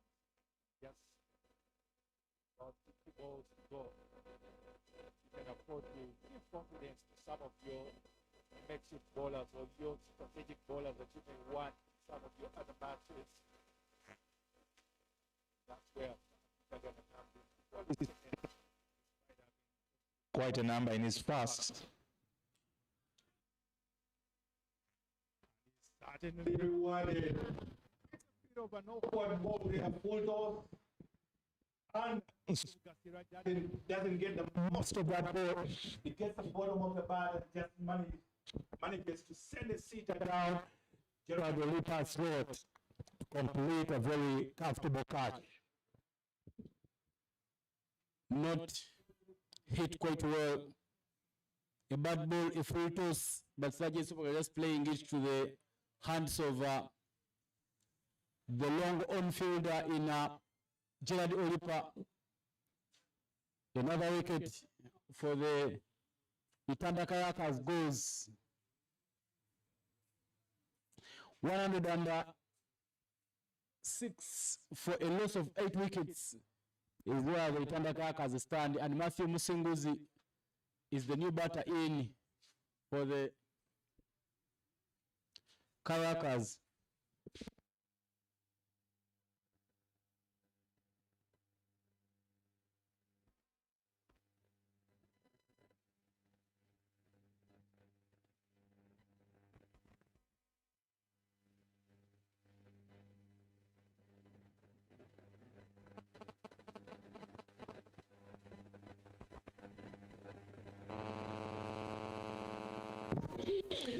It is all well set at the moment because the Bujjagali Rafters have this right under their stronghold at 106 for 8 after 13. It's all well set because Juma Miyaji will now turn to his opening partner with the bowling in Richard Sohera. Sowobi. Sowobi already fast off asking the questions of Ivan Baidu, because that's how you want to go about this period of play. As a strike ball, you're looking to strike right from the start. And Sowobi there, umpire are judging it that it's not really out, but nevertheless a fair delivery, a good delivery. Sowobi bowled well inside the power play. his 2 overs went for 20 runs, but he picked up a wicket inside the power play, so he's been rewarded with another over. The issue that he's bowling it too short, and the only chance he's having is that he's bowling to bowlers. These two, Matthew Musinguzi and Ivan Vaidu, both bowl using the left hand, but again when it comes to batting, they both use the right hand. They aren't really making great use of those short balls to get more runs for the Itanda Kayakers. Interesting, there's always a term our co-commentator always uses, innocent Ndaula, but he will say it when he's there. This time, it is Sodi who was a last laugh, because that is trapped right in front. Oka stamps his leg before wicket, and Ivan Baidu has to make that work back. LBW, the umpire Norbert Abi says it would have gone on and hit the stumps, raises up his finger, and out goes Ivan Vaidu. 108 for 9. Itanda Kayakers has the left batter, makes his way to the crease.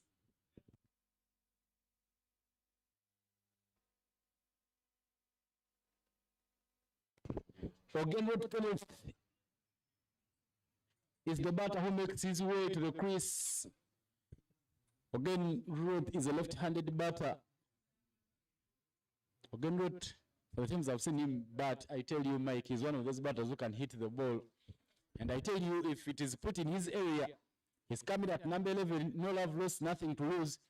He will go for it, but that's the people who are right in your frame. Ivan Vaidu missing that one completely, forcing the shot on the onside instead of going for a straight bat. Out he goes. Certainly found wanting for the technique there, not moving his feet, not trying to align himself with the leg side of that ball. And certainly the result is he ends up missing the ball altogether.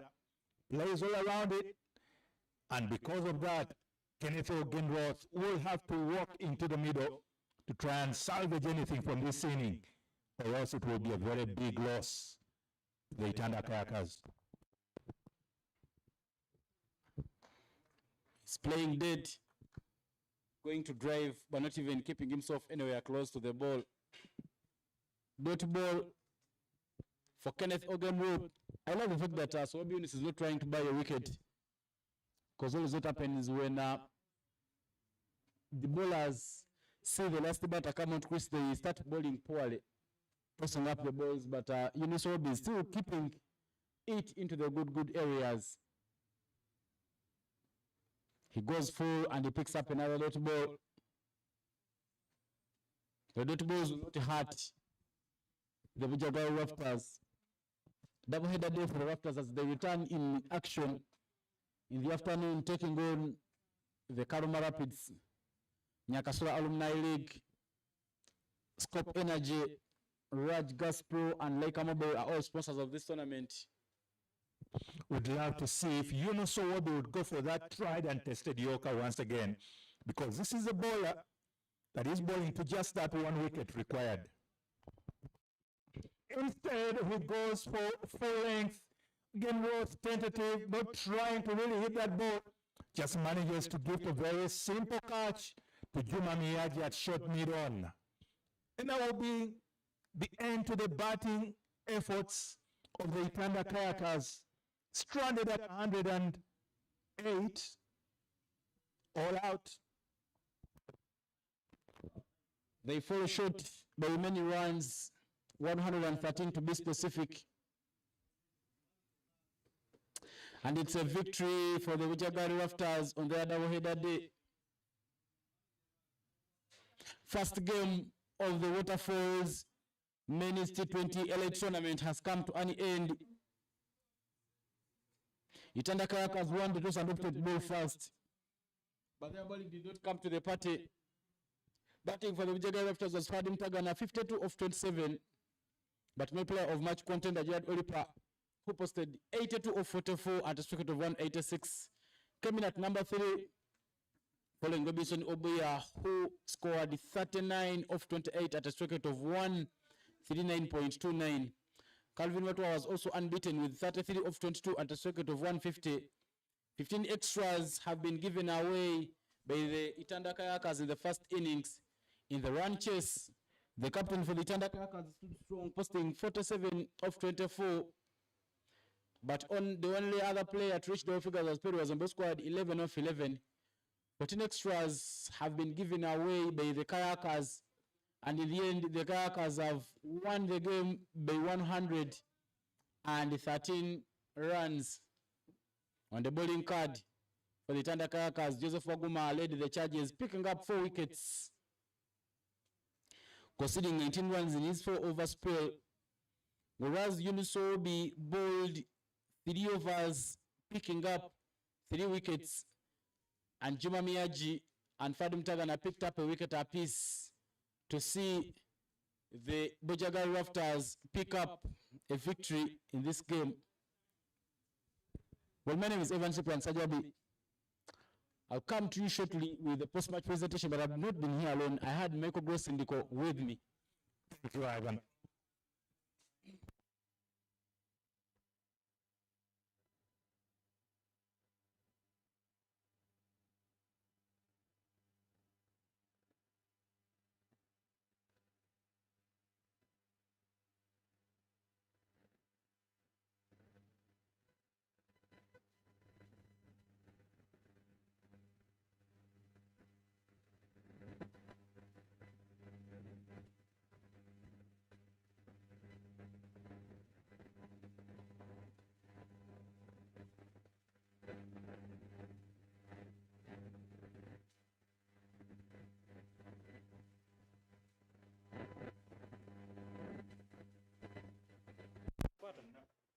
Kwata ebintu bye. Omuzinda mugende nakupera n'omuzinda.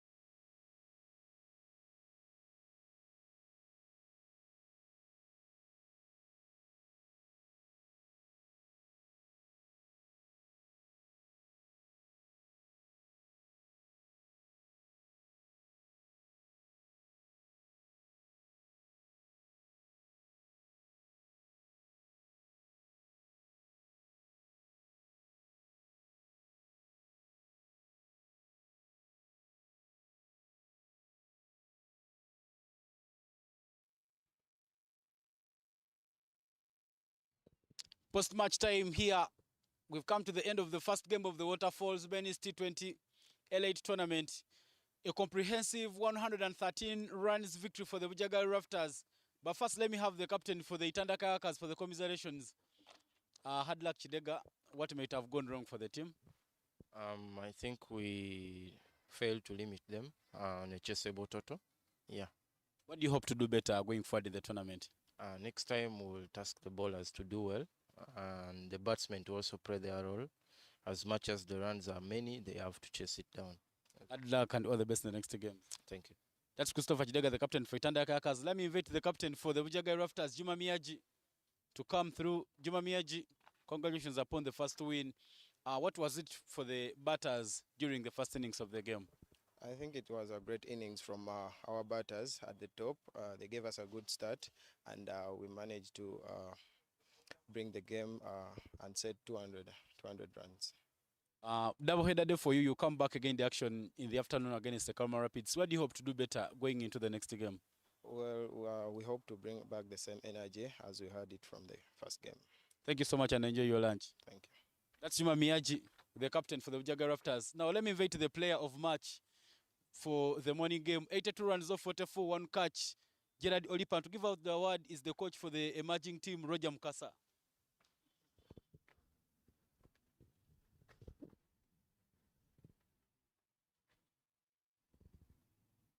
Thank you so much, Roger. Congratulations, Olipa. What was it for you while you were batting? You look like you came with a wicket of your own. What do you make of that performance?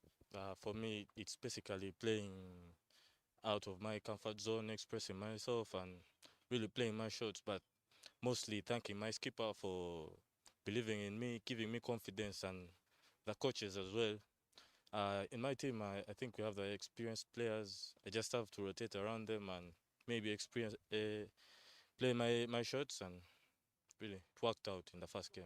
Yeah, there's another game that you'll be playing this afternoon against the Rapids. What do you hope to do better in that upcoming game? I think I'll come back with the same mentality, play the shots in my zone with the basics as well, and try and get more runs in the second game. Thank you so much and all the best. Thank you. That's the play of Gerard Olipa. He's got some money from the sponsors, Raj Gaspro, and you've come to the end of the post-match presentation. We'll come back with the second game between the Bujjagali Rafters as they take on the Karuma Rapids.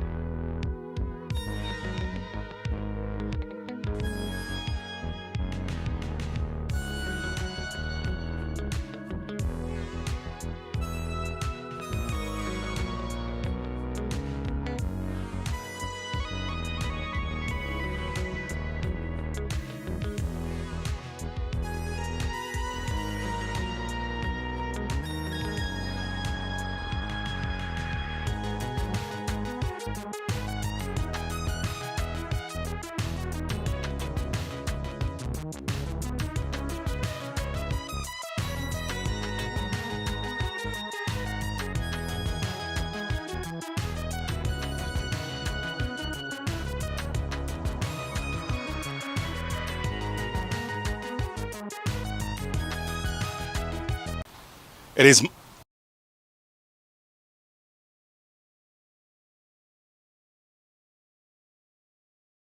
edition of the Elite Cricket, and once again we are having a very wonderful game between the Bujjagali Rafters and the Karuma Rapids. Home doubleheader is Bujjagali Rapids and Rafters, and they will be the ones tossing the coin.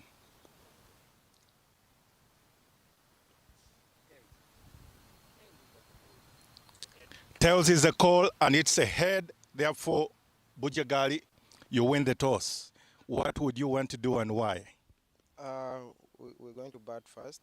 Looking at the wicket looks pretty good, and compared to the first game, it became better and better for the batsmen to score runs.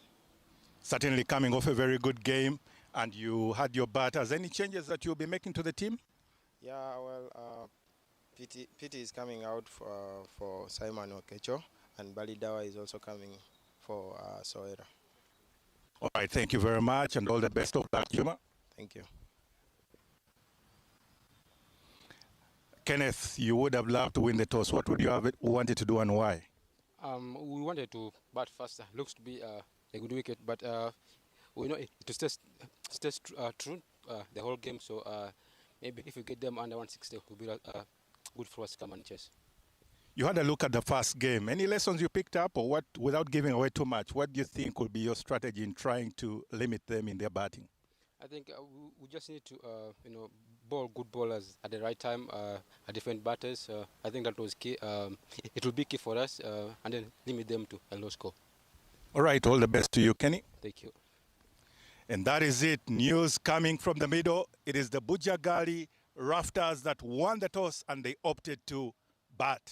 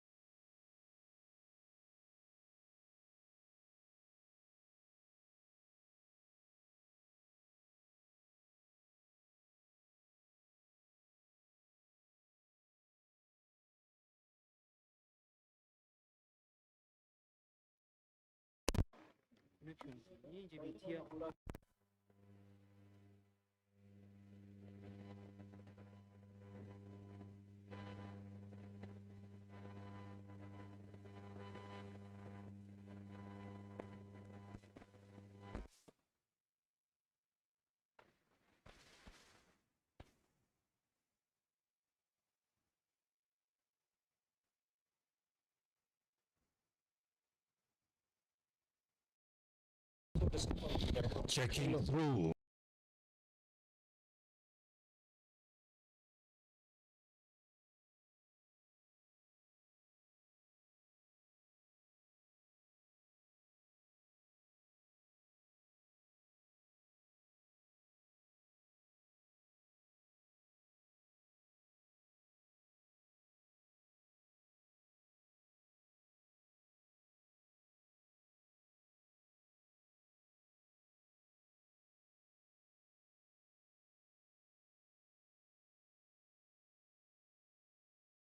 To the second game of the Waterfalls Men's T20 LA tournament here at Lugogo Cricket Oval. Double-header day for the Bujjagali Rafters, and they return for their second fixture on the day. They come into this game after comprehensive 113 runs victory. First ball there from Cosmas Cheuta, and it will be judged by the umpire. It's Bujjagali Rafters up against the Karuma Rapids. The Rafters have won the toss and opted to bat first, never change a winning formula. That formula gave them a comprehensive 113 runs victory in the morning, and now here they return. Fahadi Mtagana at the back of a half century, opening the batting alongside Robinson Obuya. My name is Evan Cyprian Sajabi in the comms, and I'm not alone. I have Michael Grace Ndiko here with me. Good afternoon, Mike, and welcome back from the lunch break. Thank you, Ivan. It's been a good lunch break, and it's all blistering and wonderful here. A good afternoon also to all our viewers all over the world, those streaming in live from everywhere else. It is happening here at the Lugogo Cricket Oval. Cosmas Cheuta, popularly known as Choto, for being fiery, because Choto is that Swahili word to mean fireplace, characterized by fire. He's steaming in, he's firing in. Already dot balls coming through. Ivan, earlier on you were mentioning about not changing the winning formula. Of course, earlier on in the morning, it looked like the Bujjagali Rafters would too have loved to bowl fast, but having had a successful batting stint in the morning, they certainly opted for batting. That man there being tickled a bit earlier on, had a good knock in the morning, that half century of just 27 balls, 52 runs. He picks up his first run, Fahad Mutagana, alongside Robo, and that is Robinson Obuya. So far, in the first deliveries that we have seen in this game, already a good bowling display is being put on the cards by the Karuma Rapids. The Karuma Rapids being captained by Kenneth Waiswa.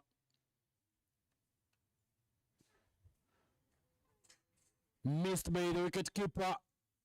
5 wides added onto the total. Cosmas Cheuta going for too much pace, hitting the deck. That goes down the leg, and the wicketkeeper Salas Kakul could not do a lot. More extras in the over. 6th extra in the first over. I tell you, Ivan, that particular delivery must have looked at least anywhere closer to that 138, 139 clicks from Cosmas Cheuta. Fiery coming in with fiery pace. He knows he's bowling to his compatriot at the senior cricket cranes team in Robinson Obuya. That should be the area for Cosmas Cheuta to bowl for the stump line. He's already squeezed in a root ball at that area, so if he can maintain that bowling area, he will be doing very, very well for the Karuma Rapids. They were sitting around in the morning and watching how the Bujjagali Rafters set a very big total, 221 runs in the morning game, already by far the tournament highest score. As we get into this second game, this tournament is sponsored by Scope Energy, Raj Gas Pro, Nyakaswa Alumni League, and Leica Mobile. Everything organized by Cricket Uganda. That should be Brian Asaba. Have at defaults and should race away to the boundary. Not overeating that one, Robinson Obuya, but just guiding it with the pace. And he manages to bring up the first boundary off the bat for the Bujjagali Rafters.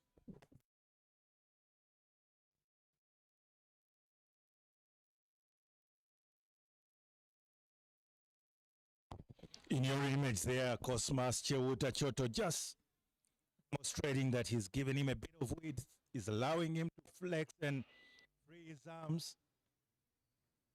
And definitely, as though you'd think, he's trying to say, come back to the stump-to-stump line.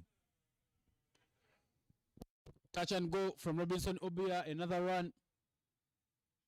I tell you, Mike, in terms of comparison, the first run for the first over for the morning game was bowled by Ivan Baidu for the Tanda Kayakas, and it went for 10 runs.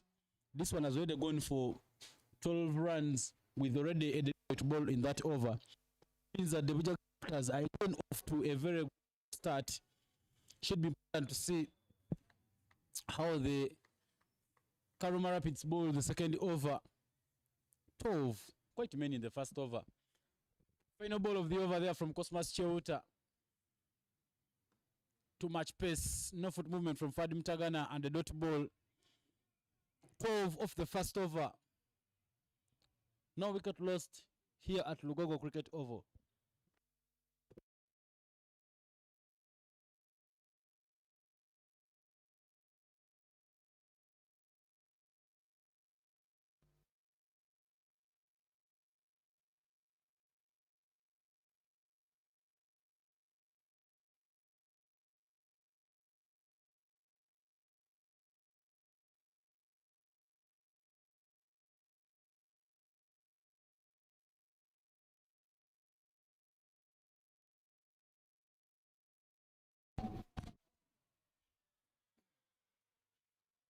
Last over for the Karuma Rapids was rapid fire from Cosmas Cheuta.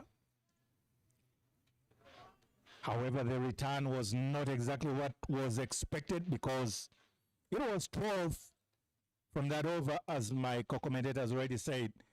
But as the saying goes, that expect the unexpected. That is what happens here at the Waterfalls Elite Edition, right here at Lugogo Cricket Oval. And captain of the Karuma Rapids will bring himself on. Kenneth Waiswa knows if there is anyone to rise to the occasion, it has to be him, because these batters are in the mood.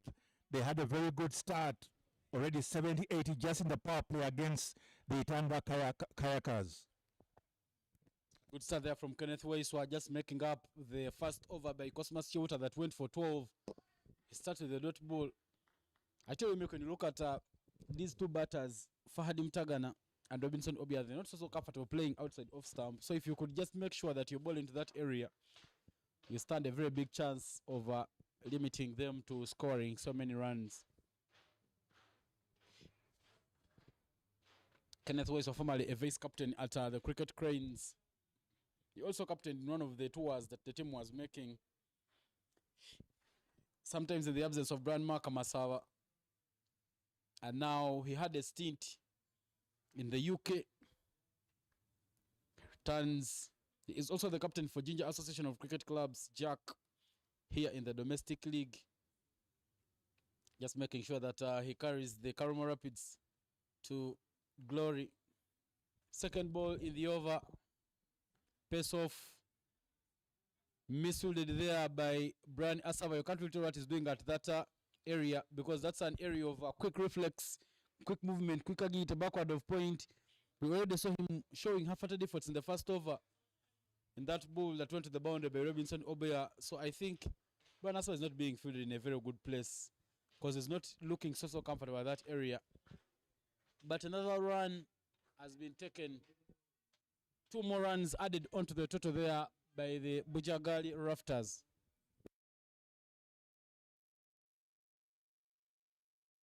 Scoring 221 runs in the morning game. Only 4 batters batted in that lineup of the Bujjagali Rafters.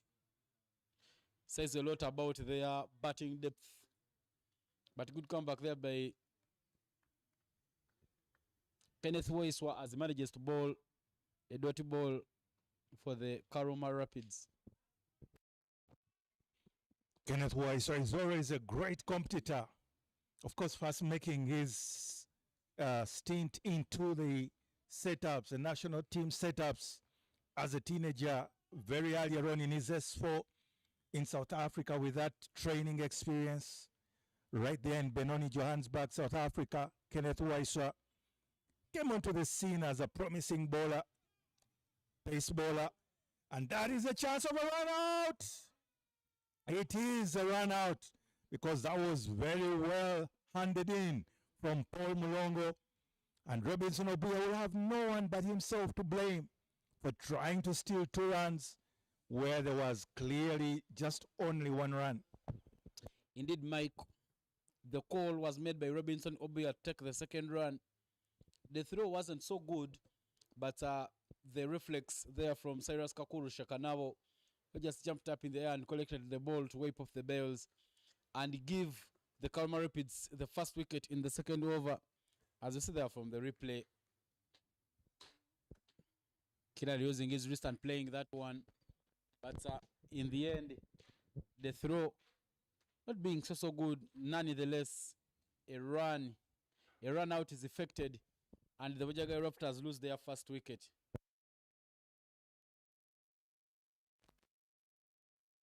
That's the replay there right in your frame. Not full face of the blade there from Robinson Obia. Paul Mlongo with the throw. And that man there, Kakuru, had to jump up to wipe off the ball as well. Robinson Obia was miles away from making his ground.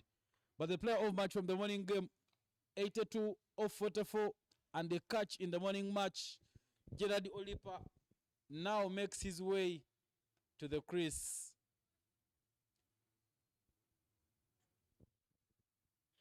The current two batters have both captained Busoga College Mwiri in the past, Fahadim Tagana and Gerard Olipa, and they've both captained Uganda under 19 during the 2023 qualifier, whereas Gerard was the captain last year in 2025 when the team went to Nigeria for that under 19 World Cup qualifier. He also led Busoga College Mwiri to another trophy at the Nationals last year. Gerard Olipa, his heroics, of course, at school level he bowls and bats, but at the senior level he is only used as a top order bat.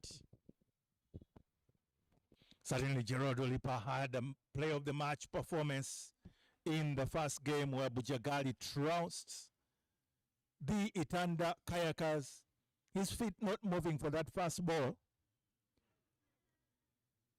And second ball as well, he seems to be beaten. You wonder whether that first game took a bit out of him, because he really played his heart out for that 82 of 44 balls. We'll come to the end of the second over. Fine over from Kenneth Waiswa, the skipper of the Karuma Rapids. He's given away just 3 runs. 15 for 1 is the score after 2 overs.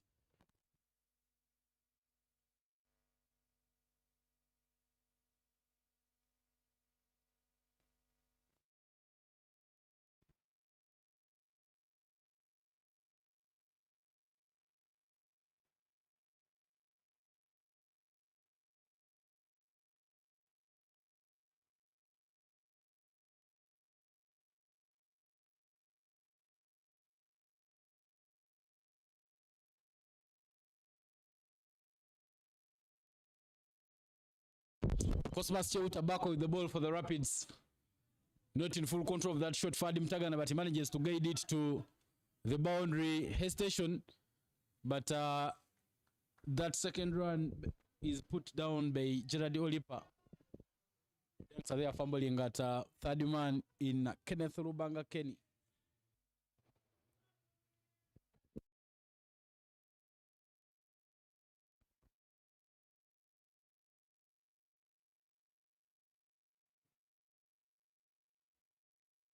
I beg your pardon, that's Daniel Rubanga Kenny.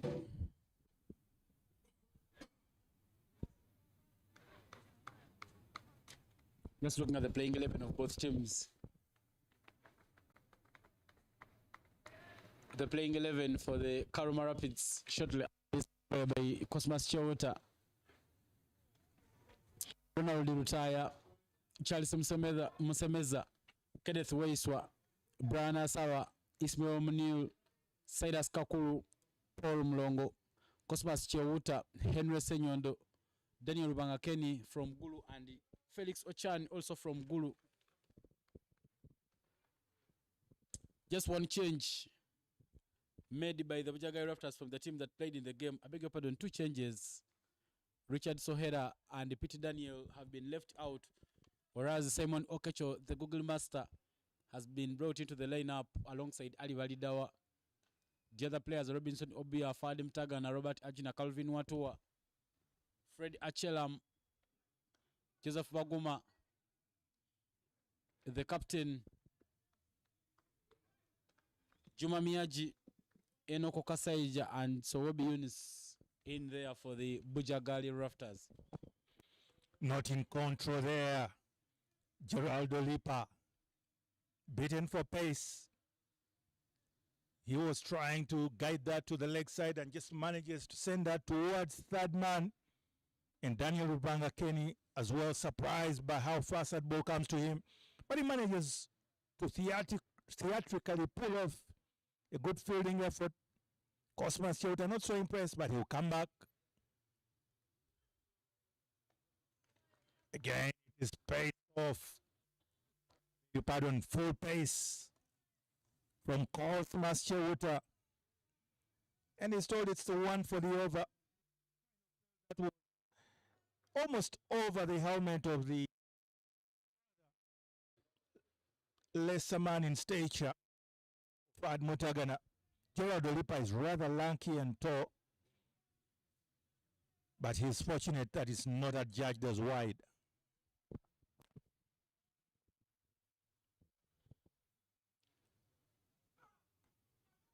Not in full control of the shot, Fahad Mutagana. They are pushing on the youngster, and they will take the second run. They saw that Daniel Banken was always fumbling at third man, so this time round, Fahad Mutagana and Gerald Olipa take him on, and they manage to sneak through for the second run. You must commend the attitude of these batters, young, agile.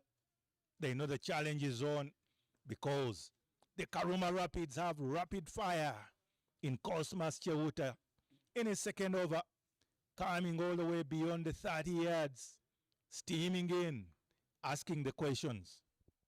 Final ball of the over from Cosmas Cheuta. Not in full control. Chance to catch, and yes, Cosmas Cheuta. It took a lot of diving effort there from him as he made sure that he completes that catch. And Fadim Tagana will just edges that one, will be the second batter to depart for the Bujjagali Rafters. Totally athletic, very great athleticism there from Cosmas Cheuta, going the wrong way, turns, runs, jumps, dives, picks up the catch, because that was big on Fad Mutagana. Was trying to play the hook shot towards mid-wicket, just manages to sky it outside of the square. Of course, Cosmas Cheuta injuring himself a bit for his efforts, but he will have a smile on that face because he manages to pick up the wicket that he was looking for. Cosmas Cheuta makes up for his first over. His first over went for 12 runs, and his second has gone for 4, and he's also managed to pick up a wicket, that wicket of Fadim Tagana. And at the end of 3 overs, 19 for 2 is the score for the Bujjagali Rafters.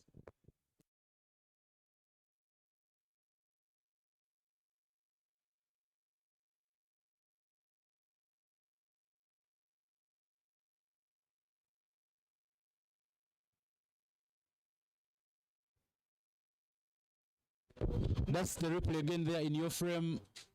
The catch by Cosmas Cheuta. New batter in, Calvin Watua.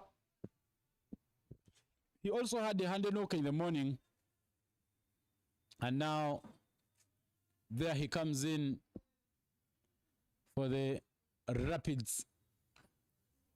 What a show there from Gerald Olipa. Clask just drives it through the covers and manages to send it to the boundary. What a welcome Kenneth Waiswa back into the bowling attack. Indeed. He is a tall and lanky fellow, but we've seen those long levers being put to good use. As you can see there in that replay, not so much of feet movement, just well poised, uses his arms and caresses it through extra cover. Stand and deliver fair. But more importantly is how that young man is oozing with confidence. He just lets that ball come onto his bat, and the boundary is the result. Good amendment there from Kenneth Waiswa, just bowling now that fourth stump line to manage to put in another dot ball. Bit of hint of movement there, just a bit of outswing, and normally, you know, with a white ball, you tend to get that in-swing or outswing earlier on, probably first couple of overs of the power play. You wonder whether Kenneth Waiswa would have wanted to challenge himself and try to have a slips fielder there in position, because that ball was really right there in that slot to ask the questions, to tempt the batter. That is played up in the air, catches the call. Cosmas Cheuta traveling, and he will cover a lot of distance. to get hold on to that catch.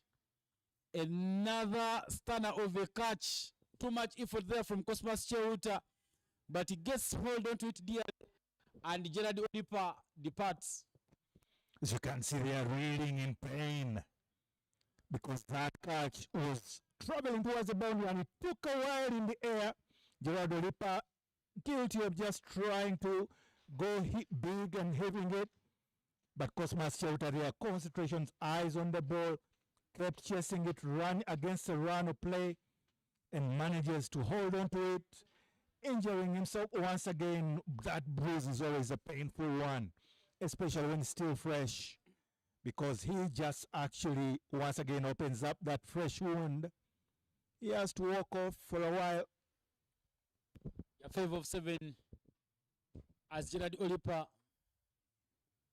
walks off, as is gotten there. He tried to swing through the line, elevation, but not too much distance off that shot. For the moment, Cosmas Cheuta will walk off to get some bit of medical attention. Not sure if the captain didn't want to use him to bowl another over inside the power play, but unfortunately he is injured, and Jonathan Nyiro has walked on as the substitute fielder. The new batter in for the Bujjagali Rafters is Joseph Baguma. That's the replay there right in your frame. That landing there, landing on his arms. A bit of pain. He will get some medical attention before he goes back to play with the body and soul. I tell you, Ivan, it takes a lot of technique and basically resilience to land, and your elbows are right there, and you make sure that ball doesn't bubble out of your hands. You cushion them even though you are landing on your stomach and the elbows. The intention from Joseph Baguma is very, very clear. See ball, hit ball. He swings hard but doesn't make any contact, and that will be a dot ball. You would feel that somehow the areas that the Karuma Rapids have bowled in this game have been better when you look at where the Itanda Kayakas were bowling in the morning, and that will tell you why the score is 23 for 3 after 3.4 overs. The hard chances, when you look at the 2 catches that have been taken by Cosmas Cheuta, have not been so too easy chances. The Rapids have held onto them, unlike the Kayakas who gave away so many chances and have chances. That's down the ground. They're running very quickly. If they're running round, it's just for them to take 2. And yes, they will take the 2 runs off the mark. Joseph Baguma.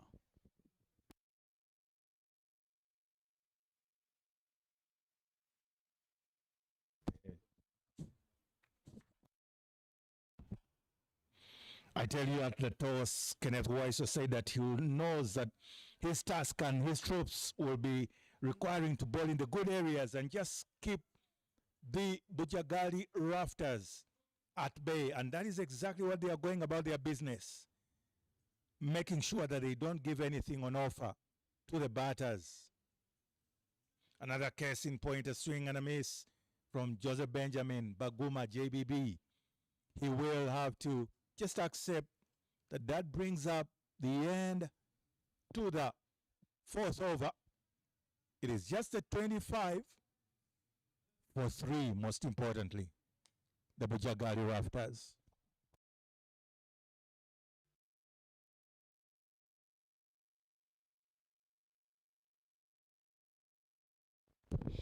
It has been a commendable bowling display thus far for the Karuma Rapids, making sure that they don't give so many runs to the Bujjagali Rafters.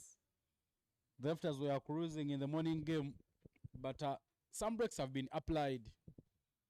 As Cosmas Cheuta walked off, there was necessity to bring in an early bowling change to his end, and Henry Senyondo will now bowl, replacing Cosmas Cheuta from the Ginger Road end. If you look at the protection of Henry Senyondo, he has long on in Ronald retire, and he has another fielder at the deep mid-wicket area, but standing so wide close to the cow corner area. 25 for 3. First ball being bowled to Calvin Watua.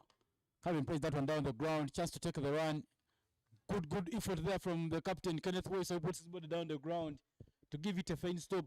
One of the things that missed in the fielding innings of the Itanda Kayakers. Maybe blame it on the conditions, but that is always an excuse. When you ask any coach, he wants you to give 100%, whatever the circumstances or the conditions. You felt the Itanda Kayakers were a bit winded in the weather. Good effort, attempt, but that ball will win the race as Joseph Nyiro just comes second in that effort trying to stop that extra cover drive from Joseph Benjamin Baguma, putting pressure on Henry Senyondo. It was a fine shot from Joseph Baguma to bring up that boundary. Just making sure that he looks for the gap. He goes down to hit, trying to go for a slog sweep, but doesn't make any contact, and another dot ball there for the Karuma Rapids. When you look at the body language of the Karuma Rapids, it's more positive compared to what the Itanda Kayakers displayed in the morning. They give an applause for the dot balls. They love everything. That's why many things are going their way so far. A bit full and edged. They feel the running backward in Brana Saba. Good work there from Brana Saba, cutting off the boundary. The ball kept traveling away from him. He didn't get hold on to the chance to cut off the boundary. Experience of Henry Senyondo coming to the fore, knowing that he has to follow on the pressure from the two pace bowlers in Cosmas Chewuta and Kenneth Waiswa. He's following it up by bowling in good areas, asking the questions of the right-hand batters. And the question is not rightfully answered from Joseph Benjamin Baguma because he picks up of all the fielders, the captain, Kenneth Waiswa, in short covers. And that will be the end of his batting opportunity. Fourth wicket for the Bujjagali Rafters goes. In the end, they scored 221 for 3. That's the chance there, a bit lofted and deflated by Henry Senyondo. But the shot from Joseph Baguma, not swinging through the lane and not making good contact. Just saw him leaving it at short third. And Kenneth Webster did the rest, completing the catch.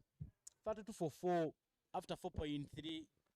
Clearly, they are winning the power play, the Karuma Rapids, as they are making sure that there is no meaningful partnership which is constructed by the Bujjagali Rafters. Of course, Ivan, in hindsight, you just think of those double headers. It's never an easy proposition because one of the games may not go your way. However, you would think that after having built a very good foundation in the first game, they would have definitely wanted to, as you can see, yes, that's a replay once again. And Joseph Benjamin Baguma steps leg side of that ball, trying to open up the offside, but doesn't get the most of that bar, just edges it. And that's why he ends up back to the dugout. And that will bring the young man to come through as the next batter alongside Calvin Watua. Will have to be Arjuna Robert. Robert Arjuna getting off the mark right away. Will mark at the end of the over. 8 runs off Henry Senyondo's first over, 8 for 1 to be specific, leaving the score at 33 for a loss of 4 after 5. Clearly, the Karuma Rapids are winning the power play. And now, Cosmas Chewuta will return onto the pitch.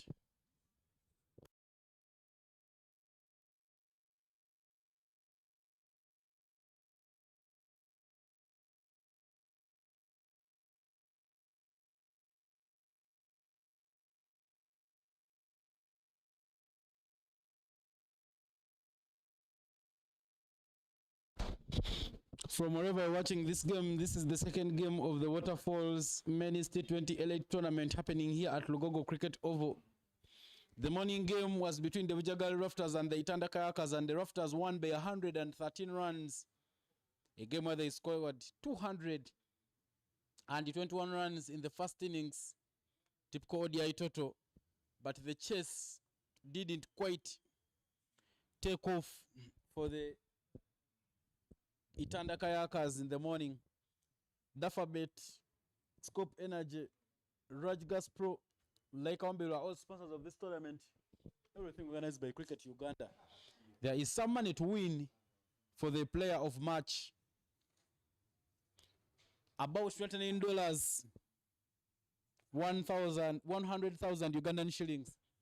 Bowling change for the Karuma Rapids.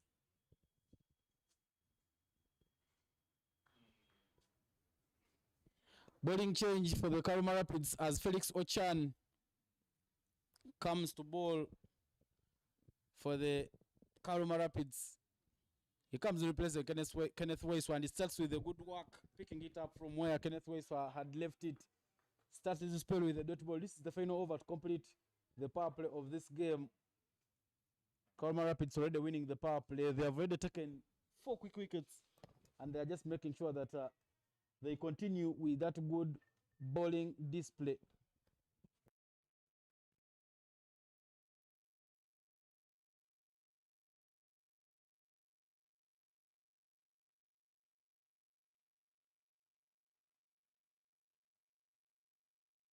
He shimmed down the track there from Robert Arjuna, but not anywhere close.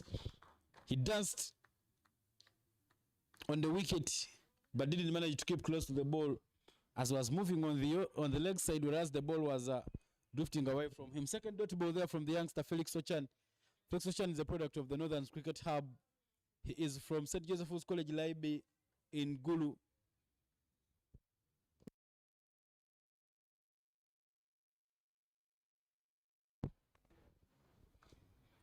He goes for a bouncer, touch and go from Robert Arjuna, and another run added onto the total by the Bujjagali Rafters. I think this is a good idea make for the Rafters. They have lost so many quick wickets. Now they should not try to overhit the ball or play risky shots because they might be all out for a very paltry total. Let them first try now and hit the ball down to make sure that they keep the scoreboard ticking and maybe get themselves to a big total, something close to 150.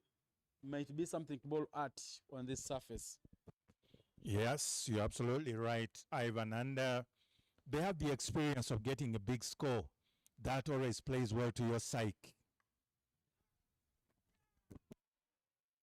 Chances put down. It looked very easy as it was traveling to him. In the end, it is spilled all over by Ronald Lutaya. It looked like he had held on to the catch, but as out of excitement, he went on and put it down. That's the replay. As you can see, they are trying to cut it over. He holds on to it, but he's never in control, and that is always the concern from the umpires, whether you're in full control with both the hands and also your body movement. And because he struggled a bit, he ended up grasping it at the end of the day. Much to the reproof of Calvin Watua, who will be very glad to be still out there in the middle. Yeah, that ball had some width for Calvin to cut, but he didn't cut well. He will be unlucky that the chance has been put down. You have to feel for the youngster in Felix Ochan, because in this particular edition of this event in particular, it's required that in each of the Waterfalls Elite 2020-2026, you have to have at least 2 under-19s in each of the playing 11. So yes, Felix Ochan would have loved to get into the wickets column as a youngster. Another movement down the track, but not full access. The throw, not a very good one, but good backup there from Kenneth Waiswa. Kenneth always keep the fight up. He won the Bat Ball Max Challenge Cup in Entebbe, guiding the Blasters to glory.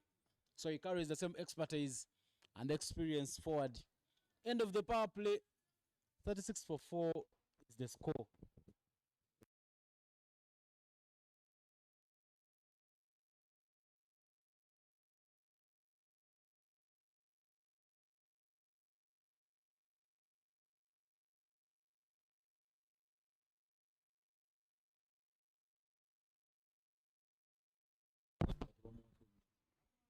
Henry Senyondo will continue from the Ginger Road end.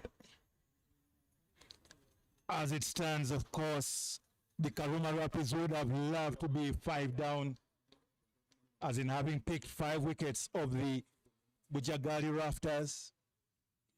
But they'll recompose, and in that able gentleman, all the experience, he knows how to keep a cool head on his shoulders. Henry Senyondo will try and snare a wicket in this over, just to put a bit of good complexion on the game. He's already making those changes, moving mid-wicket into rightful position. But it's a good effort already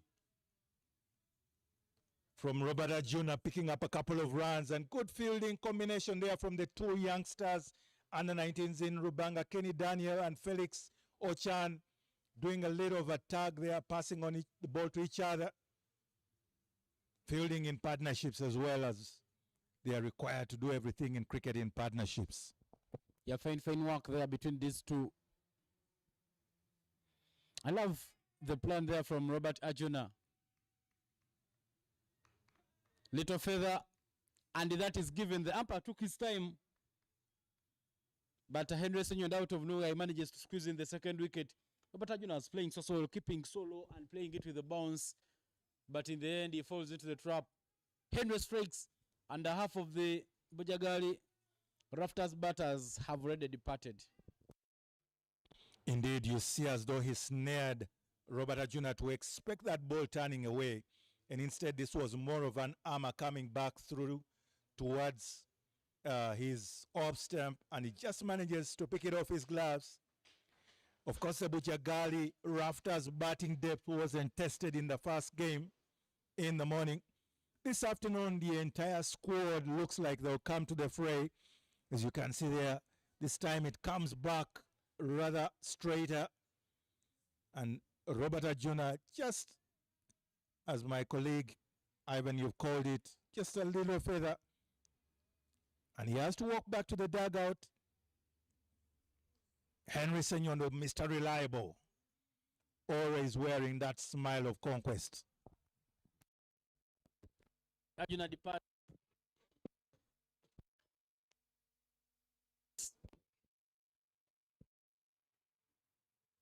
Wicketkeeper batter is now the new in current run rate 6 per over. Required should be slightly over that for them to make sure that they get a very big total on board. Fred Achilam is another player who's played for the Cricket Cranes. Still in the setup. Wicketkeeper batter to be specific, and now he makes his way for the Rafters. These two, Fred Achilam and Calvin Watwell, will need to bat somehow responsibly to make sure that the side gets some good total. Achilam very good with the sweep shots, both the reverse and first sweep. It will be very vital as they try to navigate the Henry Senyondo overs. Though coming on now a little earlier than you would expect. Is normally more of an obvious sweep of the ball, a natural sweep of the ball. It's more of instinctive, but in this particular moment, he's trying to fast guide that ball and try to navigate these tough periods of the play, because he knows Machaz is captain in Juma Miyaji is still out there, is definitely an all-rounder in his own rights, although he's a strike bowler as a side in the side, but he can hold his bat. We've seen him do it for the Cricket Cranes. And so this is a very good contest at the end of the day, because Henry Senyondo has the full support of his side. I think bringing in Fred Achilam was the fact that the Rafters need to rebuild back at the innings. If they had some more runs, maybe they could have sent in Juma Miyaji to give them a brisk. Dot ball to end the over. Only 2 runs coming off Henry Senyondo's second over, and the wicket of Robert Ajuna falling in that over. And as we come to the end of the seventh over, 38 for 5 is the score here at Lugogo Cricket Oval. That talk between Fred Achelam and Calvin Watua. Calvin is on 2 of 2, whereas Fred Achelam is on 9 of 4. The ball has been tossed back to Felix Ochan, who gave away just 1 run in his first over to make sure that he continues bowling for the Karuma Rapids, returning from the shell end. This is match day 1 of the Waterfalls Men's T20 LA tournament, a tournament sponsored by Dafabet, Scope Energy, Raj Gas Pro, Nyakasura Alumni League, and organized by Cricket Uganda. Felix Ochan to Calvin Watua. Cut into the gap. Fielder in Charles Simpson is running round it. Not a very, very good stop as somehow he slides down. But in the end, there is a good amends done by Daniel Rubangakeni to cut that one off. Just 2 runs are taken, but importantly, Charles Simpson cuts off the boundary. You almost felt for Charles Musomeza there because it was an awkward moment, the way his knee hit the ground and then the ball bounced off just above his knee. But it seems like it's no harm, no foul. No foot movement whatsoever. He tries to throw a chicken sink at it, but not anywhere close in his slot. It will be judged the way it will be judged wide by the umpire, but not a very good technique there from Calvin Watua. Either he will get a little further to the wicket keeper, or maybe it will be edged and it will be taken by the fielder at point. He needs to make sure that he gets close to the ball. We saw him giving out a chance that wasn't taken in Felix Ochani's first over. So if he can't do amends, maybe he will fall. That's not hit well enough. It's up in the air. Fielder running underneath it. Kenneth Waiswa with the catch. And Calvin Watua, who didn't really make good contact, will be the 6th batter to fall for the Bujjagali Rafters. Even more crucially, the youngster there in Felix Ochan gets his man. Second time of asking. It had to take some bit of running, but a very well completed catch from Kenneth White. So he had to cover some about 25 meters running to his left, and that ball going over his shoulder. The reason is because Calvin Watua didn't get the most of that ball. It was up on him, big on him, and got the top part of the bat. And the catch is completed by Kenneth Waiso, captain of the Karuma Rapids. I tell you, Mike, at the end of the group stage action, the top 2 teams will make it to the final.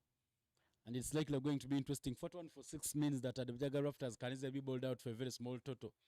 They have a big total in the tournament, so if this is just in quick time, maybe there should be some balanced net run rates at the end of the day. So for the kayakers who lost in the morning, they should be somewhere looking and smiling and wishing that the Rapids can chase this one in quick time. Sort of for the carnage to continue, right? But as it stands, it's all to play for. But again, when you think about it, Ivan, a double header is never an easy thing. It doesn't look impossible because these young men always play 2 games even in the local league, but this is slightly a higher level. It is the elite Waterfalls tournament, and there's more pressure, better fielders, the intensity of the moment, everything to play for. The captain is in. Juma Miyaji starts with a swing and a miss, not anywhere close, somehow keeping his body high, and that ball keeping solo. No fit movement of that particular delivery. And to me, what is most impressive here, Ivan, maybe you would normally have a bit of personal touch with some of these youngsters, but to me, Felix Ochan has really been very impressive. He's not afraid to bowl that ball up to the seniors, to his seniors. I mean, he's bowling to a World Cup player in Juma Miyaji. He's not afraid. Indeed, his bowling is also good areas. Tells about the only few 6 runs that he has gone for. He's only given away 7 runs in 1.4 overs. A good bowler he is. He first played at the Boys Nationals in 2023. I beg your pardon, in 2024 in a tournament which was held in Jinja, hosted at Jinja SS for St. Joseph's College Laibi. He made another return last year in Fort Portal City for the same school, but clearly his cricket has gone on to improve with the time. He is a very proud product of the Northern Cricket Hub. And for the coaches from Gulu, Brian, Coach Sonia, Coach Ivan, Kagoda, will all be looking at their product and smiling. Surprisingly, he came into this tournament as a change, replacing Itaji Larry, the captain for Nyakasura, who was supposed to play. And he is taking the opportunity with both hands, saying that, hey, look, you have not counted me, but I've risen up my hand. It's a chance for me to be counted. And that area that he bowls outside off stump is a very good area. Very well said, Ivan. I couldn't have put it any better. And this is exactly the dream and the kind of vision and kind of perspective that Cricket Uganda wants to embrace, empowering and promoting and giving the youngsters the rightful processes and pathways and channels to grow through up to the highest level, probably even play at international cricket. And while that was happening, it's a good backing up effort from the captain in Kenneth Uwaiswa, because Ronald Retired had a shy at the non-striker's end. Bringing up again another impressive over, because Felix Ochan completing his second over, just the 7 runs, but most importantly picking up a prized wicket of Calvin Watua makes him a bowler to be reckoned with. And the total at the moment will stand at 43 for 6 after 8 overs.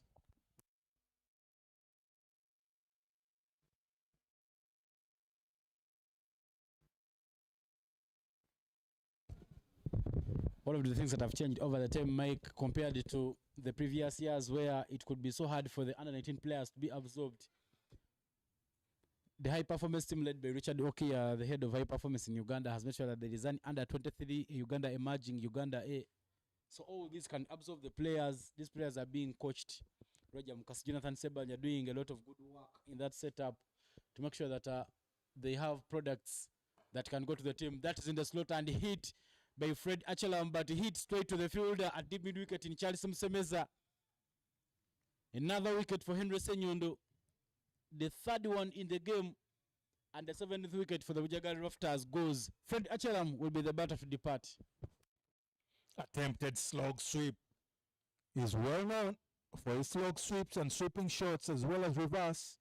But as you can see in that replay, Henry Senyondo getting the better of him. The very fast ball, pitching it just off stump and out, close, a little too close for Comfort to sweep.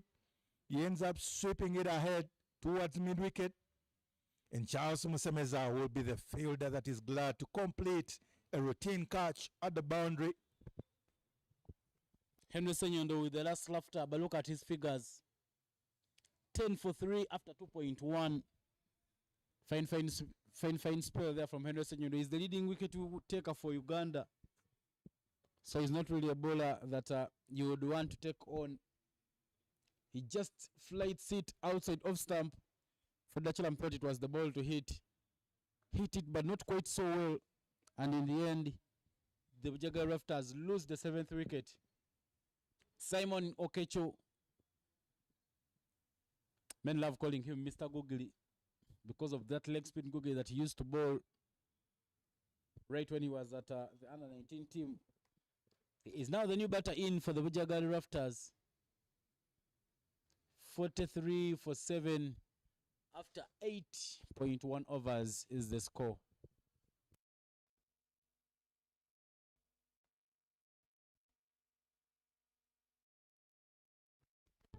Whatever the Bujjagali Rafters had for lunch, you never wish to be anywhere close to it, Michael. Because clearly, a team that scored 221 runs is even struggling to get close to 100 runs mark. Ivan, wait for 100 runs. They first have to make half a century. In cricket terms, there is always that psychological milestone. They need to first get to half century. And because you're now requesting your bowlers to do the job of batting, it's never a good picture. Simon Okecho is off the mark.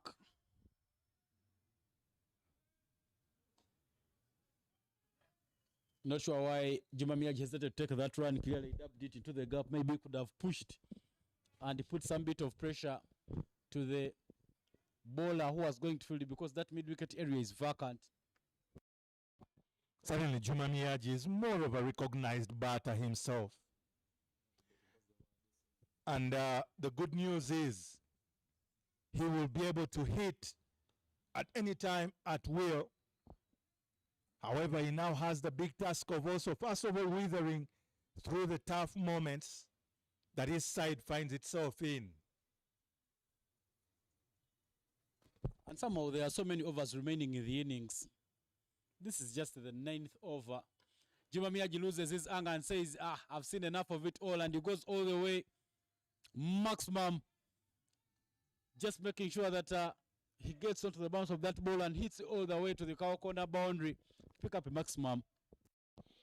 He didn't try to just hit it down. He intentionally went for a big hit and made sure he gets most of the bat onto that ball. That ball gets into the middle of the bat. As you can see in that replay, it's within the slot. Henry Senyondo, a bit confident, and just gets it in the zone and the slot for Juma Miyaji to free his arms. Yes, hitting just the advertising aspects of the boundary, but it's still a maximum. He's having some fans. Juma Miyaji, a loud applause and a loud noise as he hits that one all the way for a maximum. Maybe the applause also was for reaching the half century we were talking about, because suddenly the Bujjagali Rafters have made it 50 after the 9 overs that are before them. But look at that particular performance by the bowlers, that man Henry Senyondo. It's all to play for, and Cosmas Cheuta couldn't have asked for a better platform to return as a strike bowler to try and mop up the tail. It is a big tail. It can work because Juma Miyaji, Simon Okecho, they too can bat.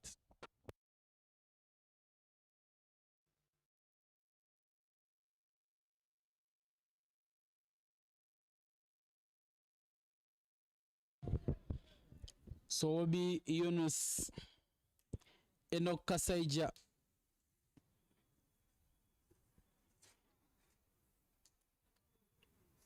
I beg your pardon, Sobi Yunus and Ali Dawa are the other batters who are yet to make their way to the crease.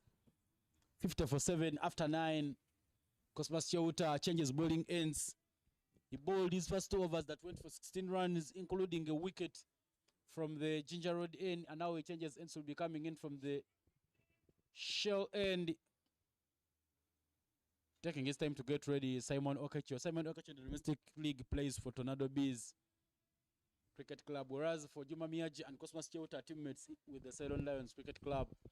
Cosmas to Simon, full ball, no foot movement, just going down one need to make sure that he throws his hands at it, no contact, and a dot ball to start off the over. A bit of discomfort they expressed by Cosmas Cheuta Choto with that delivery. You get a hint that yes, he's got some medical attention, but he's not yet fully out of the pain. But he will soldier through the pain, the sweat, the blood that he has already spilled in his efforts for the Karuma Rapids. He's done the job. A man who plays with a full heart and full-blooded effort in all his endeavors. He wants a wicket, and that of Simon Okecho.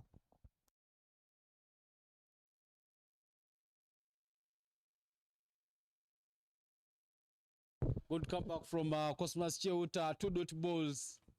But I think it's been a good idea there from the captain, Kenneth Waiswa. Bring back your strike bowler, because now you're getting closer to the tail. If he can give you dividends, maybe you stand a chance of wrapping up the innings in no quick time and then come and give it a chase. So it doesn't take any time there to bring back Cosmas Cheuta. And somehow Cosmas Cheuta is not buying wickets. He's bowling good areas to wait for the batters to make the mistakes.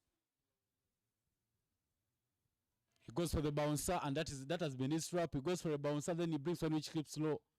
So as you're being used to make sure that you cut, you would have to play out of the see how he returns. But that's the 3rd dot ball in the over. It's given. adjudged as one for the over. The one allotted bouncer in every given over, because it's a T20 affair. As a bowler, you allowed that one bouncer. He's already used it up. And now he has to bowl just that good length. Good bowling there from Cosmas Cheuta. All pace and fourth dot ball in the over. It's good to see some expressions of pace bowling.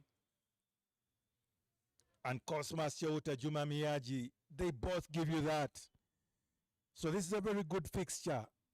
Again, credit to the setup, to the, as you already mentioned, Ivan, the high performance setup and the whole pathway that is created for the high performance program. It's another swing and a miss. Simon Okecho dotting those balls.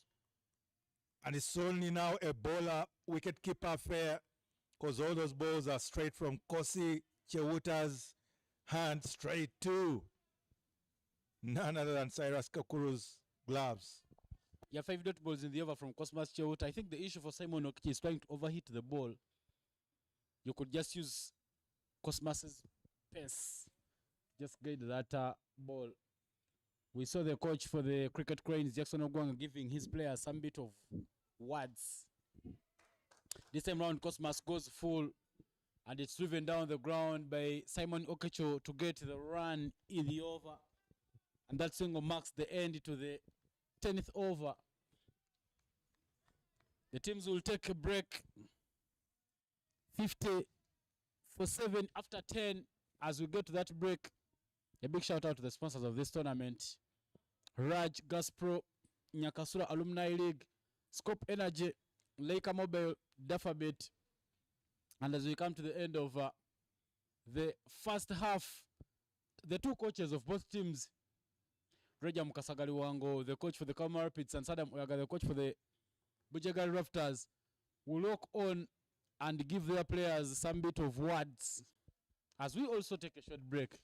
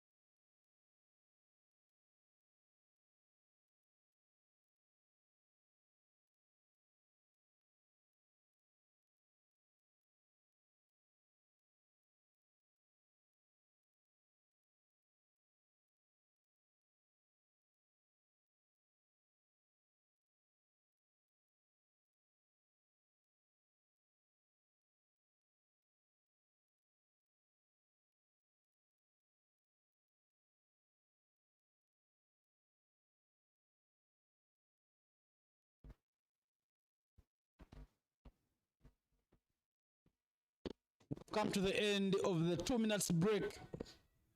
The coaches made sure that they give their players a fresh set of instructions as the Bujjagali Rafters look for a way of getting their innings to get going. For the Karuma Rapids, they will need to continue being so good in the game as they have been thus far. 57 for a loss of 7. I beg your pardon, 51 for a loss of 7 at the break. When I was here with Innocent, he told me that sometimes teams have the ability of getting a double score in the next half of the game.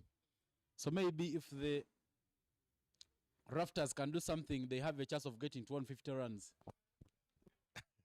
That's a good thought, Ivan, but you must look at the conditions, the circumstances, the resources you have left. Remember, yes, Henry will just have that lone over to ball, but he can easily snare a couple of wickets, and that definitely turns around the game. But even just a single wicket would have done enough damage. But what is more crucial to me is it only now remains on the shoulders of that man, that tall gentleman in the middle, Juma Miyaji. He's the only one who can deliver you another 40 or so runs, 40, 50 runs in the next 50 balls. But you'll need to bat with a lot of responsibility. And I think now the issue is not overhitting the ball. Henry Senyondo coming to bowl his final over. Just make sure that you hit the ball around, look for the runs.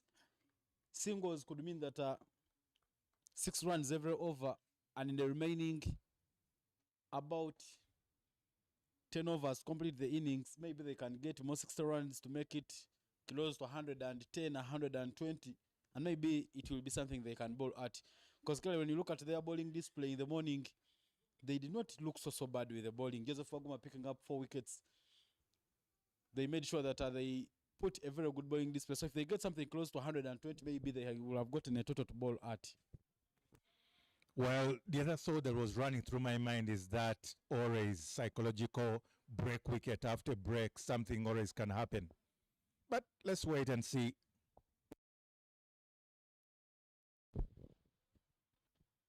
Good work there from Juma Miyaji. Just guides it to the point area to pick up that single. And you see the running between the wickets. They take the first run very quickly to make sure that if there is a chance for the second, maybe they can go on and take that one. They know the boundaries are not coming very easy on their side.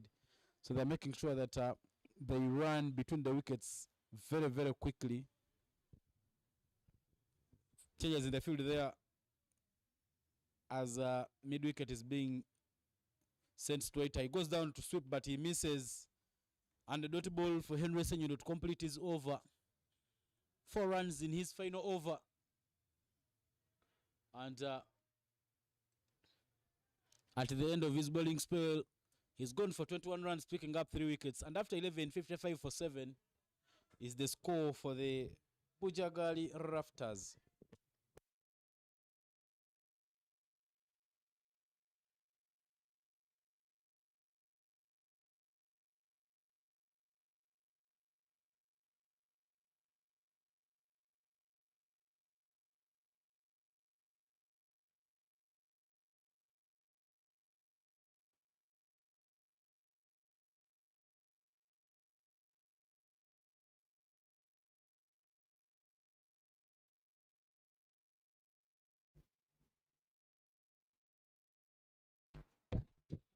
The first time we see Ismail Munil get the ball in his hands. New bowler being introduced to the attack, replacing Cosmas Chewuta from that end. 55 for 7 after 11 overs.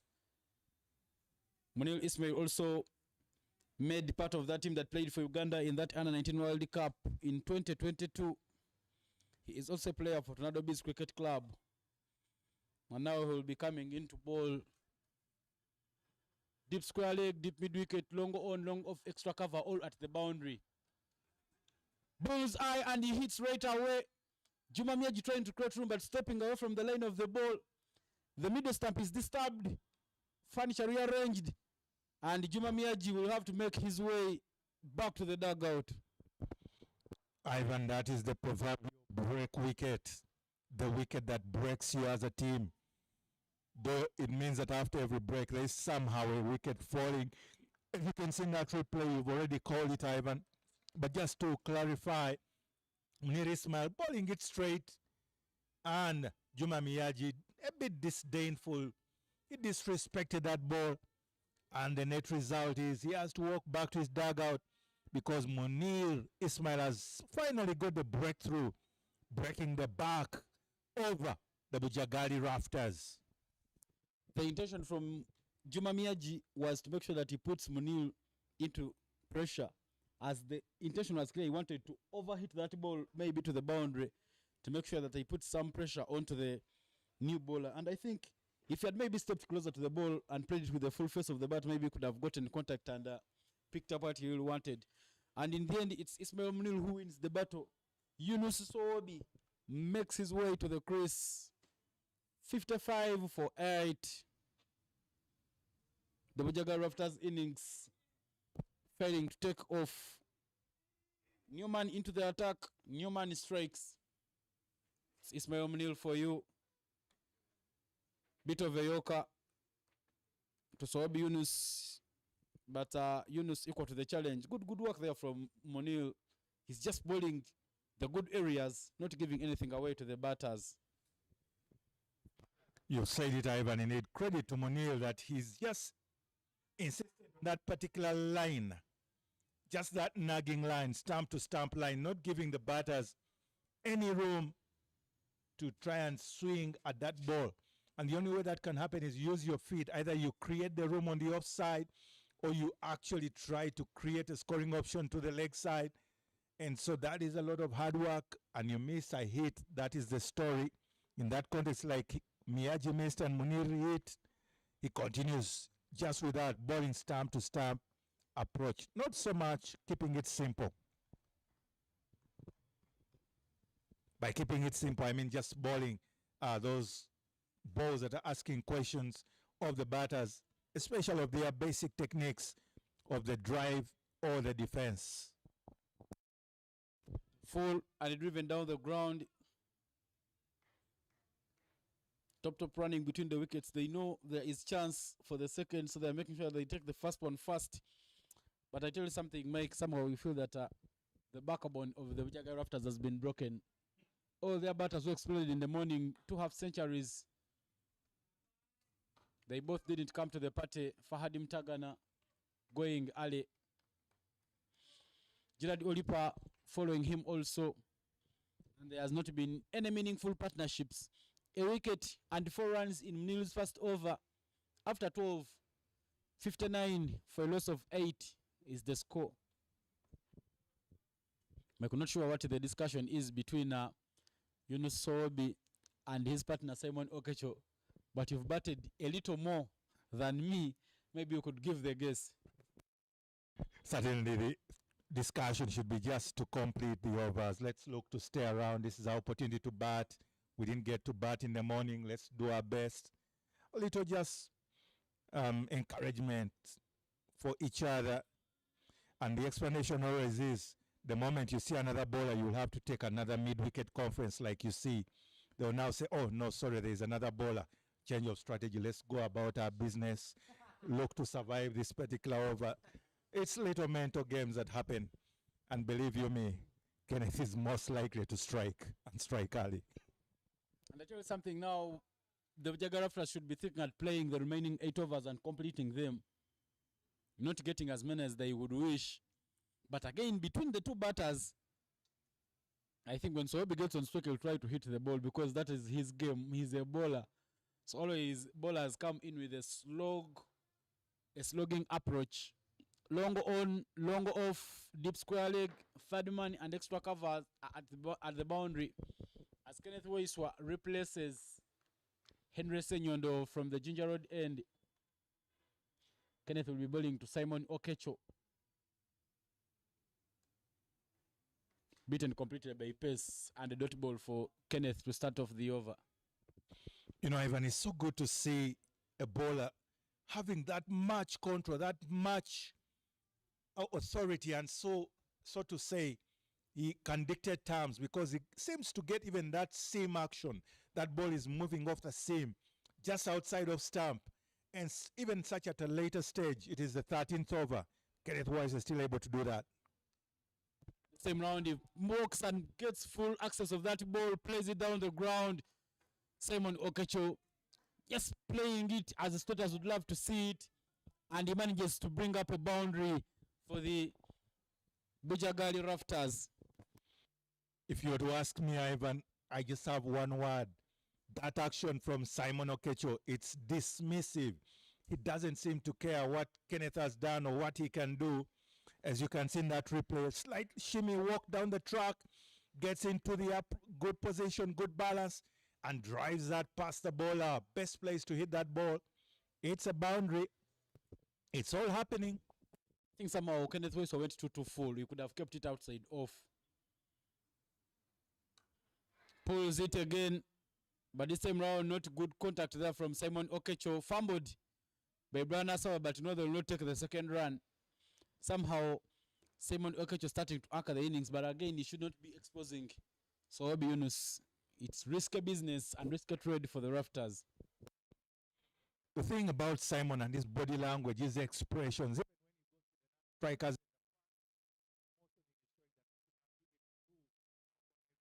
for a boundary. Cheeky shot and a dot ball for Kenneth Waiswa.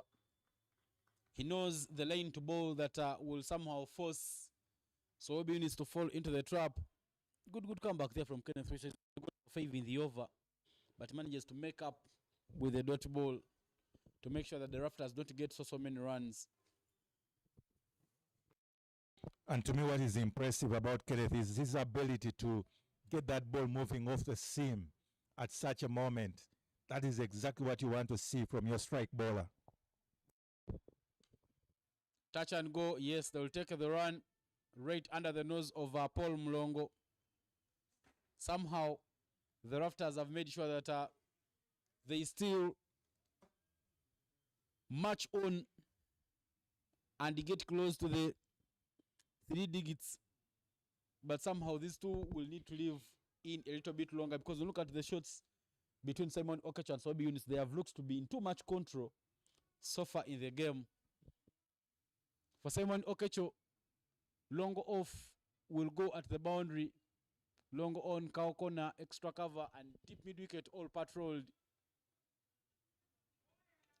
Just keeping a little bit high on that occasion, and a dot ball from Kenneth. Yeah, but what is crucial there is the intelligence from Kenneth. After showing those field changes, it is pace off. So he's definitely caused Simon Okecho to doubt himself or to second guess himself, as you can see in that replay. Just rolling the fingers across that ball, it becomes a slower ball. And Simon Okecho not so impressed with himself, but he's still there. He says, I'm still here. I'll live to die another day. Bringing up the end to the over. It is 65 for 8 after 13 overs. And that is what the Bujjagali Rafters are reading. 11 of 17 for Simon Okecho, 3 of 5 for Sohobi Yunus. Back into the bowling attack is Ismail Munil. His first ball was a wicket, and he starts again with a dot ball. A fine bowler he's been so far. He gave away 4 runs in his first, and he made sure that he gets rid of Juma Miyaji. Sohobi and Miyaji were both in that U19 World Cup, so they knew a thing or two about each other. I tell you, Munir is such a team player. He's always ready to work for the team. He's always ready to deliver whenever called upon. And that's what you want to see in a youngster.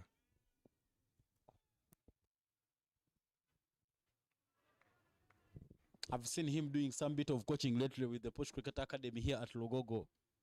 That holiday camp in January, of course, Cricket Uganda had a camp, and so did Push. And these two move hand in hand because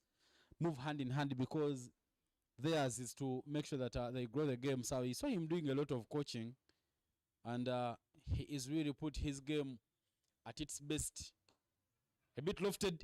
It just didn't carry to Kenneth Waiswa. He never expected it to go to his way, and he feels undone because that was a half chance maybe if what Dave could have seen Kenneth getting hold on to that chance.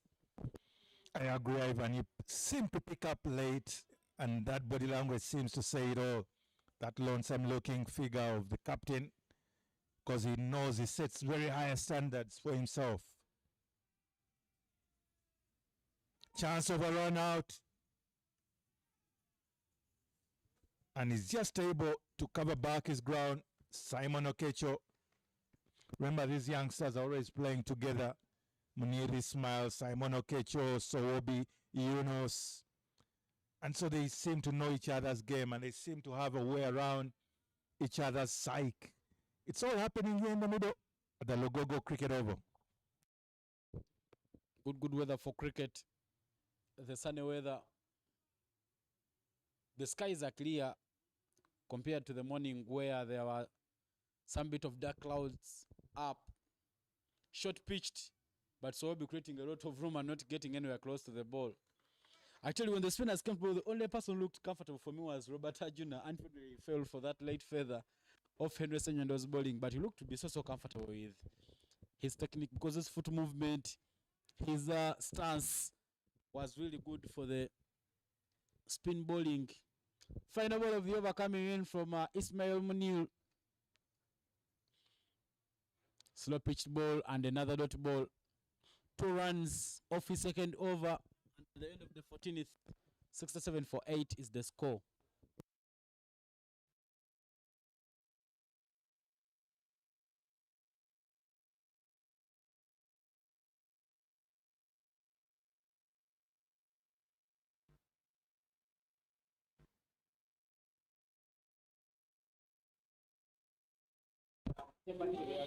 At the moment, it is now the 36 balls left in this particular inning for the Bujjagali Rafters. They need to try and navigate that period of play.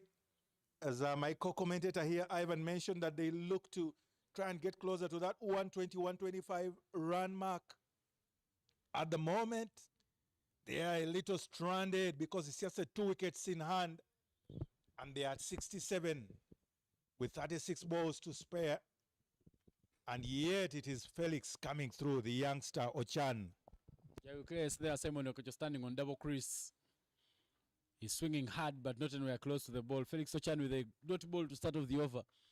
Felix Ochan has some good control of the ball. He changes bowling ends now, going to bowl from the yard end. After bowling 2 overs from the shallow end where he's given away 8 runs and picked up a wicket. But then his control just makes sure that he just bowls that 4th stump line and his ball swinging through. Look at that one there. Not anywhere close. He lost his shape and looked a bit ugly in that shape, Simon Okecho. If that was straight, maybe Felix would have struck. Again, he swings and doesn't get anywhere close to the ball. Of respect. Simon Okecho would do well to recognize that Felix Okecho has actually bowled to the more recognizable batters in the batting order, into the batting ranks of the Bujjagali Rafters, and he managed to keep them quiet. So it's definitely not going to be easy to put away, and rather with more respect. For example, he had looked to just pick up a couple of singles. That would already be 2 extra runs to the over. Ochan going too full on that occasion, and he doesn't manage to stop that one in his fall through. But we'll be happy that there is backup at long on in Brana Saba, giving away just 1 run. He went a bit full, but in the end, just 1 run is taken. Ivan, the respect I'm talking about, if, for example, Simon Okecho could apply himself, and I know he can because he's been a top order batter even for the under-19 about a decade ago when he was opening the batting for the under-19 team. And he's able to just get that ball between mid-wicket and probably square leg, and that will definitely give them 2 runs or even a boundary if he's able to just use his feet, as opposed to just trying to swing at every ball as though he will be able to hit it for 6, because this youngster, Felix Ochan, is not a rabbit. He's trying to just bowl good areas, and he's very aware when he sees the batter moving, he's able to also adjust his length and his line. The thinking from Simon Okecho is that a young boy is bowling to me. I can swing, and if I hit him for 6, maybe he will lose focus. That's why you've seen him go hard at everything. Overswinging again, but he will be helped by the umpire as that's judged Wade. More runs, and that Wade brings up 70 runs for the Bujjagali Rafters.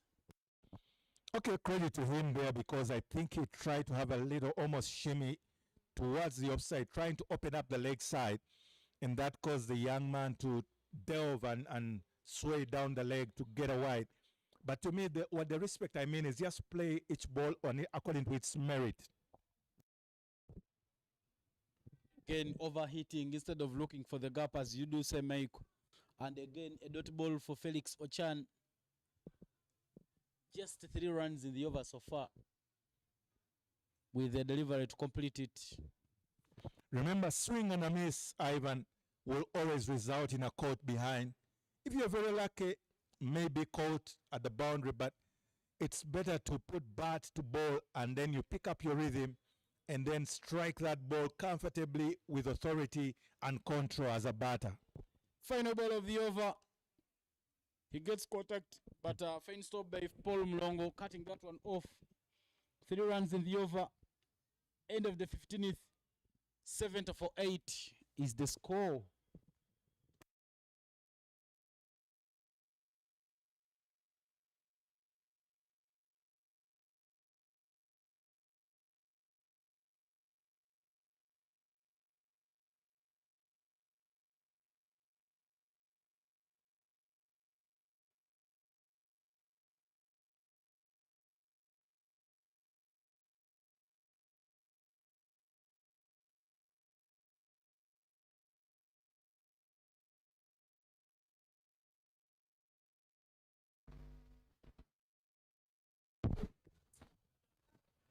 $70 for a loss of 8 after 15 overs. More 5 overs to play. Exactly 30 Lego deliveries to complete this first innings of the game. And Munir Ismail is back. Starts with a full one, and that is driven down by Yunus Obi to find the long off-fielder in Charles Msemeza, who cuts that one to just 1 run. It's a battle between the Bujjagali Rafters, who won the morning game comprehensively by 113 runs. But unfortunately, after winning the toss in the afternoon game on their double-header day against the Karuma Rapids, they went to bat first. They chose bat first, but their innings have not gotten off to a flyer. They've been in trouble all through the innings. 71 for 8 in the 16th over. If they could make sure that in this remaining about 28 balls, they can stretch on and get close to the 3 digits, maybe they have gotten a total that they can come out and try and bowl at. Tries to cut, but straight to Cosmas Cheuta. No run is taken. 13 of 24 for Simon Okecho. The gap between the balls, the runs, tells a very big story. He needs to make sure that he gets somewhere close. That is full. It nearly carried it to the bowler, but well lofted by Simon Okecho to just pick up a single run. What is interesting, Ivan, is how Munir Ismail has imposed himself on this game.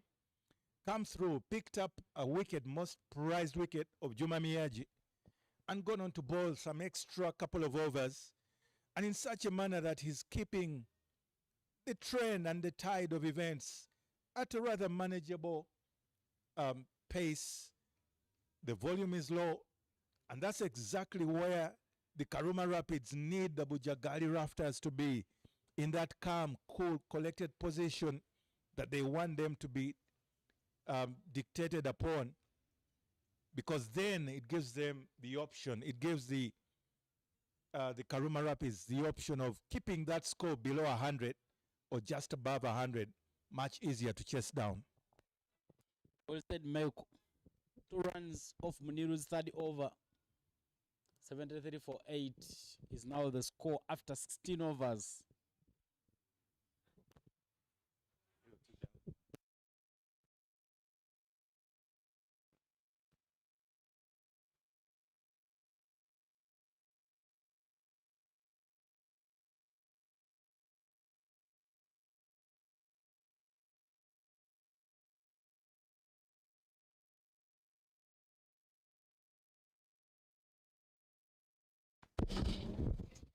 Final 24 balls of the first innings, and there comes Kenneth Waiswa with the ball.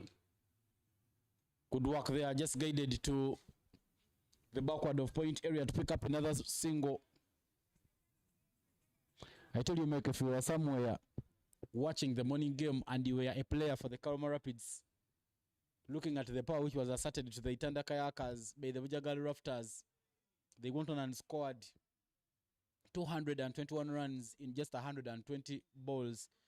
You could feel shortly after the Rafters saying that we have won the toss and we are going to bat, you could feel that they could have gotten a very big total. But the confidence has not been deterred. Another chance is put down. Paul Mulongo spilling that one all over at point. And Simon Okecho, who is living dangerous at the moment, will get another chance at the crease. Not an easy chance to take, Ivan, because that ball was off the bottom of the bat. It had a lot of revs in it off Simon Okecho's bat because he was trying to hit it towards mid-wicket and just manages to edge it towards backward point. And unfortunately for Paul Mulongo, he runs into it, literally collides into that ball with so many revs. It needs it to be with a lot of control, calm, cool, poised to pick up that catch. As you can see in that replay there, because he tried to pull it and just manages to edge it, Paul Mulongo didn't have much control and it was never comfortable under it.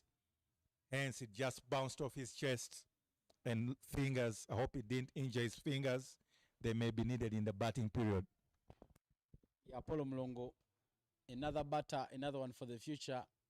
One that we'll be seeing bat later on in the top order.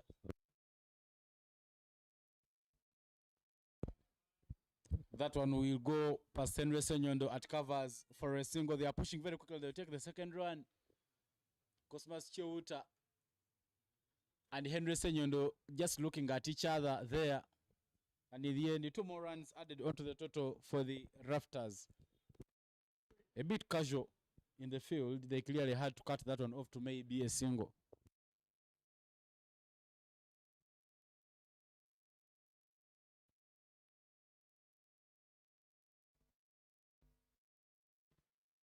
Kenneth Waiswa definitely will feel a bit winded from those efforts. He has to come back. And that was swaying down the leg already. Kenneth Waiswa demonstrating. I think he would make a good umpire. Because of his own bowling, most bowlers would appeal animatedly, thinking that that is the end of the world if they don't get the wicket. When the late Coach Baker was coaching us, he told us certain thing that goes to the pads, appeal, and make sure you appeal so loud so that the umpire hears. And anyway, even in the laws of cricket, the umpire cannot give out a dismissal that requires decision and judgment if you don't appeal. So clearly, most of those who make the loud appeals might have been through his hands. Long on, long off, extra cover. Cow corner, deep mid-wicket, all at the boundary for Simon Okecho. Simon Okecho creates room, but doesn't hit that one anywhere. That goes through his gates. And it will be Kenneth Waiswa to pick up to win the battle. He picks up his second wicket, and the Rafters are now 78 for 9. Of course, Simon Okecho should have seen that coming, especially with Cyrus Kakuru coming up to the stumps. That was going to be pace off. And very well done, rolling his fingers just back of the arm there, back of the hand. And Simon Okecho losing out on the pace of that ball. Mid-flight, swings across, misses it all over totally. And he has to be dismissed and find his way back to the dugout. Put on a bit of a resistance in partnership with Yunus Owobi. But the tail comes to the end. And it's totally the tail end now that has to navigate the rest of these 17 or so, I beg your pardon, the rest of these 12 or 13 balls left. His cameo comes to an end. 17 for a loss of 9 after 78. Munir returns again with the ball. Yunus will be overhitting that one and not hitting it anywhere. But the new batter at the crease is Michael Commentator's teammate in the domestic league, a player for Budo Cricket Club. Ali Walidawa, left-handed batter. He can hit the ball but not a time when they need to overheat. That just doesn't carry to the field that covers in Henry Senyondo, and another dot ball for Munir Ismail, who is bowling his final over. When you really want to smoke me out of my hiding places, my playing days are really behind me. But yeah, once in a while we get a chance to swing a bat or so. And so Obi Yunus seems to, when he lost his partner in Simon Okecho, he seems to be going only one way, and that expressway is he wants to go downtown or hit that ball all the way out of this galaxy. I tell you, if Farida gets a chance of facing, you also do the same. But change of ends there for change of bowling sides. That's that edge that went just behind Simon Okecho, right in your replay. A big opponent that went behind, so Obi Yunus. Munir Ismail will now ball left arm round for Obi Yunus, who is trying to overhit the ball. Hits that one with some power, but doesn't have it go anywhere. Just wait at that mid-wicket area for a single to bring the left-handed batter on strike in Ali Validawa. 81 for 9.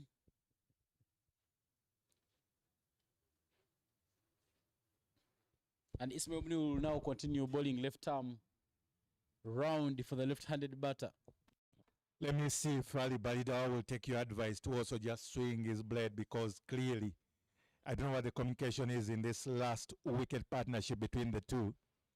But you know, Sowabi seems to have given up. He seems to just want to put it as many as possible, or at least go out trying. Being a left-hander, he can make contact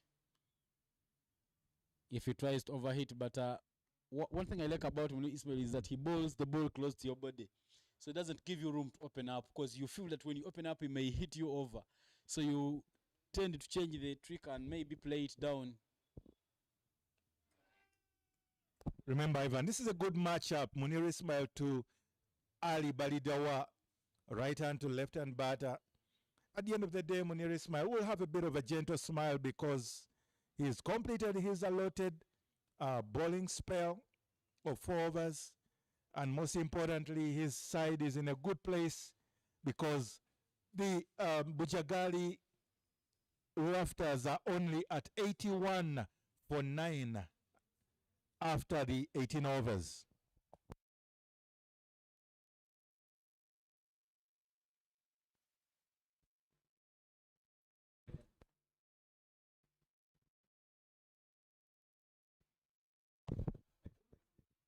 Balls remaining to the end of the first innings of this game. The Bujjagali Rafters won the toss and opted to bat first. Felix Ochan to bowl the second last over to end the first innings. Swing and a miss from Sowabi Yunus, and the dot ball for Felix Ochan to start off his over. It's good to see that Kenneth Woiso has trusted the youngsters to come through, entrusting them with a full responsibility, because now Felix Ochan has the opportunity of picking up his second for the day and the final wicket to close off the innings of the Bujjagali Rafters. In his 3.2 overs, he's gone for just 10 runs and he's picked up a wicket already, Mike. So clearly, he came on and he's risen his hand up to be counted. Just making sure that he bowls the good areas. 81 for 9. Just 1 wicket for the Rapids to wrap up the first innings of this game. Shimmy down the track there by Sowabi Yunus. Plays it to mid-wicket. Just 1 run is taken by the Bujjagali Rafters. This is match day number 1 of the Waterfalls Men's T20 LA tournament happening here at Lugogo Cricket Oval. Tournament is sponsored by Dafabet, Nyakasura Alumni League, Rajgas Pro and Scope Energy, organized by Cricket Uganda. What a matchup that we have between the team that posted the tournament is high, 221 in the morning. But this afternoon, their innings have not come to the party. If lunch is something to blame, something I should miss. He comes around for the left-handed Balida who plays it down the ground. And Balida playing a little cautiously, just making sure that they keep on milking the runs. Maybe the plan is playing all the 20 allotted overs. Ivan, I should have let you continue with your train of thought because I thought you were saying that having posted the highest score so far of the tournament in the morning, they are now contending to post the least score in the afternoon, unless somehow, Sowabi and Ali Balidawa find the 25 or so runs left to bypass the least score so far. Indeed, it will be a lot of batting, and it will be a record-breaking day for the Rafters. And the issue for Ugandan cricketers, be it women, be it men, is something to do with consistency. That's why you saw that the players who scored half centuries in the morning failed to replicate it just a few hours later. And yet what is so much needed for you in, say, a T20 game is consistency. Even if you're giving us 30 every game at a strike rate over 150, you're too good to be in a T20 setup. Perfectly said, Ivan, perfectly said. Speaking of consistency, that young man in Felix Ochan, he's been asking the questions. Let's wait to see if he can be rewarded. And rewarded he is. He's rewarded with the wicket of Yunus Sowabi, trying to hit that out to downtown. Only manages to pick up the awaiting gloves of Cyrus Kokuru. Yeah, that's the replay there right in your frame. Yunus Sowabi standing way wide from the line of the ball, swinging hard, but the ball kept drifting away from him a little further. And Cyrus Kakuru Shekanabo completes that catch to wrap up the innings. Felix Ochan picks up his second. His 4 overs have gone for just 12 runs.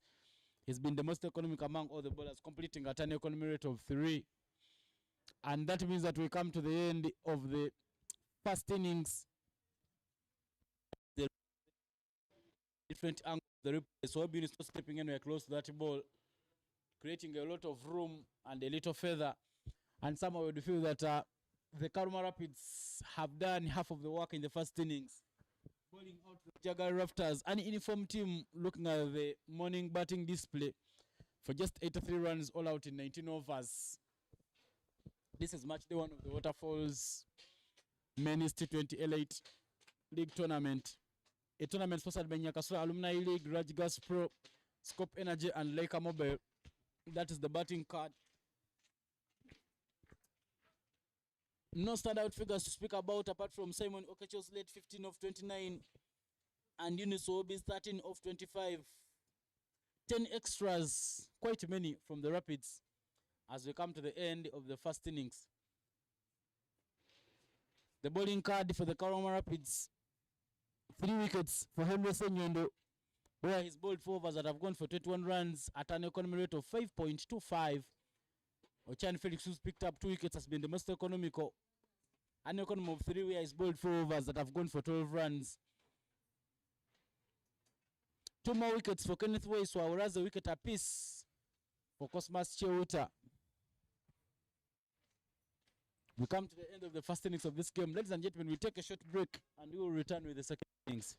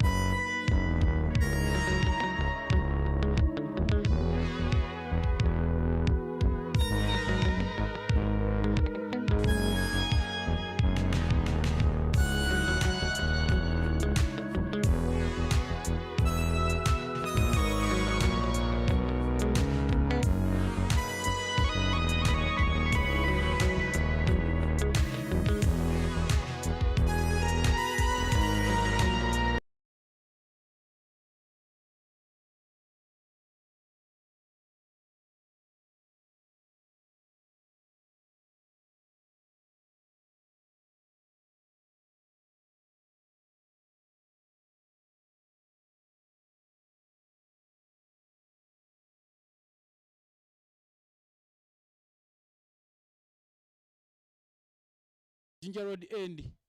Charles Musemeza and Ronald Lutaya, left right combination. The two are in for the Karuma Rapids. My name is Evan Cyprian Sajabi in the comms, and I'm not alone. I have Michael Grayson here with me. Michael, welcome back from the break.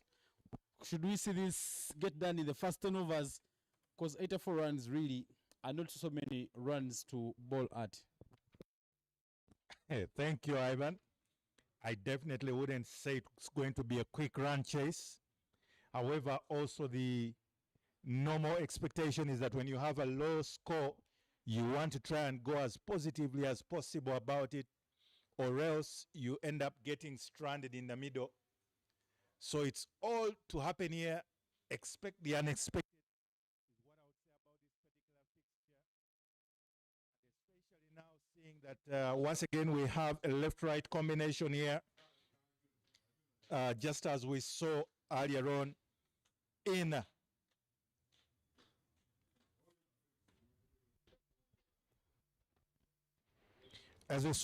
the combination of Simon Sesazi alongside Periwa Zombe.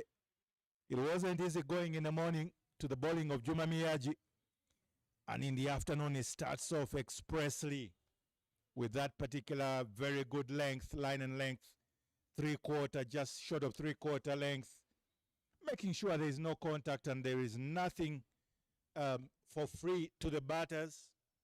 They really have to be bold, apply themselves, probably try to use the pace on from Juma Miyaji. Second ball of the run chase. Not giving him any room. Juma Miyaji, good thinking to try and make sure that he doesn't allow these batters to get easy runs. Ivan, you may smile like me, but I'm not really smiling because I know from experience facing express pace earlier on, when your nerves are not yet in, your feet are not yet moving, your blood flow is not really in the legs yet. It's more in the head. That's why you come out even for a golden duck and you're sweating from your helmet. It's never an easy. But yes, in that particular time, Charles Musemeza caught uncomfortable, squeezed and cramped for room in his own crease. He managed to still pick up a single off his gloves. But to me, the good matchup here, Charles Abiyoparun Juma Miyaji to Ronaldo Taya.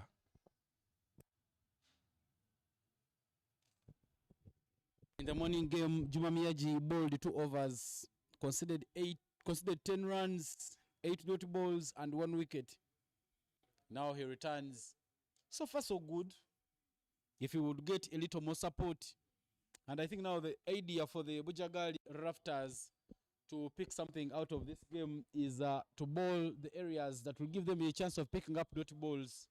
The dot balls will create pressure and maybe they will get the quick wickets that they need to defend this total. That's played up in there. Who wants to catch that one? No, it will go all the way. Maximum rewards from a beautiful shot by Ronald Lutaya to bring up the first maximum of this run chase. Exactly the matchup we are talking about, because Ronald Lutaya, that young man, he has a gutsy heart, great head on his shoulders, but more importantly, he's not afraid to take on a challenge. As you can see in that replay, they are very well poised. He waits for that ball, picks up the length early, and guides it to the leg side. Following it up with a quick single. It's all good to see. It's a good challenge. Remember, in this run chase, as you mentioned, Ivan, anything of 10 and over would get us done within 8 to 9 overs.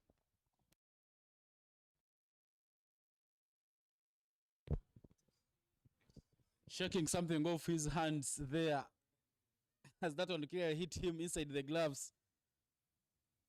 You did speak about the express pace, Michael. I remember the times I was at Busoga High School in Kamuli, David Wabwide, Colin is calling our all at Busoga College Mwiri. So during our times, we also faced some express pace of our age. No foot movement there from Charles Msemeza. You can never get anywhere close to that one. And the dot ball will mark at the end of the over, leaving the total number of runs on board to 8 for no loss after the first over. And the equation for victory is 76 needed by the Karuma Rapids from 114 balls with 10 wickets at hand at 4 every over to win this game.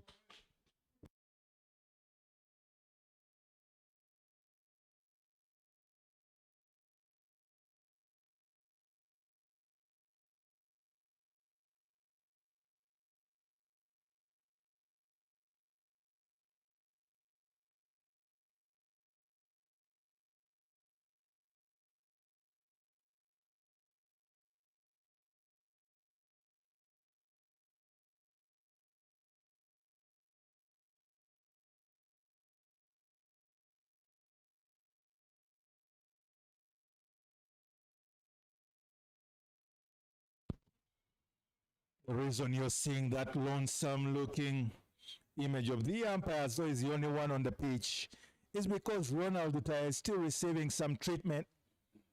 That previous ball from Juma Miyaji Express Pace as a response to the maximum from Ronald Utaya was that quick ball onto his gloves.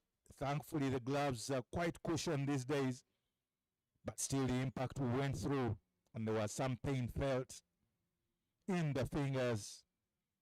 Again, it's a wonderful matchup here, Ivan, because it will be Joseph Benjamin Baguma JBB coming through from the shell end. And the reason he will be coming is to bowl to Ronald Utaya, left-hand bat, Joseph Baguma right arm, off spin. But he can conjure up one or two straighter ones, armers, almost Dusra, quite a lot in his arsenal. And yet Ronald Utaya knows his work is cut out. Try and maximize the power play, probably look to get the team off to that 60, 70 runs in the batting power play, and the job will almost be done for the side. Will he go up front right from the start? Will he try to have a look? It all remains to be seen. You're very welcome, all of us, everywhere you are, our viewers on this particular channel. It starts with the full one, and that is played down the ground. Good work there from Robinson Obia to cut that one off. There are not so many errors that you could fault the Bujjagali Rafters for in terms of their fielding. Joseph Baguma bowled the 4 overs in the morning game, conceding 19 runs, and he's picked up 4 wickets. His record was 4.75. So he comes back early to try and make sure that he continues the good work for his side. For Charles Msemeza, there is deep mid wicket and long on right at the boundary. As Joseph Baguma comes with the questions, a bit short. No contact from Charles Msemeza, but it will be judged by the umpire. The thinking there from Baguma is that if he goes with those flighted deliveries, maybe the batters will play and maybe will get to the edges of the bats. He makes a change in the field. Simon Cesars was fielding at the Sile area, and now he walks backwards to short fine leg.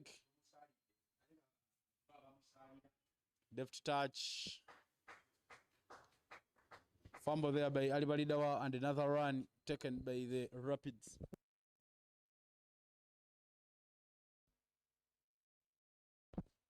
It will be Ronald Utaya on strike again, popularly known as Luta Fire, because he can fire it up out of his arms, those big swings. A bit of advantage, not in too much control. The area where Baguma is bowling will guess that there will be a hint of advantage. Ronald Utaya falls into the trap. Calvin Watua with the catch. And the first wicket. I beg your pardon, is Fred Achilam with the catch. And the first wicket for the Karuma Rapid goes. The Rafters will need many of these. The good matchup this time is in favor of Joseph Benjamin Baguma. Just outside of stump, the invitation is clear. Ronald Utaya obliges. trying to go all the way, hitting it all the way beyond to Carrefour or CJ's. He only manages to find the inner 30-yard to the gully region where Fred Achelam's large hands and clearly well-judged timing, just waiting to swallow that up. Action will continue even tomorrow. The Itanda Kayakers will have a double-header day, and they'll take on the Karuma Rapids in the morning. Then later on, they'll take on the Bujjagali Rafters in the afternoon. They will be looking at bouncing back as they didn't come out lucky in the morning game. Also, there shall be a new set of commentators coming to pick it up from where we will have left it. Innocent Indaola and Yasiningo will be the commentators for tomorrow. So different voices will be here, Mike. But the new batter who's made his way to the crease. Ivan, you're absolutely right. We can only expect the very best coming through tomorrow. Yeah, the new batter is Brian Asawa, who's made his way for the Rapids to the crease. Shimmy down the track, full access, butterfingers from Robinson Obi, and that should go all the way. Maximum there. You know, Ivan, I was just about to say that it's good to see Brian Asawa against Joseph Benjamin Baguma. These youngsters, all the way hailing from Nyakasura, that area in that region in the western part of the country. As you can see there, indeed, in that replay, it was a little shimmy down the track, making sure he comes to the length of the ball, and he turns it into a half volley. Hit hard past Robinson Obuya. And while we're at that, of course, Joseph Benjamin Baguma just tries to give him a dummy that he's going to deliver to see if he will come out. And Joseph Benjamin Baguma has a last laugh. It has been quick, fast, and out, because he's pulled that onto his stumps. I beg your pardon, he swept it onto his stumps, trying to get it right outside the offside off-stump line. Brian Asawa trying to open up the leg side, only managing to guide it with an inside edge all the way to his stumps. And definitely the Karuma Rapids would not be bothered by all the proceedings, but they will definitely need to take a caution at the rate at which they are losing their wickets as well. It's only the second over. Well said, Mike. The runs are ticking, but what they need to take care of is the wicket column. It had to be a beautiful matchup between Joseph Benjamin Baguma and Brian Asawa. These two both played for the Under-19 in the World Cup in 2022. They also play for the same domestic league, Abojo Cricket Club, which changed its name from Nyakasura Cricket Club. They started from the same school, Nyakasura School, played cricket around the same times. So they know something about each other. You miss a hit, and it was Joseph Benjamin Baguma with the laughter. He continues from where he left it in the morning, picked up 4 wickets. He already has 2 in this afternoon game. And at the crease is the captain for the Karuma Rapids. Kenneth Waiswa is the new batter in for the Rapids. Dot ball there to start off things and mark the end of the second over, leaving the score at 15 for a loss of 2 wickets.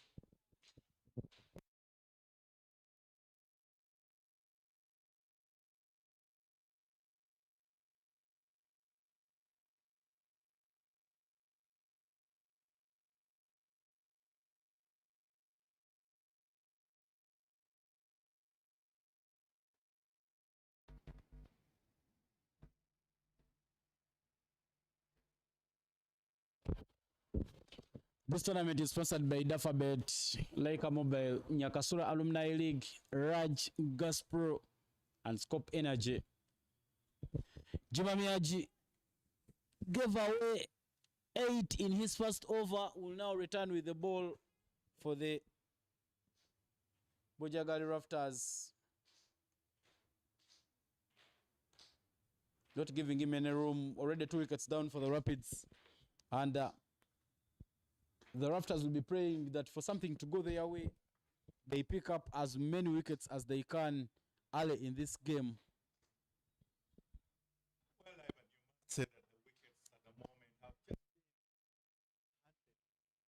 to the Bujjagali Rafters. Not taking anything away from Mamiaji and his troops.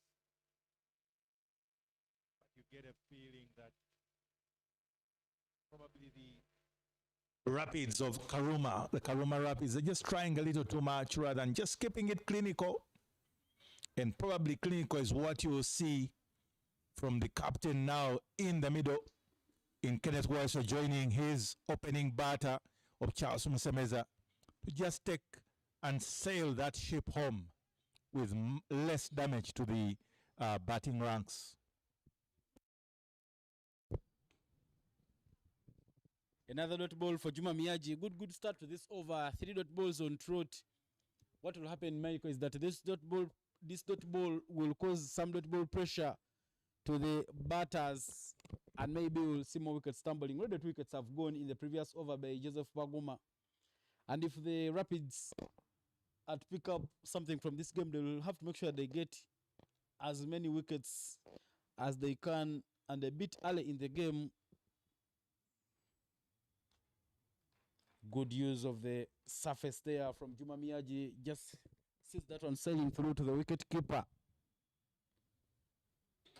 Match day 1. Interesting action. 5 days of action, 10 games on the cards. So make sure that if you're watching from anywhere far from Lugogo, if you can't just make it here to this beautiful home of cricket, you have enough data to make sure that you don't miss any of this action. Action live on the Cricket Uganda YouTube page.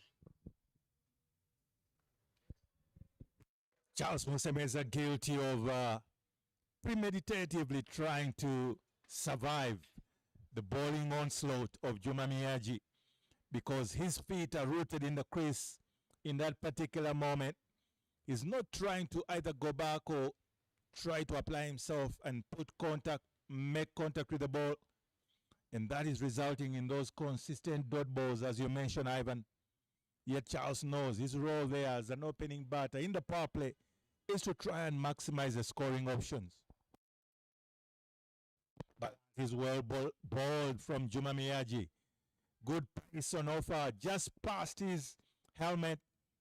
And the net result is just that dot ball.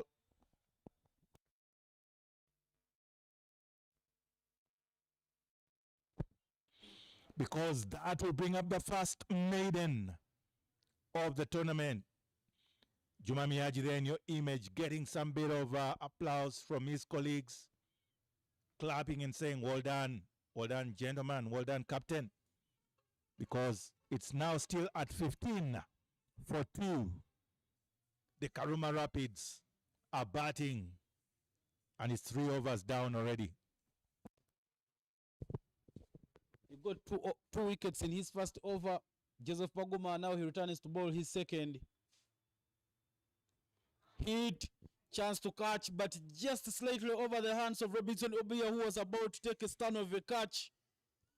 Boundary in the end for the Rapids. Robo there, hitting the ground, animated, wondering what went wrong. And if you look closely, he seemed to have over-jumped and over the timing is what went wrong on that particular fielding effort, because that ball reached him as he was coming back down.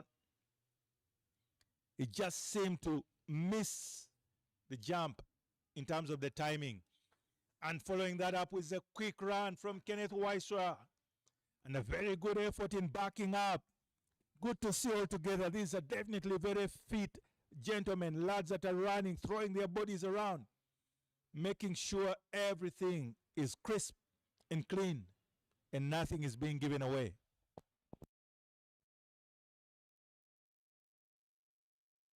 When you look at the fielding display from the Bujjagali Rafters and the Karuma Rapids, it gives you a chance straight off the Itanda Kayakas in terms of fielding. They didn't really put their body down on the lane, that's why they end up leaking so many runs.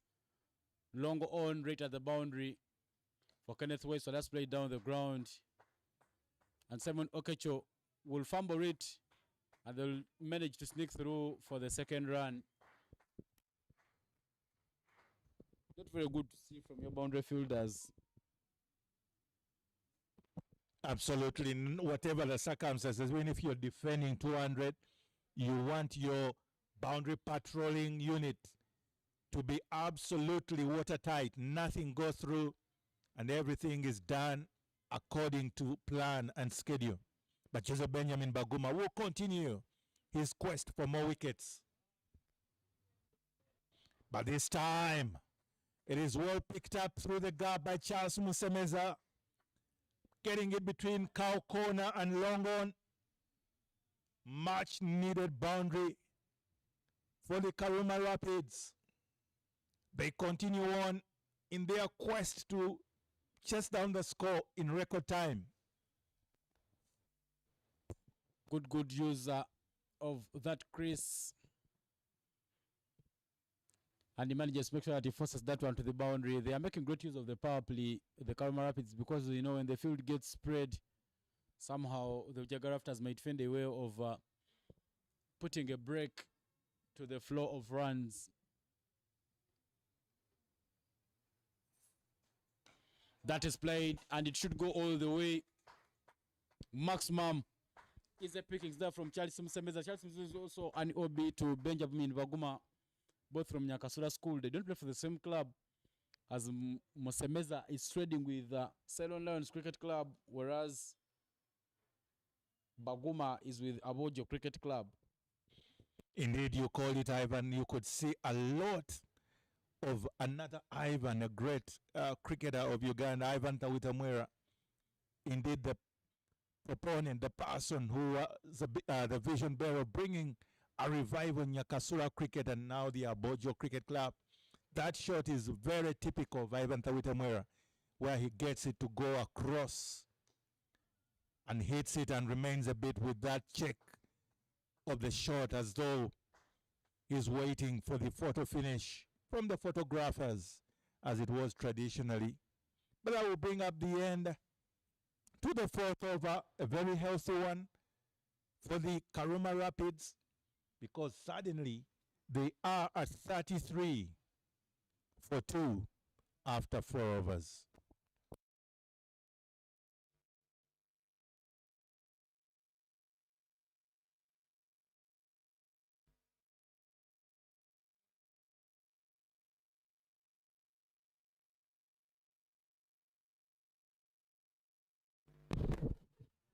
Only 3 overs have been bowled inside the power play, and the runs seem to be flowing for the Karuma Rapids. Juma Miyaji, the captain, will bowl the 3rd over. Wilson the offer, no ball is the call, and that will go all the way for a maximum. Runs still in full flow. 7 no balls there, and more runs for the Karuma Rapids. You know, Ivan, as you can see, that particular shot this time called very early as a no ball, but what is beautiful about that shot is how Charles Musemeza sights it early and just waits for that ball to guide it past behind, just over the 3rd man region, and that ball will go all the way sailing, because that's exactly what I was having in my mind as I was thinking about how to utilize the pace of the bowler rather than trying to shy away from offering a shot. Look to use that very same pace and pick up that maximum like you normally see amongst the other exciting cricket, whether international or whether it is at the IPL or any of the circuit of the franchise cricket. Everyone is looking to maximize the advantage over the other. So when a pace bowler is pace on, you utilize the pace. When it's pace off, then you can play shots like sweep, slog sweep, and probably the pull off the front foot. It's all happening. Credit to Charles Musemeza for his gutsy call there. Time for Musemeza to enjoy the free hit. Time for him to throw the hands at it. He's been looking in fine shape. Pulls that one, but doesn't make enough contact. It was drifting away from him. We played it against the swing, but manages to pick up the 1 run. Although I like the intention, like we were saying, that when it's pace on, try to use that pace and play behind, backwards, either over the ramps, over 3rd man or backward point. And when it's pace off, try to play the cross shots, try to utilize your energy and pull and impose, infuse some pace into that ball In that case, unfortunately, Charles Musemeza was late, but the idea, the thought was right, because he was trying to pull that through the regions of mid-wicket and a bit of long on, but only manages to pull it straighter for long on to field it just a single.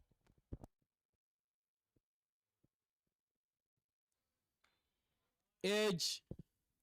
It's going down to fine leg and its run is away for a boundary. Josephine Baguma had nothing much he could do. He gave it a chase, but in the end, that races on to the boundary. It's again a courageous display there from the captain, Kenneth Waiswa. Picking up Ali on the length. He gets back, rocking, and just manages to guide that ball through fine leg region. And the result is another boundary. Already 11 runs. Call that 12 runs in the over.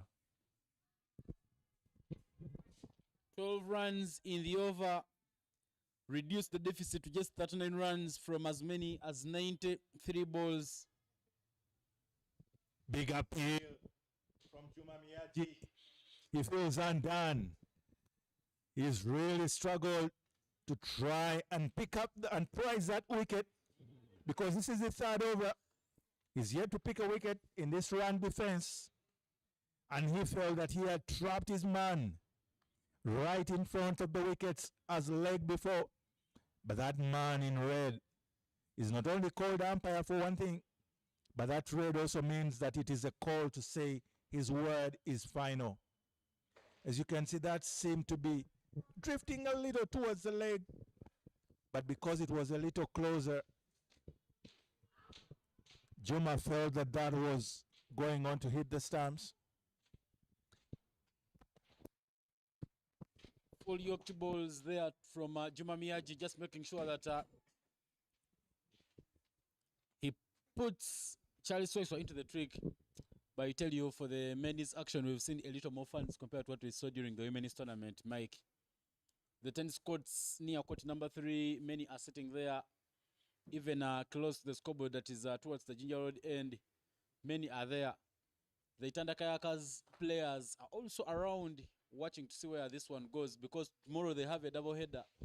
So they'll need to make sure that they organize themselves so that they can come out and put up a fight tomorrow. Good throw there from Joseph Baguma. And just 2 runs are taken by the Rapids. I tell you, Ivan, I'll reserve my comment on comparison, but, well, you've had the advantage of having experienced all the games. One thing I can just say is that there is definitely something unique in either set of the games, either set of the tournaments. However, here, what we're seeing now is just because there is that extra grit, extra energy, that oomph that is coming through, the testosterone that is just on display is something impressive to behold, because Juma Miyaji, bowling to his compatriot in the senior cricket cranes team, he knows he needs to tumble, pick up the wicket, and Kenneth knows he needs to take the team home. A bit of an edge there from the blade of Kenneth Waiswa. No one to catch that one. And another run there for the Karuma Rapids. That brings the end to the 50th over, and 48-2 is the score.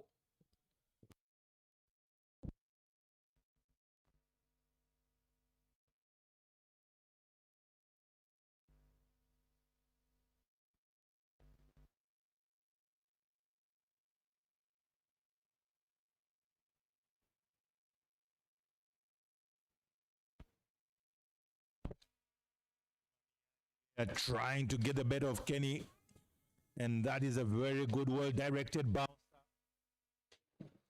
It's a thick edge, but lands in no man's land, and as a result, it's another single picked up. It's all happening because the score was quite low from the Bujjagali Rafters. They know that they have a very big task trying to defend, and now it's becoming closer to impossible because it's only 36 left, and with the whole 8 wickets to spare.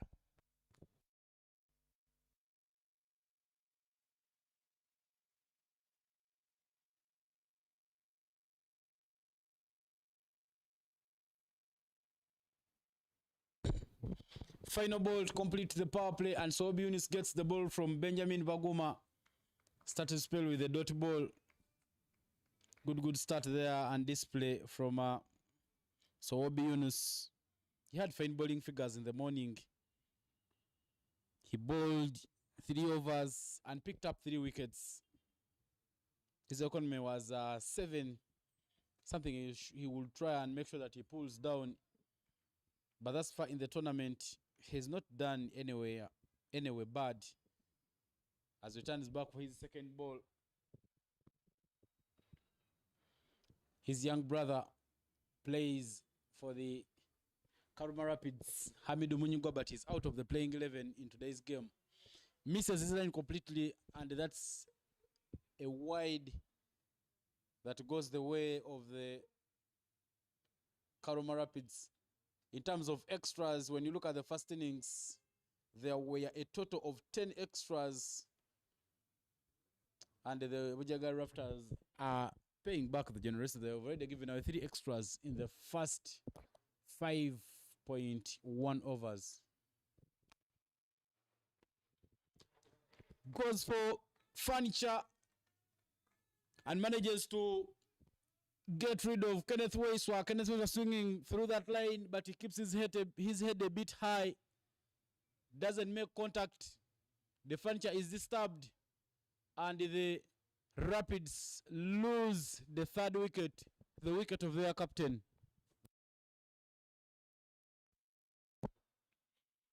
A bit of pace off there from Yunus Sowobi. And Kenneth Waiswa guilty of trying to send that down through cow corner region, as opposed to just straight over, long off, or even just over the bowler for a maximum. At the end of the day, it is advantage Yunus Sowobi for the Bujjagali Rafters.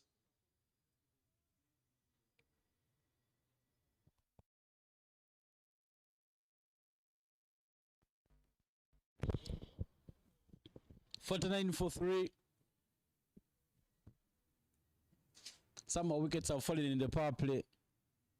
But you would feel that somehow the Bujjagali Rafters didn't get enough runs to work around with. Cyrus Kakuru Shekanabo, wicketkeeper batter, is the new man in for the Karuma Rapids. So Obunis gets the ball to bowl his first over, and in his first over he manages to pick up a wicket.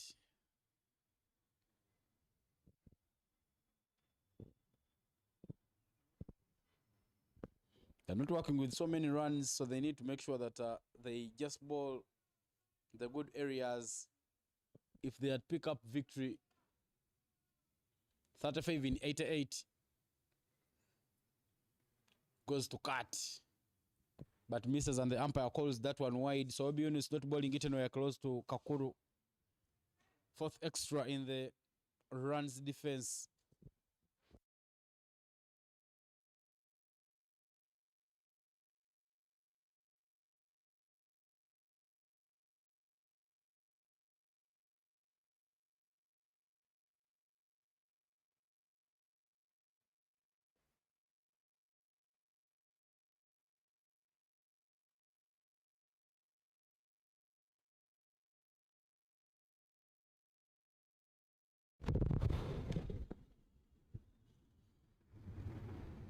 He brings it a little bit closer there, and that's another dot ball for Yunus Sowobi in the over. But the other way that is bowled previous has brought up 50 runs for the Karuma Rapids in this run chase.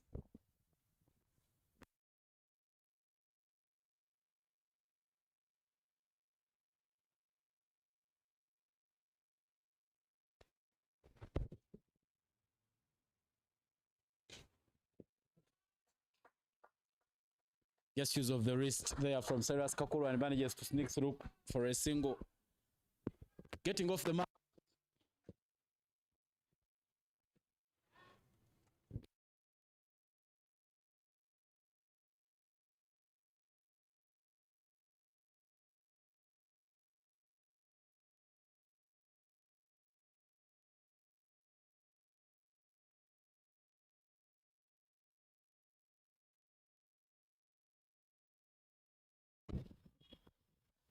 Match day 1 of the Waterfalls men's T20 L8.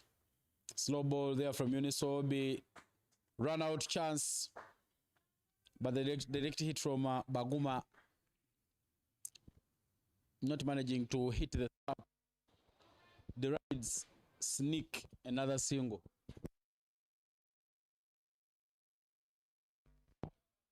Sowabi's had a kind of mixed over considering how he began off. But altogether, his captain will be pleased with his efforts because he suddenly brought back some bit of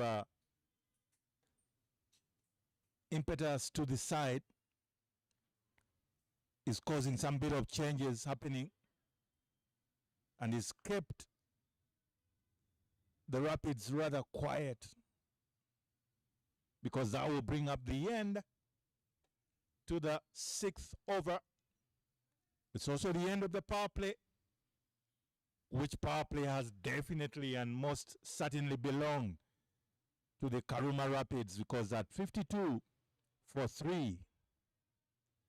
Karuma Rapids only looks for another 32 from a whole 14 overs left.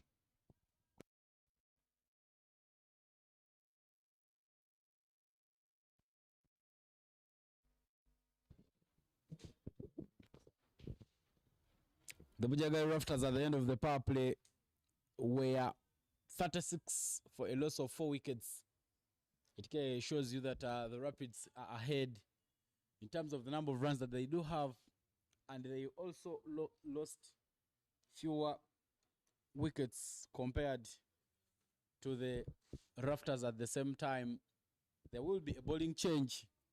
The captain being replaced by Simon Okecho. Ivan, with 32 runs from just, or rather from a whole 84 balls, how would you want Charles Musemeze and Cyrus Kakuru to go about the final part of the run chase? 32 from 84 is not too much pressure, I think. Let's just make sure that they chase this one in quick time. Full toss, chance to catch. But Simon Okecho running away. Clearly that was right in front of him to catch. But he doesn't show any effort. And that chance goes begging.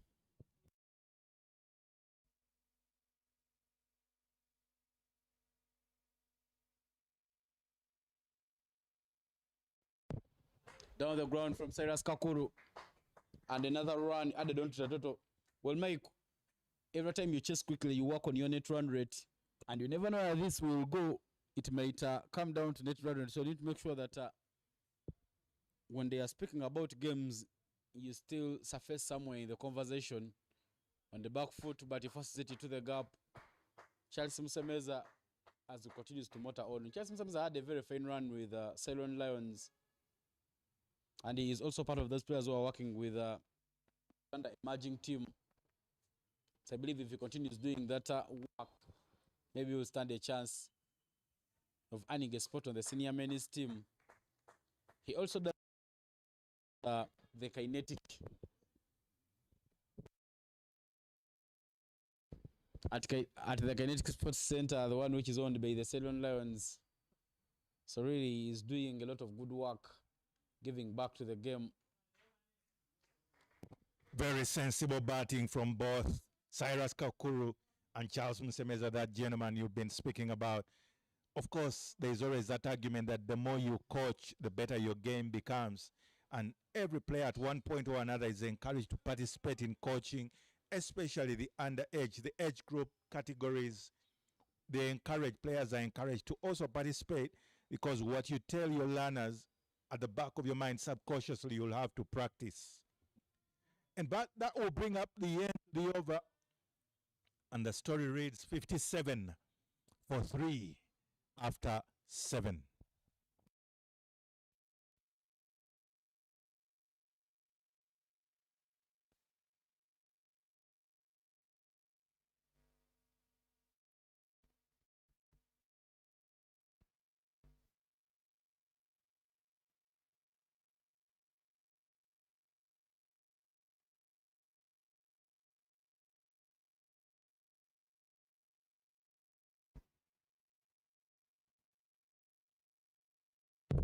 So Obi Yunus gave away 4 runs in his first over and picked up a wicket.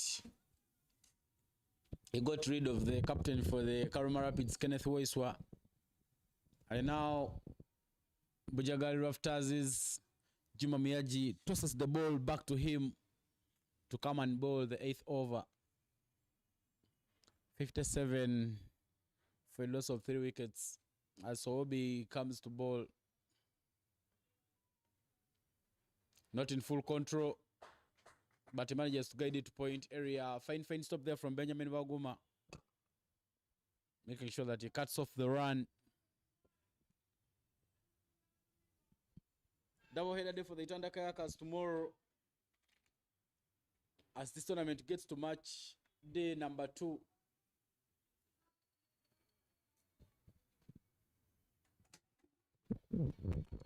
They lost to the morning game, Uganda Kayakers, and tomorrow they need to make sure that they start off things quite well. As on their double-header day, they will start action against the Karuma Rapids, who have been in cruising form. Then the Kayakers will take on the Rafters tomorrow.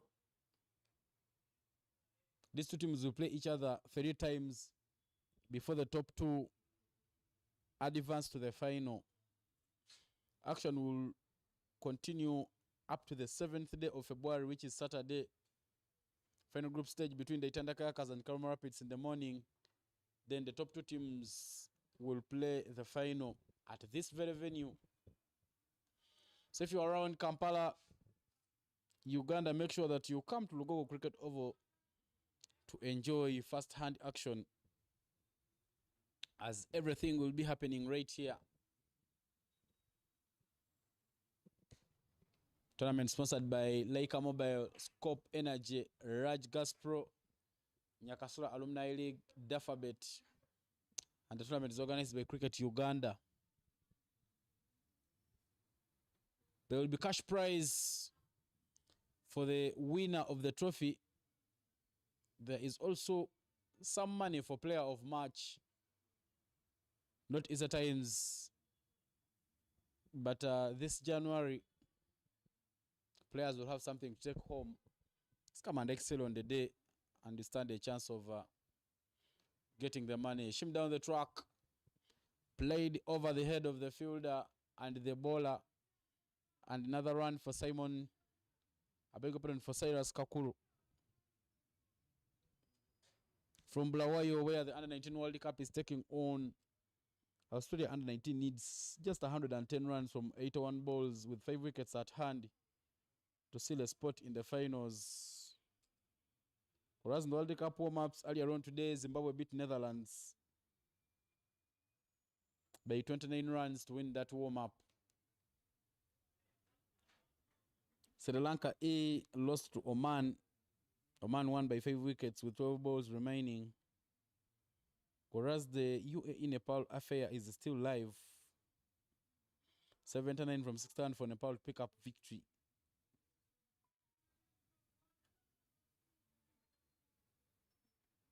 The eliminator for the Indian Premier League is also underway.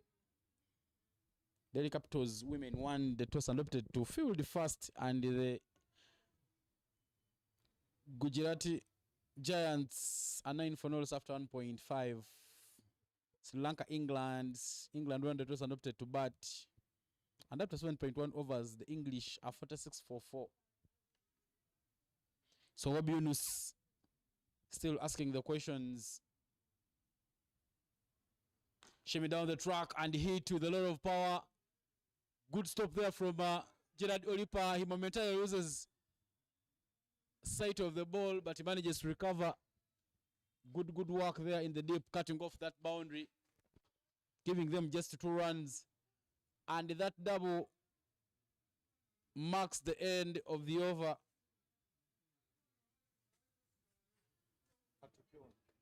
$64 for a loss of 3 wickets is the score, and more 20 runs are needed from 12 overs, exactly 72 balls, for the Rapids to pick up victory.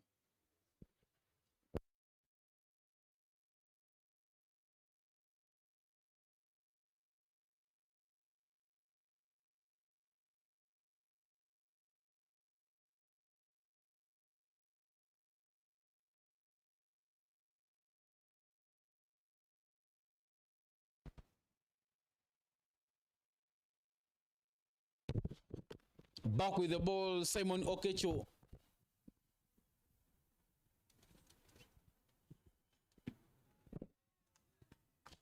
It's not called Mr. Googly for nothing. He always has something under his sleeve. Simon Okecho asking Charles Musemeza, you've been around for a bit, but you will not just score freely off me. And this time, Charles Musemeza obliges with a single through to the mid-wicket region. And certainly with only 19 runs to win at almost a halfway stage, Karuma Rapids are looking to finish it off. Another slog sweep through to mid-wicket. Just a one bounce fielding effort to Sowobi Yunus.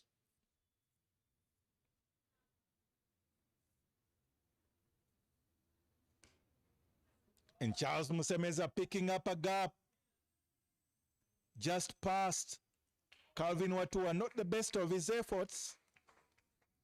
He's certainly known to field much better than that. But Gerald Olipa does a very good job to limit that to only 2 runs and making sure it doesn't become a boundary in the extra cover region. There was some fine backup from his teammates, making sure that they cut off that boundary. And I think it will be just a matter of time, but the Rafters are striding on to victory. 16 from 66 for victory. After this over, the tennis will be done with the halfway mark, and the teams may take a break, because sometimes if the runs that are required are a little few, as an umpire, you're advised to continue with the play. There is a bowling change as Ali Balidawa, left arm spinner, takes on the bowling from Sowobi Yunus. A very good call, because it's either that Ali Balidawa will be hit for a maximum or maximums, or he will pick up the wicket and break this partnership. I knew that one of the words that you were saying would be true. Not a maximum, but a boundary to start off the over. A bit tossed up there by Ali Balidawa. And Cyrus Kakuru, very, very good backward of the square. He manages to play it all the way over the fine leg boundary to bring up that boundary. Certainly didn't get the most of that ball. It was more of a top edge-ish, but because it was fine leg and there's no man in that region at the boundary, it becomes a one bounce for 4. But Ivan, I was just trying to answer your question about the halfway stage. That if, say, for example, 10 runs are conceded in the over of Ali Balidawa, then there is no need to come off for a break. You would definitely not fault the umpires for insisting on just completing the match. Very well said there, Michael. Creates room and cuts, but there is a sweeper, extra cover, who fumbles it and gives them a chance to take the second run. I think somehow the Bujjagali Rafters have dropped their shoulders and they have started accepting that it's game, set and match for the Rapids. They are fielding from the boundary, clearly telling you that they have somehow considered defeat. Slog sweep, power, boundary, 4 more runs. Ali Balidawa going 2-2 full, and that is hit. Ivan, certainly your statement is exemplified by that fielding effort from Fred Achelam. Normally he would throw himself around and dive at that to make sure he saves the boundary. But looks like Ali Balidawa is a sacrificial lamb just to make sure the inning ends now. And it will bring up your prediction of 10 overs. Under 10 runs to win, 6 to be exact, as we get close to the end of the over.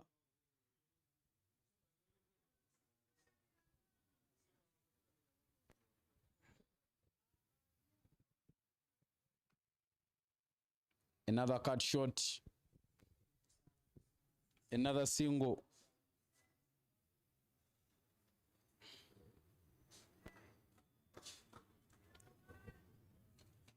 You look at the throws, they don't really suggest anything, and the umpire say we will play on because only 3 runs are needed for victory from as many as 60 balls with the 7 wickets at hand. The Rapids are killing the Rafters softly.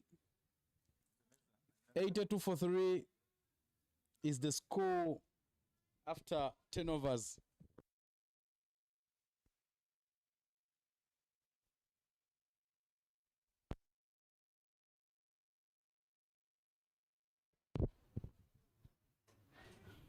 Simon Okesho back with the ball, starts with the dot ball, but it might be just a matter of time as the game is set and match for the Rapids, who've made good work during this run chase.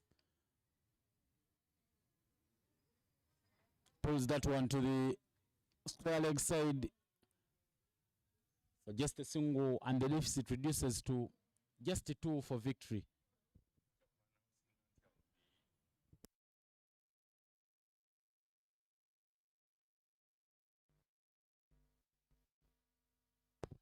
Another single there added onto the cards. Just 1 hit, 1 run for victory.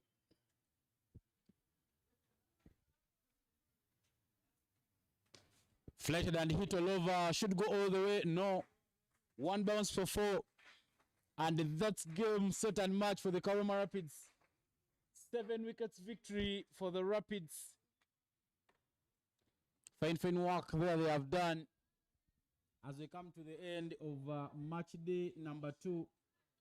This is the Waterfalls Men's T20 LA tournament happening here at Lugogo Cricket Oval. This tournament is sponsored by Leica Mobile, connecting your world, Smart Energy, Scope Energy, who tell you that Smart Energy, Safer Energy, Rajgas Pro. You can check out of their products at www.rajgaspro.com. Nyakasura Alumni League are also part of the sponsors. Dafabet have made sure that you can make some money in case you enjoy the trade of betting. The handshakes, the bear hugs from the Rapids as they pick up victory on match day number 1. Bujjagali Rafters not remaining too good on the day. They won the first game comprehensively by 113 runs, but they have gone in and slumbered in this afternoon game. That is the batting card for the Karuma Rapids. 12 of 10 for Kenneth Waiswa, the captain. But the standouts have been the unbeaten 33 of 29 for Charles Msemeza and 26 of 19 for Cyrus Kakuru Shakanabo. 2 wickets for Baguma and 1 for Benjamin in that Rafters bowling lineup. But this could not deter the progress for the Rafters. We've come to the end of the action. Action continues tomorrow as the Itanda Kayakers take on the Karuma Rapids in the morning. It will be double-header day for the Kayakers as they return against the Bujjagali Rafters in the afternoon tomorrow. Match summary there right in your frame. A game where the Bujjagali Rafters, who comprehensively set 221 runs in the morning, won the toss and opted to bat first. But in the end, runs not coming on board for them. A new set of commenters will be here tomorrow in Innocent Daula and Ngobi Yasin. My name is Evan Cyprian Sajabi, and I've been here with Michael Grace Ndiko, who will be coming to you shortly with the post-match presentation.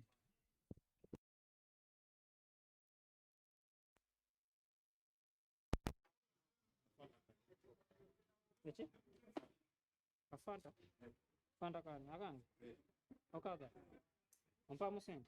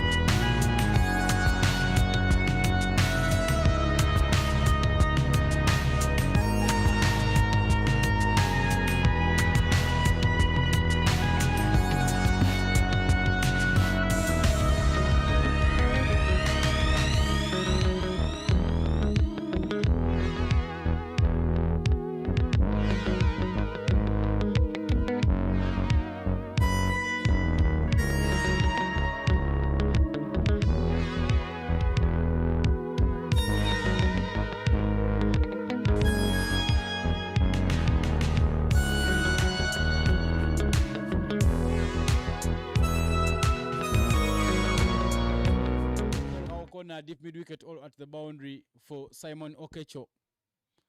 Simon Okecho.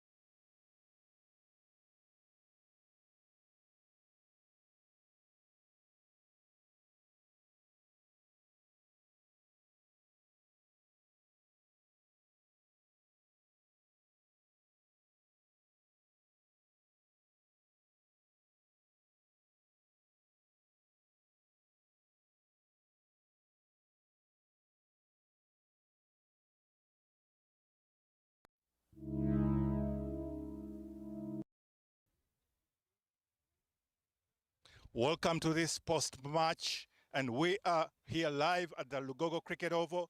It is the Waterfalls edition right here, and today, this afternoon, we had the Bujjagali Rafters and the Karuma Rapids in the second game. It was the result, and I would request the captain of Bujjagali Rafters to come here with me. Juma, you won the toss and opted to bat.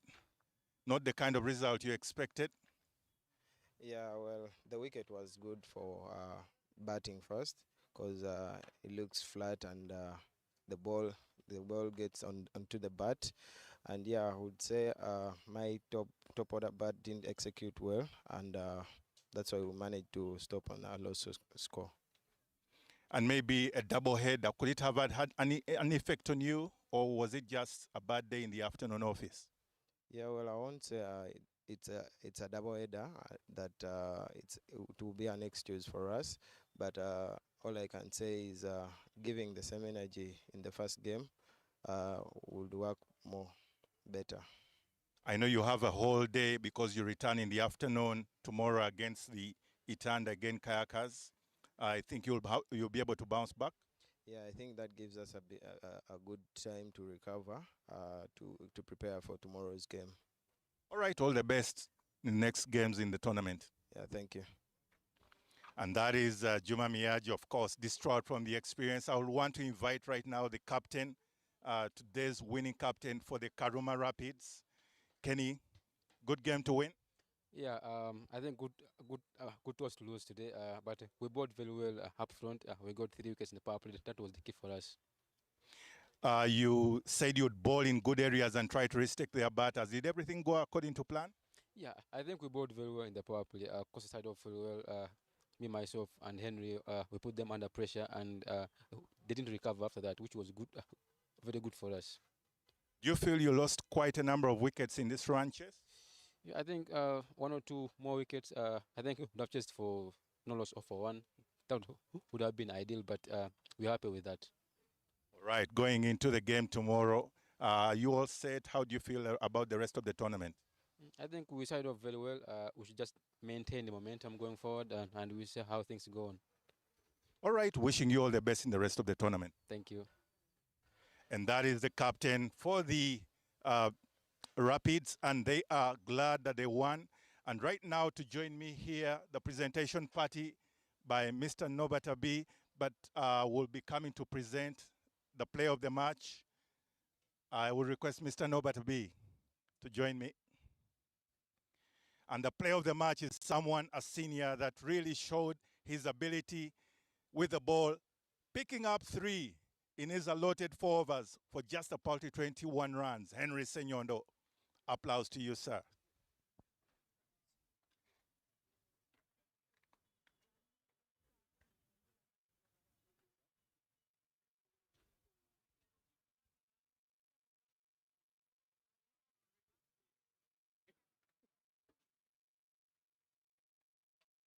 All right, Henry, I know you're so used to this, and I love to see that smile on your face as long as it can last. How was your experience today? I just think we played well today. Coming into the game, playing a team which scored 200 in the morning. I thought we came in under pressure, but we managed to contain them and bowled well in the first innings. All right, going into the rest of the games, how do you see your team faring? Well, do you feel that all departments and everyone is up to the game? I think everyone is doing their best, having 5 under 19 players. I think we'll have to manage them well, and they are determined. They feel they want to play, and I think it will be a good experience throughout this tournament. All right, thank you so much, Henry, and all the best to you in the rest of the tournament. Thank you, sir. And that's what we had today in the second game. Indeed, the Rapids were able to win this, the Karuma Rapids against the Bujjagali Rafters. And tomorrow we return with the Tanda Kayakers taking on again the Karuma Rapids in the morning. And later on in the afternoon, of course, will be the Itanda Kayakers against the Bujjagali Rafters. Once again, thank you so much. This is the Waterfalls edition right here in Kampala. Thank you.